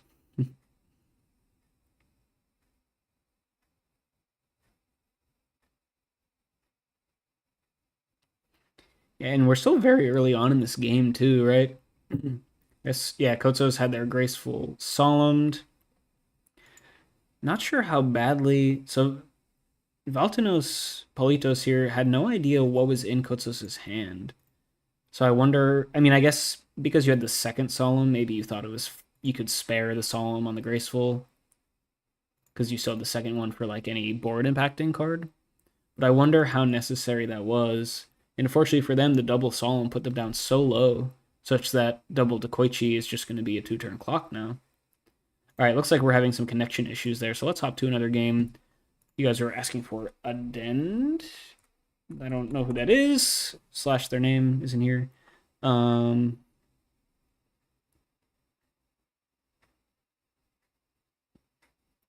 Just doing a quick scan of people's names. I guess no one's reported yet. Charlie Cook has not reported their game yet. Seems like. I saw some people asking for AJT though, so let's go check out that game. Looks like we are in game 3 here as well. AJT, we know, was on the warrior strategy, I think. Or no, is this... Are they playing turbo with like a little mystic swordsman out of the side stuff? I can't remember exactly. Oops of Cow. I believe just playing turbo here. We're going all in on the dead flip monsters, or the vanilla flip monsters. We're going to minecon the set. Are we going to try and punch in for near game? This is 4,200. Yeah, turbo with Mystic Swordsman side. Yeah, that is what I thought. Drop AJT all the way down to 300 here. And flip summon Sinister. So this is passing with lethal on board because you can kill the Sinister and then punch in with the other one. And Oops of Cow might be able to seal this game with a ragtag band of monsters. Tokenless Breaker. Ooh, Kaiku is huge though. You get control over the board, but AJT is in such a fragile spot here. 300 life points. Ooh, ring. We have to solve the ring, so AJT is going to drop down to 150. But the Kaiku will stick around. Take Oops of Cow off of Chaos. However, they can just discard a light if they ever need to. But the Kaiku Floodgate effect, definitely real. Oops of Cow just needs to deal 150 damage, though. Ring is gone, so it might be a little bit different without having board control and no way to summon Chaos. But like Snatch Steal is game. Kaiku of your own is game. Breaker is game. Minecon is game. Lots of options here for Oops of Cow. We're actually just going to up Star Goblin though, so go back up to 1150. Doesn't really change the math at all. And Kaiku is game, yeah. There we go. All right, so Oops of Cow. We got to catch the tail end of this one. Unless there's Karibo, but which is doubtful. But AJT gonna take that one down. Yeah, I think we're getting a little bit of DB lag here at this point. Let's go see maybe the Kotsos match is still going on. Okay, we're still here. We're gonna go Snatch Steal the Dekoichi to prevent lethal. Somehow, Paulitos is down to 50 life points, which is pretty funny. Oh, I guess they prematured. Okay, Faith, grab. Graceful is good. Just need to punch in for 50 here. Fire it off. Show me Solemn Judgment number 3.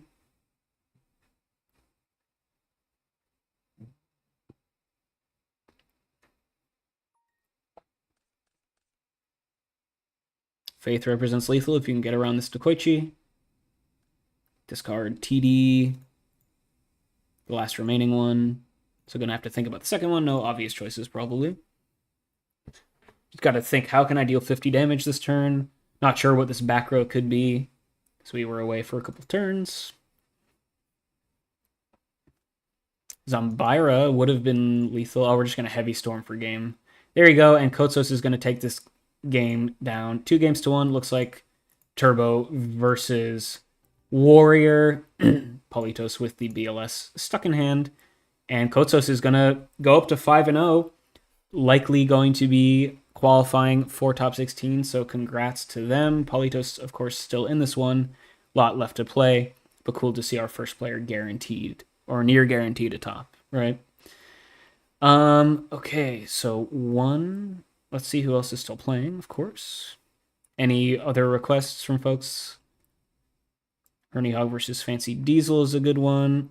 We haven't seen Easy to Slay. Oh, you want... And End. Okay, we'll watch this one. We're getting a lot of Pike Freak this time.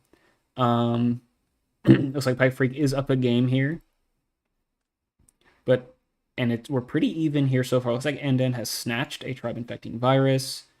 We got Zambira's in post side, so it looks like End is on Warrior here. So Pike Freak, a little bit on the back foot thanks to their tribe getting snatched, but card advantage-wise is still in a decent spot. Life totals are relatively equal. We're going to MST the snatch to get the tribe back and get a threat on their side of the field, which is pretty nice. A lot of back row to get through, but no Mirror Force, one Sakugan. So Pike Freak could have a decent clock here with the tribe plus any normal summons. Just gonna go to battle phase, get in for 16. So Anden very much not looking super hot here, down a bunch of cards. And with a 2-turn clock staring them down. Actually, Sinister Serpent is lethal next turn as well if Pike Freak chooses to go that route. So Anden might be in a bit of a sticky scenario here. This could be the set Sinister to spell the doom for Anden.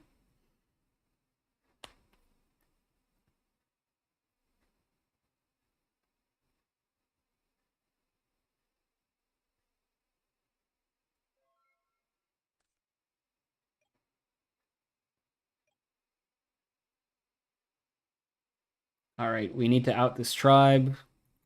Kaiku is a good draw, but 2 back row here to potentially get through. Looks like Pike Freak opened with Graceful TD. That's pretty nice. Sakuretsu coming in here to deal with the Kaiku. Is this just going to be game? Does Anden have any real back row? I feel like if you let the tribe through last turn, you probably don't. Oh, we're going to Solemn the Saku to keep this Kaiku around. And then probably correctly realizing that if this Kaiku dies, they probably lose. And now you can't take the opponent off of Chaos. You're going to be relying on the Kaiku Floodgate effect for now, but you can at least make some progress banishing these darks from grave. So the breaker there is a dark, but besides that, one more Kaiku hit will take them off. Pike Freak just needs to deal 950 points of damage. Still has Snatch Steal left in deck, still has Ring. Right on cue, Snatch Steal hits the board. Now, back removal is definitely something real, and then has another Solemn Judgment here. Not bad. Dropping down to 475. Oh, but we're going to Solemn the Solemn. Can steal the Kaiku with that Snatch Steal. And is that GG? Yeah, okay. Pike Freak with the quick 2-0 over Anden. Ritual Chaos taking it down over Warrior. And Pike Freak now goes up to 5-0. Basically guaranteed top 16 as well. Very, very solid. We've been watching them on and off all day, so not surprised to see them in the top 16, most likely.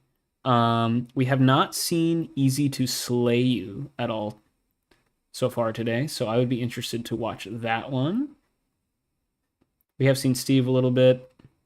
I guess at this point we've already watched most of these players. Yeah, I was going to watch Slay You and Steve. Seemed right. Oh, so we're in game 3, but there was a draw. That's fun. Slay You is a Spice Lord for sure. Yeah, so there's a ring draw. Makes sense. Slay You here. Or is he on the Jirai Gumo tech? Or like the Time Seal drop-off stuff? Steve here in a good spot. He is on the Jirai Gumo. Unfortunately for Slay You, though, looking pretty good here for Steve. DD Sound is going to get some work done here. Can at least beat over this Magician of Faith. JK, we've got Sakuretsu armor. Same loadout that he won the Obelisk with. Nice, cool. Love it. Got a drop off here. Cool, so really just trying to keep stuff simplified, but not great when you're down a lot of cards, unfortunately. This is a very, very volatile deck, I feel like, and if you fall behind, it's very, very hard to catch up with. And Steve here just kind of outgrinding things. Yeah, it looks like we've had some big units so far. Mirror Force, Heavy Storm, Pot. Faith, probably regrab Pot. So Steve just kind of grinding this one out. If you get a lead, it's going to be pretty tough for Slay You to claw the right back, I feel like. Cool deck, though, of course. But it looks like Steve's in a really good spot here. Going full aggro here. Double Spy in attack position. No real damage dealt to either player just yet, so it's just been a war of card advantage. Steve thinking on position here. We're going to go defense, playing a little bit safe. We're just going to poke in for 12. Sure. Haven't seen Mirror Force yet, so that's something to worry about.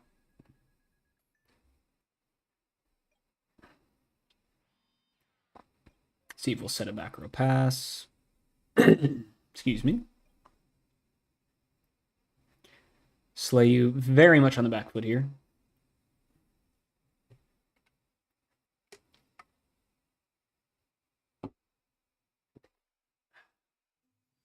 Jirai Gumo coming down, though. We got a Jirai Gumo on stream. I love it. This was the goal. When this card declares an attack, toss a coin and call it. If you call it wrong, lose half your LP. Heads. Heads. Lands on tails. Dang. Hate to see it. This card sucks. And we're going to go Gumo over the Spy. Getting a little bit of card advantage back, but taking a big chunk, doing a lot of Steve's work for them. Gumo is at least a big wall, though. It can get over Spy, though, notably. So this isn't really like a stalemate. He's called it right exactly once. Dang. Hate to see it.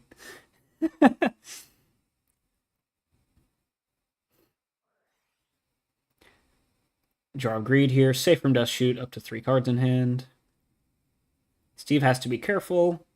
Slayer's deck can be quite explosive, of course, with the big aggressive monsters.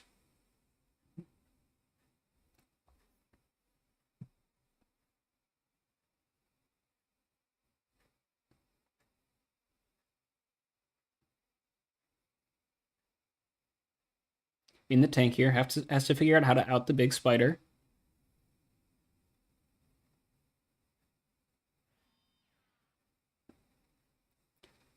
Now, I guess you don't need to do anything right now because you can, Gumo might make some progress for you, even if it can slowly wipe out your board.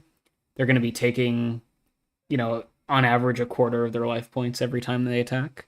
So it's not the end of the world, even if you're going down in cards. You'll be gaining a little bit of life advantage. Ooh, Swift Gaia hitting the board. This is fun. Yeah, so it definitely makes sense in the drop-off deck to see this come down. We can go ahead and kill Spy that way. Also another monster that gets over Spy. Feels like I'm watching speed duels here. And then we're going to go Gumo, try and kill the Faith.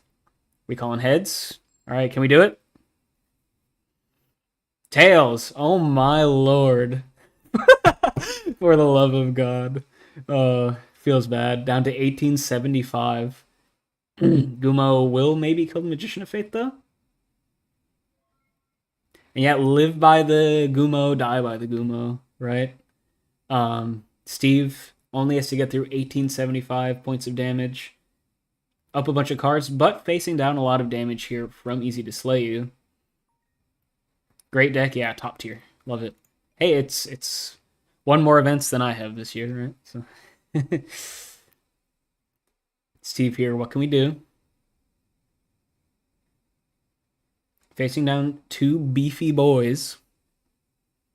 It is a formidable board, honestly.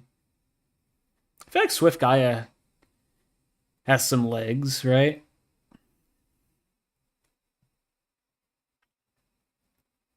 I do like Slayu's spice that he always brings to this stuff. 6 legs, yeah. True. 4 plus 2. Almost as many. Oh, actually, yeah. Jirai Gumo somehow only has 6 legs as well. So, I don't know. A little sus. Is it really a spider? Yeah, what's up with that? Okay, we're gonna dust shoot a dead, or we're gonna dust tornado a dead dust shoot. But Steve a little bit, kind of on the approach here, clearing out some back row, trying to maybe make something happen. Snatch shield would be kind of good. Snatch on the Swift Gaia. Disloyal Gumo, hate to see it. We're gonna Raigeki break, discard Zumbira. That's funny. Zumbira is weaker than all of these monsters. That's pretty funny. So we're just gonna pop the back row here, maybe clearing the way for Snatch Steal is my guess. Seems like that's the most likely thing that Steve would be prepping for. I guess you could also just go for Chaos. Chaos is definitely live. Yeah, what do we think about Gumo only having 6 legs? That's crazy. Break will hit Compulse. Another rarely seen card here. I think this is the first time today we've seen this card, that card, that card, that card, and that card. So this is fun. And yeah, so Steve clearing the way for Chaos. We can go ahead and banish Swift Gaia. Bigger than the Gumo, so you have board supremacy now. This is game 3, but there was a draw. So Steve is up a game and looking likely to win this one as well. So it's going to be an 0-2 with a draw, probably.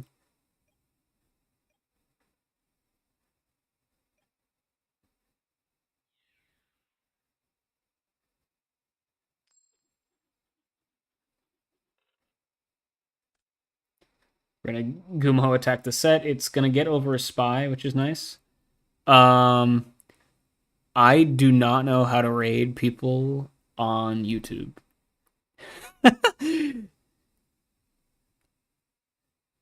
Okay. What is JDZ doing right now? Ugh. Sorry.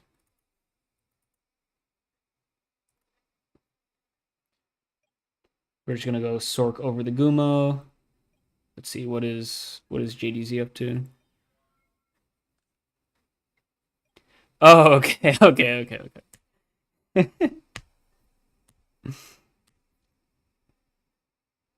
Yeah, definitely go check out JDZ. Dude is the absolute goat. Does so much for this community.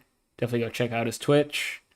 We can flip to his Twitch in between here. Where is he? JDZ. There we go. The goat, the man, the myth. Much better dressed than I am. I did think about breaking out the suit today.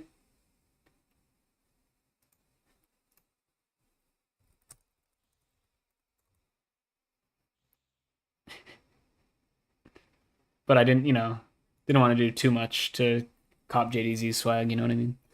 But yeah, we can check in on that in between rounds and stuff. Could be fun. Okay, so yeah, Steve gonna take down the 0-2 here with the draw. As expected, he was up pretty solidly that whole time. And TB Steve is gonna go. I think that was for 4-1 or 3-2. See who else is playing today. People not reporting, or is my thing just lagging? Or is this round 6 already? No. People just aren't reporting, I guess. Did everyone just tie?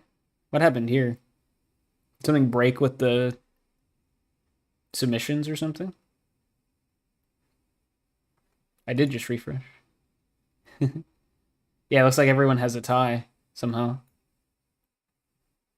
Yeah, I don't know if someone wants to ping someone, but let's see who else is still playing today here in round 5. Is this one? No, does not look like it.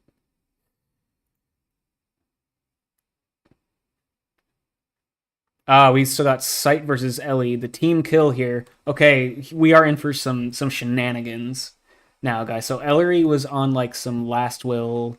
Yeah, they're on like the Archer, Scapegoat, Stein Will pile that Sight plays. And Sight here looks to be on maybe something similar. So we might be on pile mirror. Yeah. Yeah, 70 people obviously formed a truce for the round. Yes, we're boycotting challenge, I guess. Ellery is thinking currently. Love it. We've got the 40 card pile mirror. Rogue Resurgence Ensemble. Yeah, I mean, both these players have very respectable records. Not sure if anyone has talked about the messed up standings at all.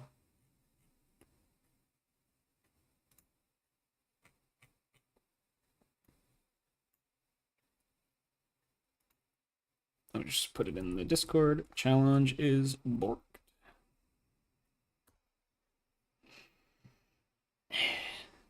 Not sure how helpful that was, but oh, he's working on it. Okay.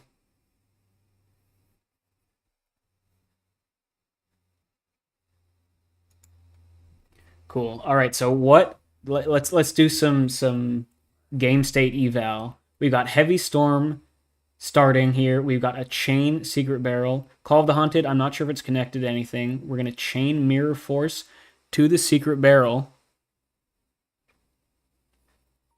So this could be a lot of damage going in. Ellery is quite low on life points here. Threatening Roar, you're just going to activate anyway. Ring and Mirror Force hitting the bin for Ellery. So those are two big units in the grave. but setting up for some sort of big play here with the BLS is, if there's one thing I know about this deck, it can do a lot of damage out of nowhere.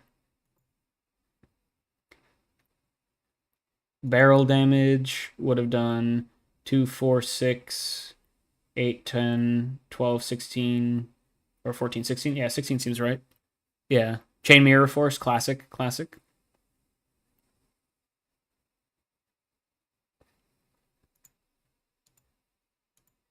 Ooh, shout out to the Deck Devastation virus. Cold Wave, Deck Deva, Rhoda. What a fun match. Okay, Ellery, though, we've successfully resolved Heavy Storm. Board is clear. You still have BLS around, but you took a lot of damage for the pleasure. Not sure if BLS has been used already this turn. Could have banished that Mask of Darkness, maybe. Seems kind of likely. We're going to go normal Summon Breaker with no back row to pop just for some damage. Do we poke the set, or do we kill the Morphing Jar?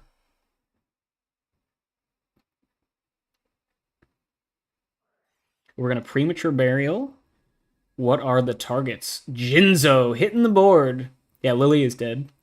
So that seems to make sense to me. Oh, so did we... Oh, we Mineconned the BLS. We're going to banish itself. Cute. Okay, then we can Premature on the Jinzo. So we're all in at this play. 800 life points to our name. Here in Game 3, Ellery is putting all their cards on the table, almost literally. And we're just going to pass. We're not going to try and kill the Morphing Jar. We're going to keep this Breaker on board. Interesting stuff. Yeah, BLS is Mineconned. Thank you, Sight. Big preach. T-Roar for the stream. Row, right? Also, yeah, the T-Roar was activated, so they couldn't attack with the Jinzo. So it was just premature to get the Jinzo on board just as a wall and a stat stick and turn off traps. Now, Sight here only needs to deal 800 points of damage, has the burn cards available. We're in a Heavy Storm to clear out the Jinzo, though, hitting a Metamorphosis as well. And a lot of things are game here now for Sight. Things are looking good. Minecon is probably game, assuming this monster has more than 0 attack.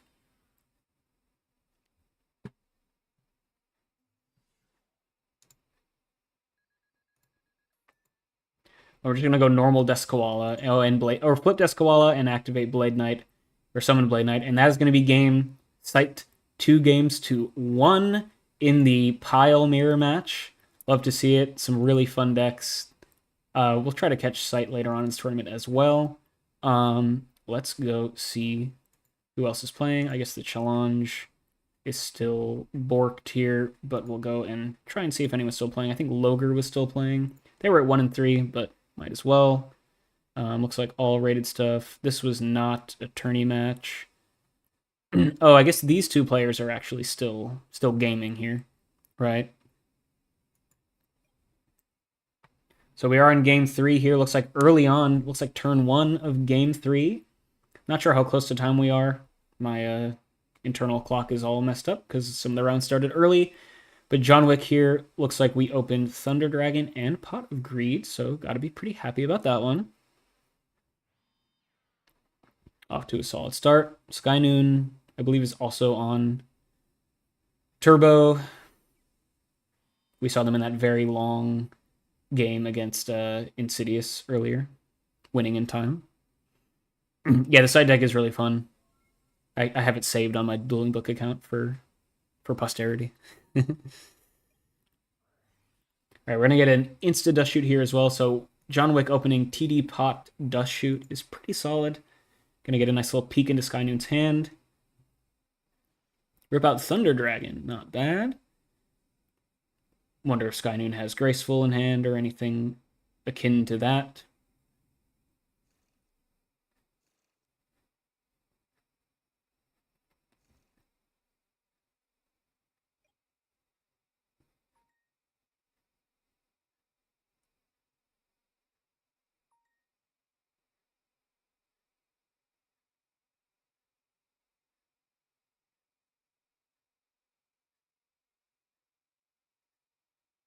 Big think here for Sky Noon in the tank.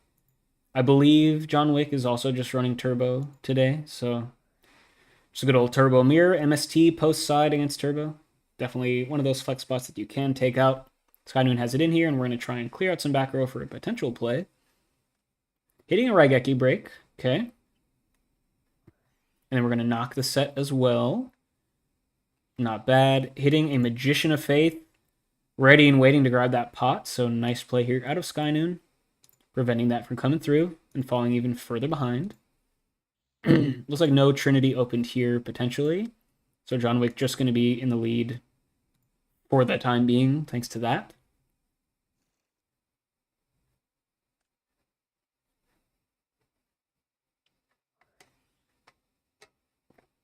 I stand corrected. Yeah, I guess this is all stuff you can do pre-pot as well, especially if you want to thin your deck of all the potential knock targets. However, Pot of Greed on resolution, going to get met with Trap Dust Shoot. So the second Dust Shoot of the turn, continuing to rip apart the hand.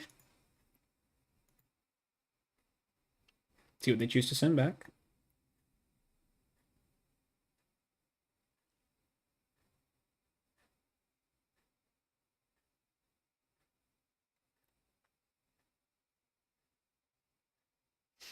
So the hand is Torrential, Nobleman, and a dead Chaos Sorcerer. We're going to send back Tribe. That definitely makes sense because it's the only playable one.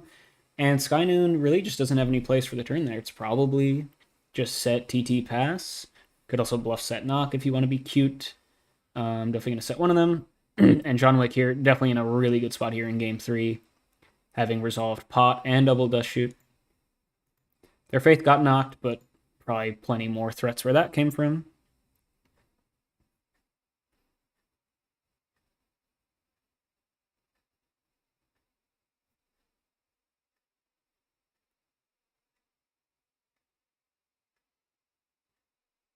John Wick in the tank here. Potentially several options available to them. Any flip monster is pretty good here. Well, actually, no, it's not, because you know your opponent has knock. So, yeah, maybe do you want to bait? Do you just want to normal summon your flips and just start pressuring for damage? Not a bad time to just go like normal Dekoichi or something, honestly. What are they going to do? Torrential your Dekoichi? Seems kind of bad.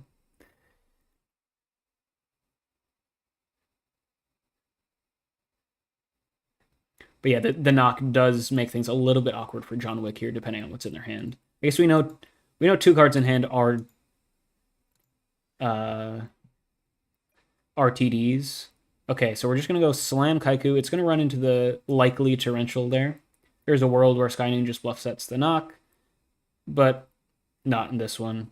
Torrential's just going to trade one for one with the Kaiku, and Skynoon, beating back the pressure just a little bit. So we know the hand is Knock, Sork, and an Unknown. So we're really looking to try and find anything to make this Sork live, probably. Would love to find like a Graceful Charity, probably. Duo is good as well, okay. I mean, this might just hit double TD. Not sure if you needed to do this right now. See what it hits, though. It's going to hit a Thunder Dragon, and I expect to see the second one hit the bin as well. Yeah, so not a super... I feel like this is a decent spot to just hold the duo, because you kind of need to like do more with your cards at this point in time when you're so far behind. John Wick's going to go ahead, slam down Tribe Infecting Virus, just get a little clock on the opponent, 1600 damage a turn. Ain't nothing to scoff at. Skynoon, Knock, and Sork can't do anything against that, of course. Going to set a back row. Could just be bluff set knock. Even if it is like Mirror Force or something, that's fine.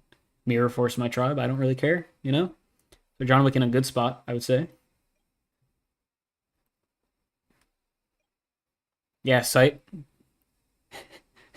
Well played.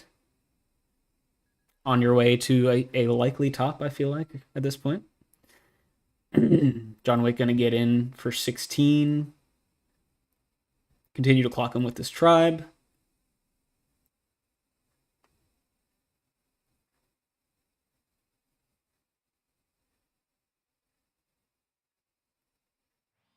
Skynoon in between a rock and a hard place here for the time being. They find a monster to get in the way of this Tribe.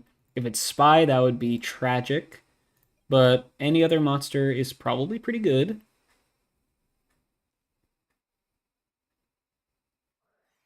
We're going to go Minecon it. I like this play. At least you'll get through for some damage. Sky Noon thinking here. I feel like this has to just be bluff set knock, though, right? Surely.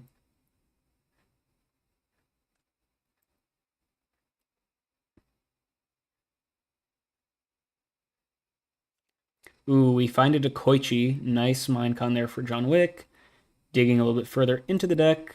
Chaos live here, and you already kind of tested this back row before. You know it's not torrential.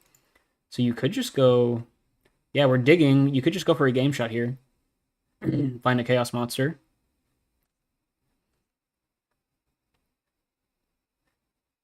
Sorka's game, BLS's game.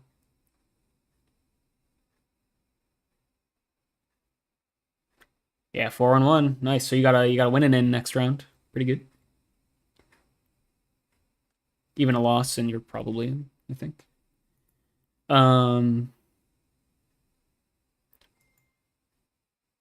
Assuming you win one more match, I guess. Okay, so we're gonna go Graceful, discard Sook, and Torrential. Cool. And then we're gonna summon the Breaker. That'll get hit with the Raigeki Break. Okay, but we're gonna break, discard the known knock, hit the tribe. So we know the hand is just Sork now. And then we can just slam down Sork for a game. So really well played there for John Wick. Sequencing to bait out the back row, knowing you had the Sork in the wings in case it was something real to go for game. And John Wick's going to take this one down 2-1 in a turbo mirror. Continue on their path towards the top 16. Check challenge once again. Nope. Okay, so we'll just see if anyone is still playing. Dun, dun, dun, dun, dun. I think, yeah, this... I don't think that's real. This is... Oh, wait, where'd it go? This is an FLC match. I believe Logar is already eliminated. I think they're X and 3. But Viriros maybe is not. So they might be playing still for a spot to slip in at X and 2, potentially. And we are in game 3. Logar here. Looks like they're just on Chaos Turbo. Viriros, I believe we know, is on Turbo as well. So another good old Turbo mirror for everyone today. We've got Dueling Thunder Dragons. Gonna go attempt to trade them off and to keep this spy here on the board. Interesting. Maybe could have gone aggressive with that spy there, potentially. Not sure when it hit the board. Gonna add another set monster as well. So game state is pretty even here, I think. Definitely anyone's game at this point. No massive units used by either player just yet, except for BLS is in the banish zone for Guerreros. We're going to flip up Night Assailant and pop a Serpent, so not exactly what you wanted to see there. But it will at least clear the way. Oh, and you have the Night Assailant to reset it anyway, so that's totally fine. Now, do you want to play into Mirror Force with this tribe? Looks like no, we're just going to poke for 11. Cool. So I believe, yeah, let me check the standings. Guerreros is 2-2, yeah, so fighting for their tournament life here, it looks like.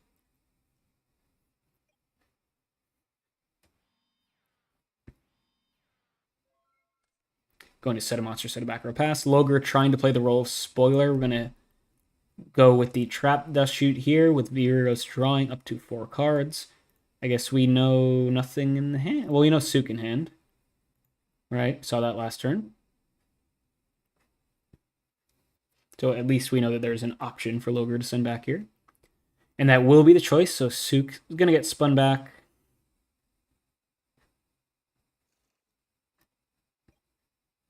Interested to see what Viriro's set monster is.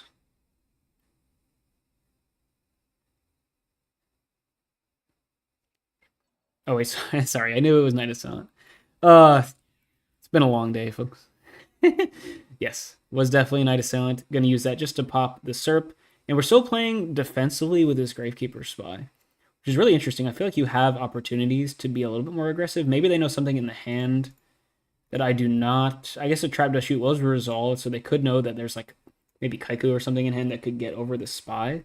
However, if there is Kaiku, just having this Night Assailant here in attack position to do nothing isn't going to really get too much done. We are officially in time. Logar is on turn 0 here.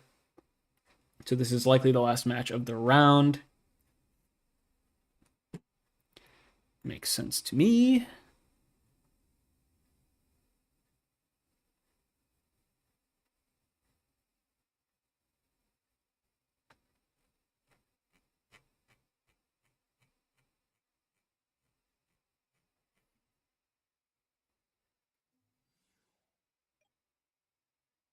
Cool. All right. Sorry, I was just checking on the status of the challenge. Looks like the challenge is probably not going to get fixed, but the bot still works. So I will just be kind of flying blind standing wise for a little bit, unless you guys tell me in the chat what people's ratings are. Interesting play here out of Logar. That we're just going to go normal summon Serpent to kill the Night Assailant, get it off the board. I think that's totally fine. No worry about getting a Dark Engrave. Already was one. Might as well make a little bit of progress. Now, Logar is quite far behind. We are in time. I believe Viriros is turn 1. So Logar's going to have to make up a lot of defense here. And a reminder of Viriros fighting for their tournament life here. They are X and 2 currently, so if they lose, they will no longer be able to make top cut mathematically. Ooh, Heavy Storm is big here for Logar. Okay. Going to wipe the board. Killing their own Mirror Force, but hitting the opponents. Then we're going to fire off a Graceful as well. So going to need to do a lot of damage very, very quickly. I mean, this is the last turn that it's possible, right? Unless you have some sort of chainable. Big turn here. Gonna go ahead and figure out what these Graceful discards are. This should be turn 2, right? 1, 2. Yeah. Oh, is it 2 turn 3? That's important. Cool.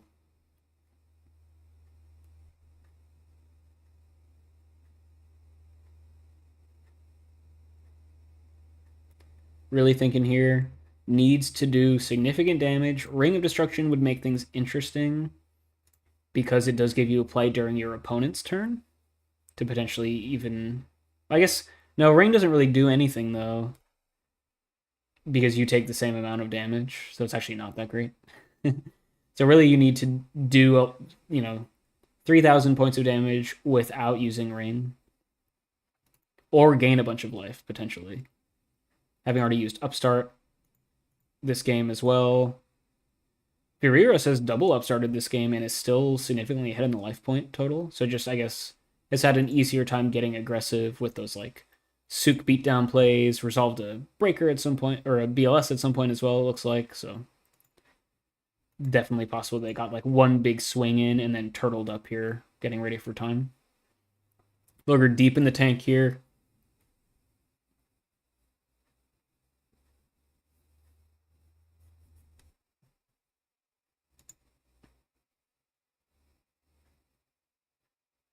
Just trying to see those Graceful discards, right?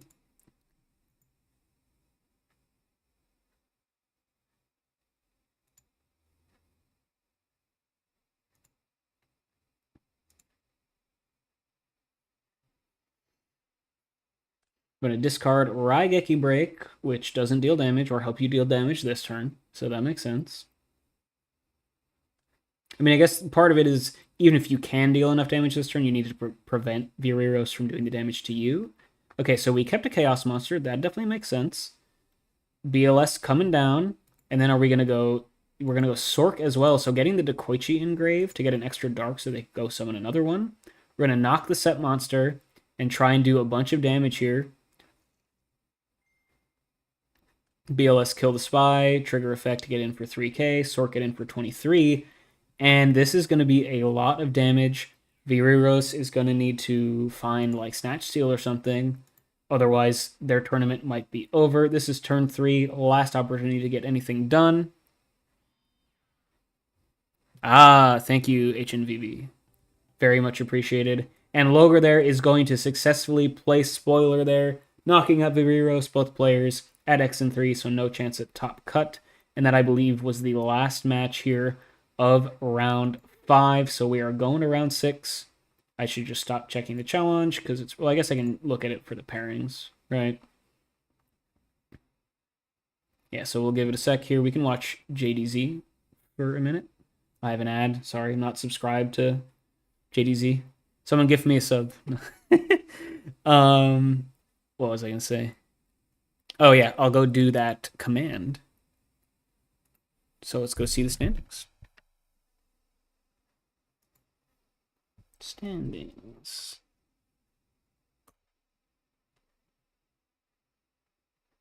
Bot spam. Okay, cool. So here, okay, so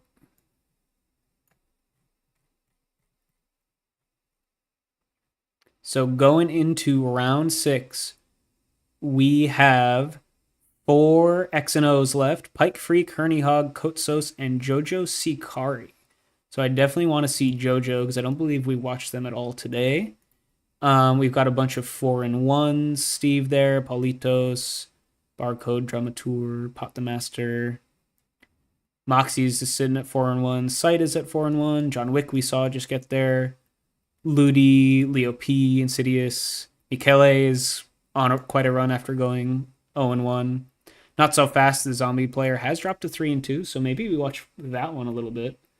Because this is a bubble match for them. It would be cool to get a little bit of that on the stream before they're potentially knocked out. Yeah, really interesting stuff so far. Let's go see. I guess we can still look at here for the standings if they are out. Do we have round 6? No, not yet. Okay, so we will just hang out for a little bit then, I guess, guys. Unless they are ready and we're just not using the challenge anymore.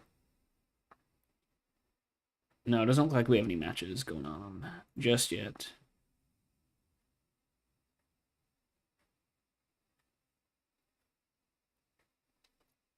Refresh my challenge page.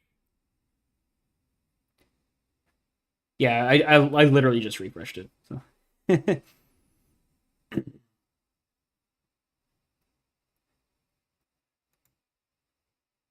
We can go watch good old JDZ for a little bit.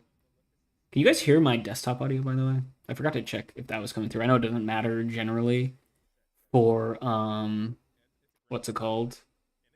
Like no one cares about the DB sound. Yeah, that's something I would need to figure out, I think.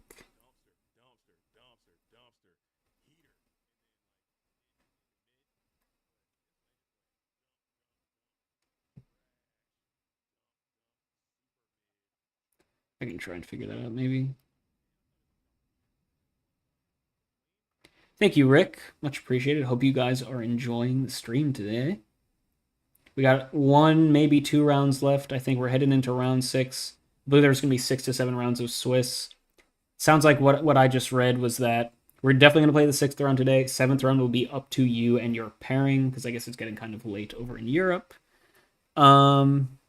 Let's see if the standings are, or the pairings are up here for round 6. Nope, not yet.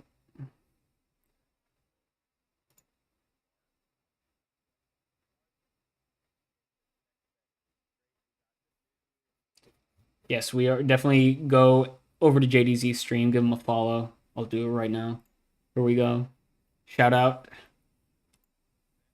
some love from the GOAT format community over to, the patriarch.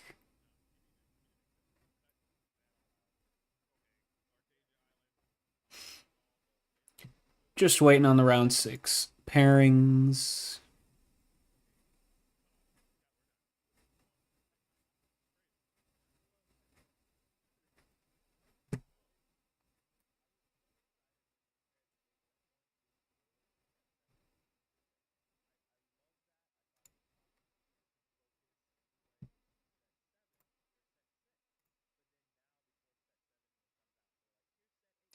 Looks like we might just be having some technical difficulties here, folks. So I'm going to go refill up my water bottle, I think. We will have a brief intermission while we wait for them to figure out all the fun challenge stuff.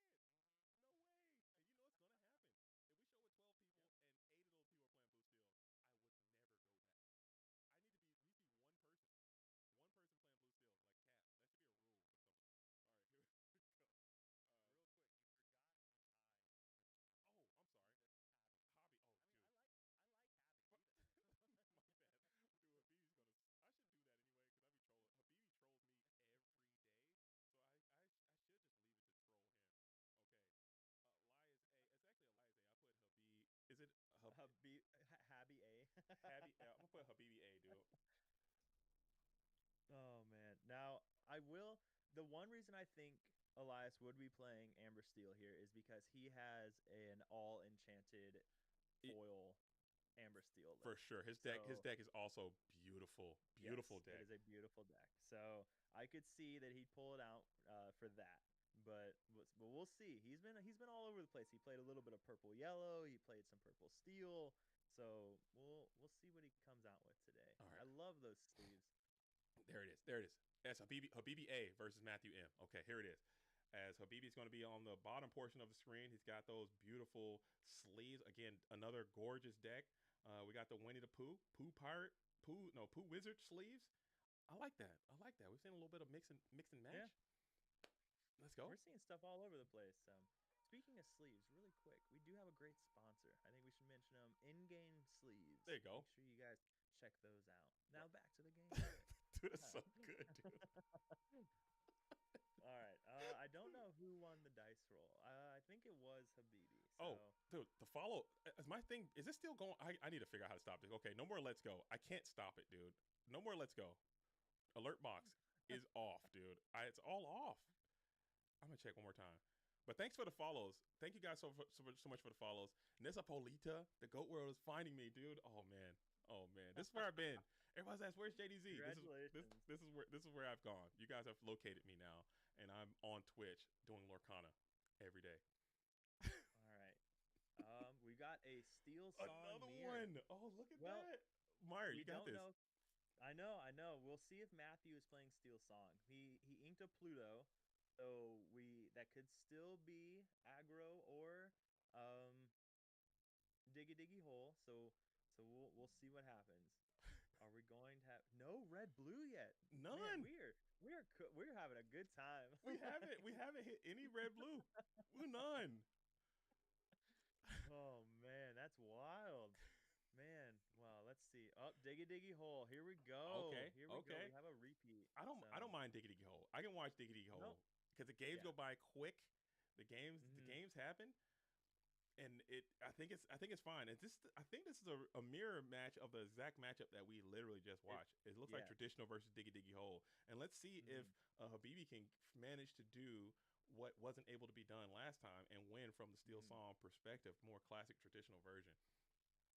All It's my gonna be it's gonna Zeus. no Nope. All right. storm onto the Cindy. And for all my Goat Worldians out there, when I say Diggy Hole, it's basically another Steel Song deck, but it doesn't have some of the other advanced singers like the Ariel and Ursa Vanessa and Naveen's. They don't play any of that stuff. More low to the ground, more aggressive deck. Think of a warrior deck versus a chaos control deck. I Ooh. would say if that makes I any think sense to the he Goat Worldians out there.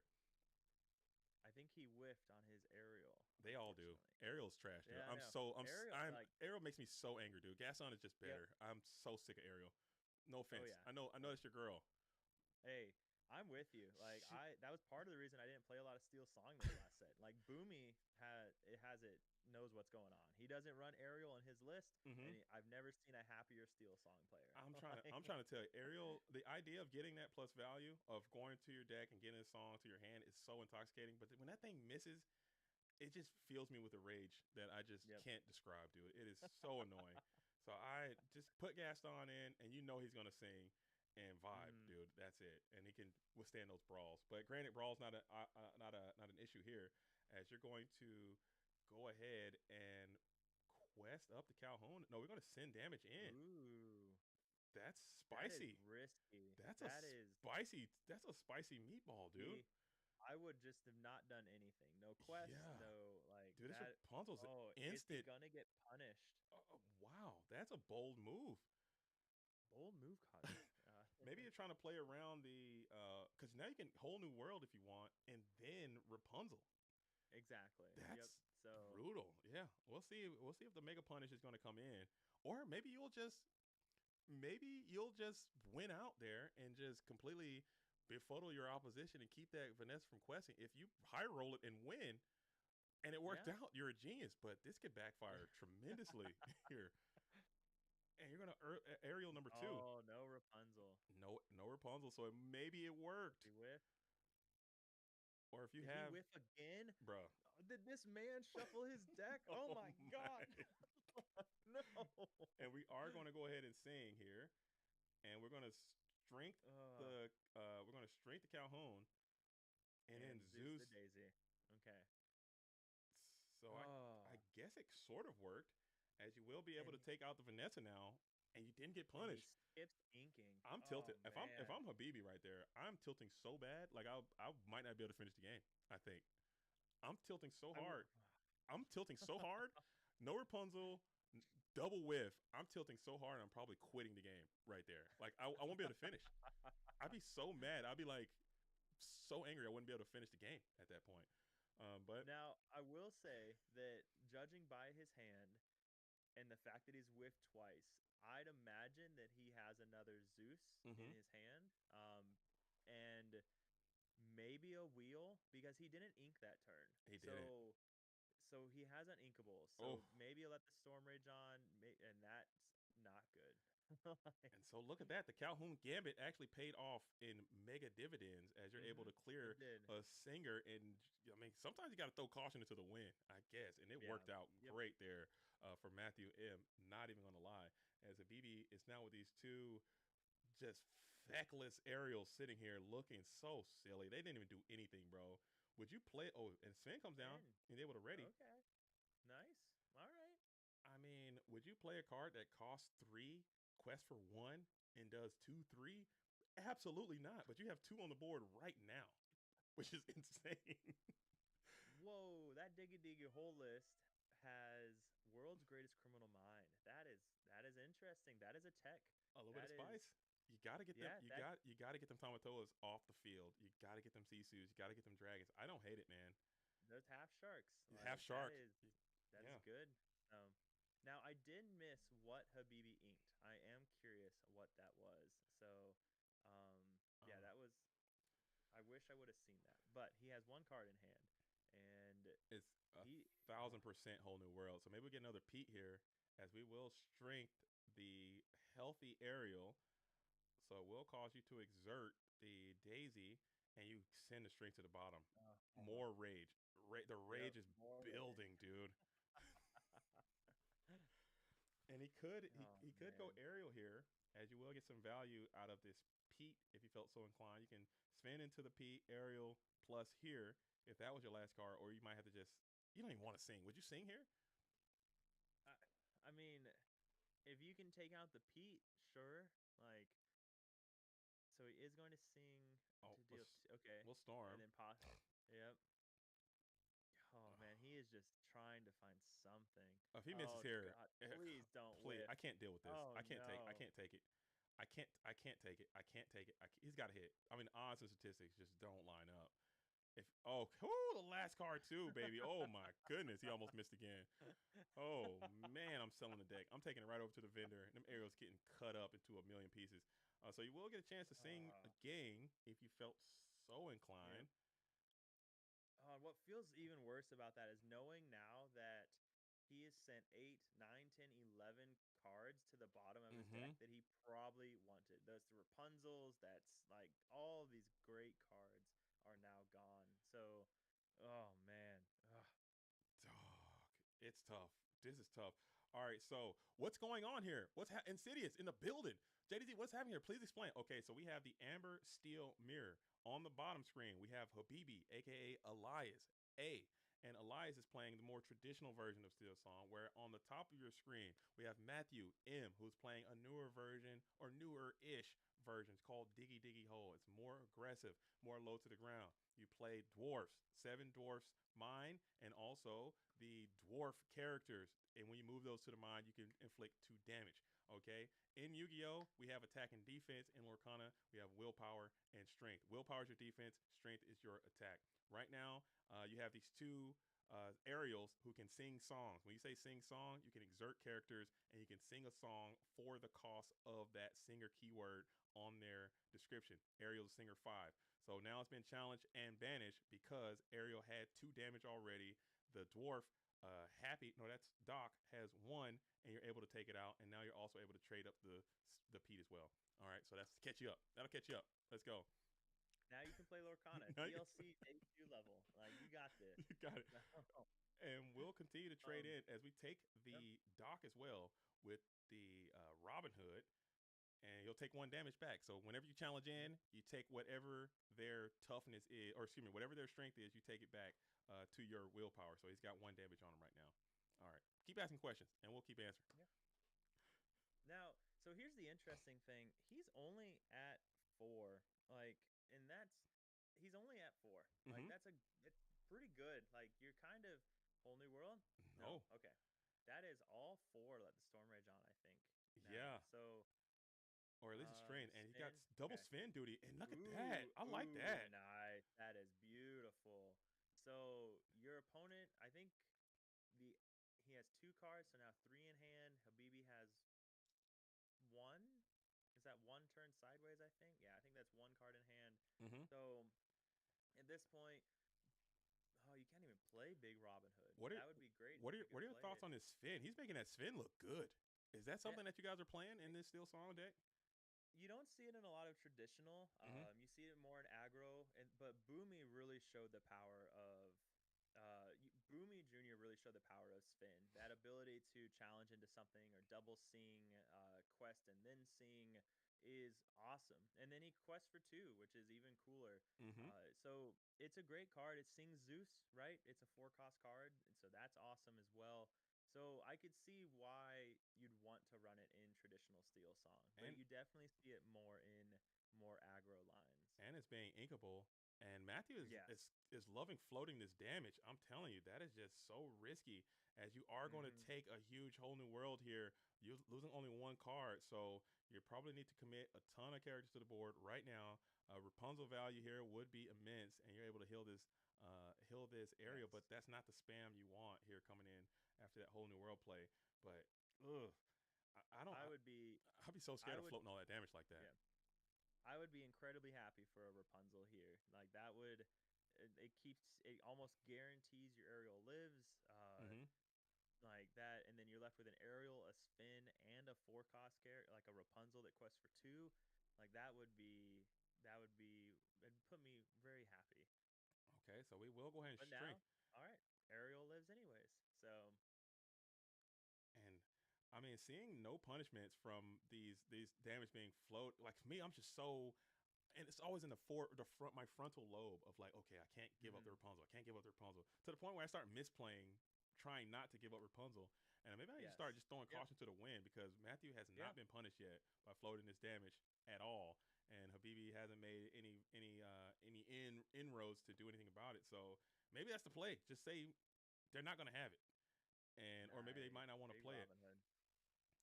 as. And I think that's one of the things, right? And I think that's one of the things that separates, the really great players from those that aren't quite there yet is Mhm. knowing when, like, okay, statistically the odds of this are this many, and I can just throw caution to the wind. Like, if he draws 3 here, that's really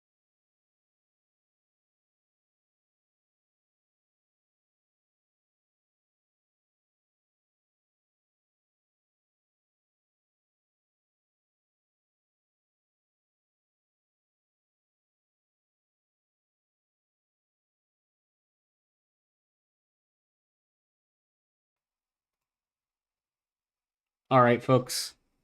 If you guys are still watching, and if you aren't, you should already be. You should go watch JDZ. But we are having some technical difficulties with challenge and the bracket. Jazz is having to manually reconstruct everything to make sure all the standings are correct going into round 6, and it's taking longer than he expected. So unfortunately, that is all the time we have for the FLC today. The last 2 rounds of Swiss will be played tomorrow, and we will then cut to top 16 from there. So this is going to be all for me for this tournament for this weekend. Hope you guys enjoyed this. I had a lot of fun. And definitely tune in tomorrow, assuming we have a streamer. Go check out JDZ's stream as well for Lorcana. Also, show him some love. Thank you guys all for watching, and I'll catch you around.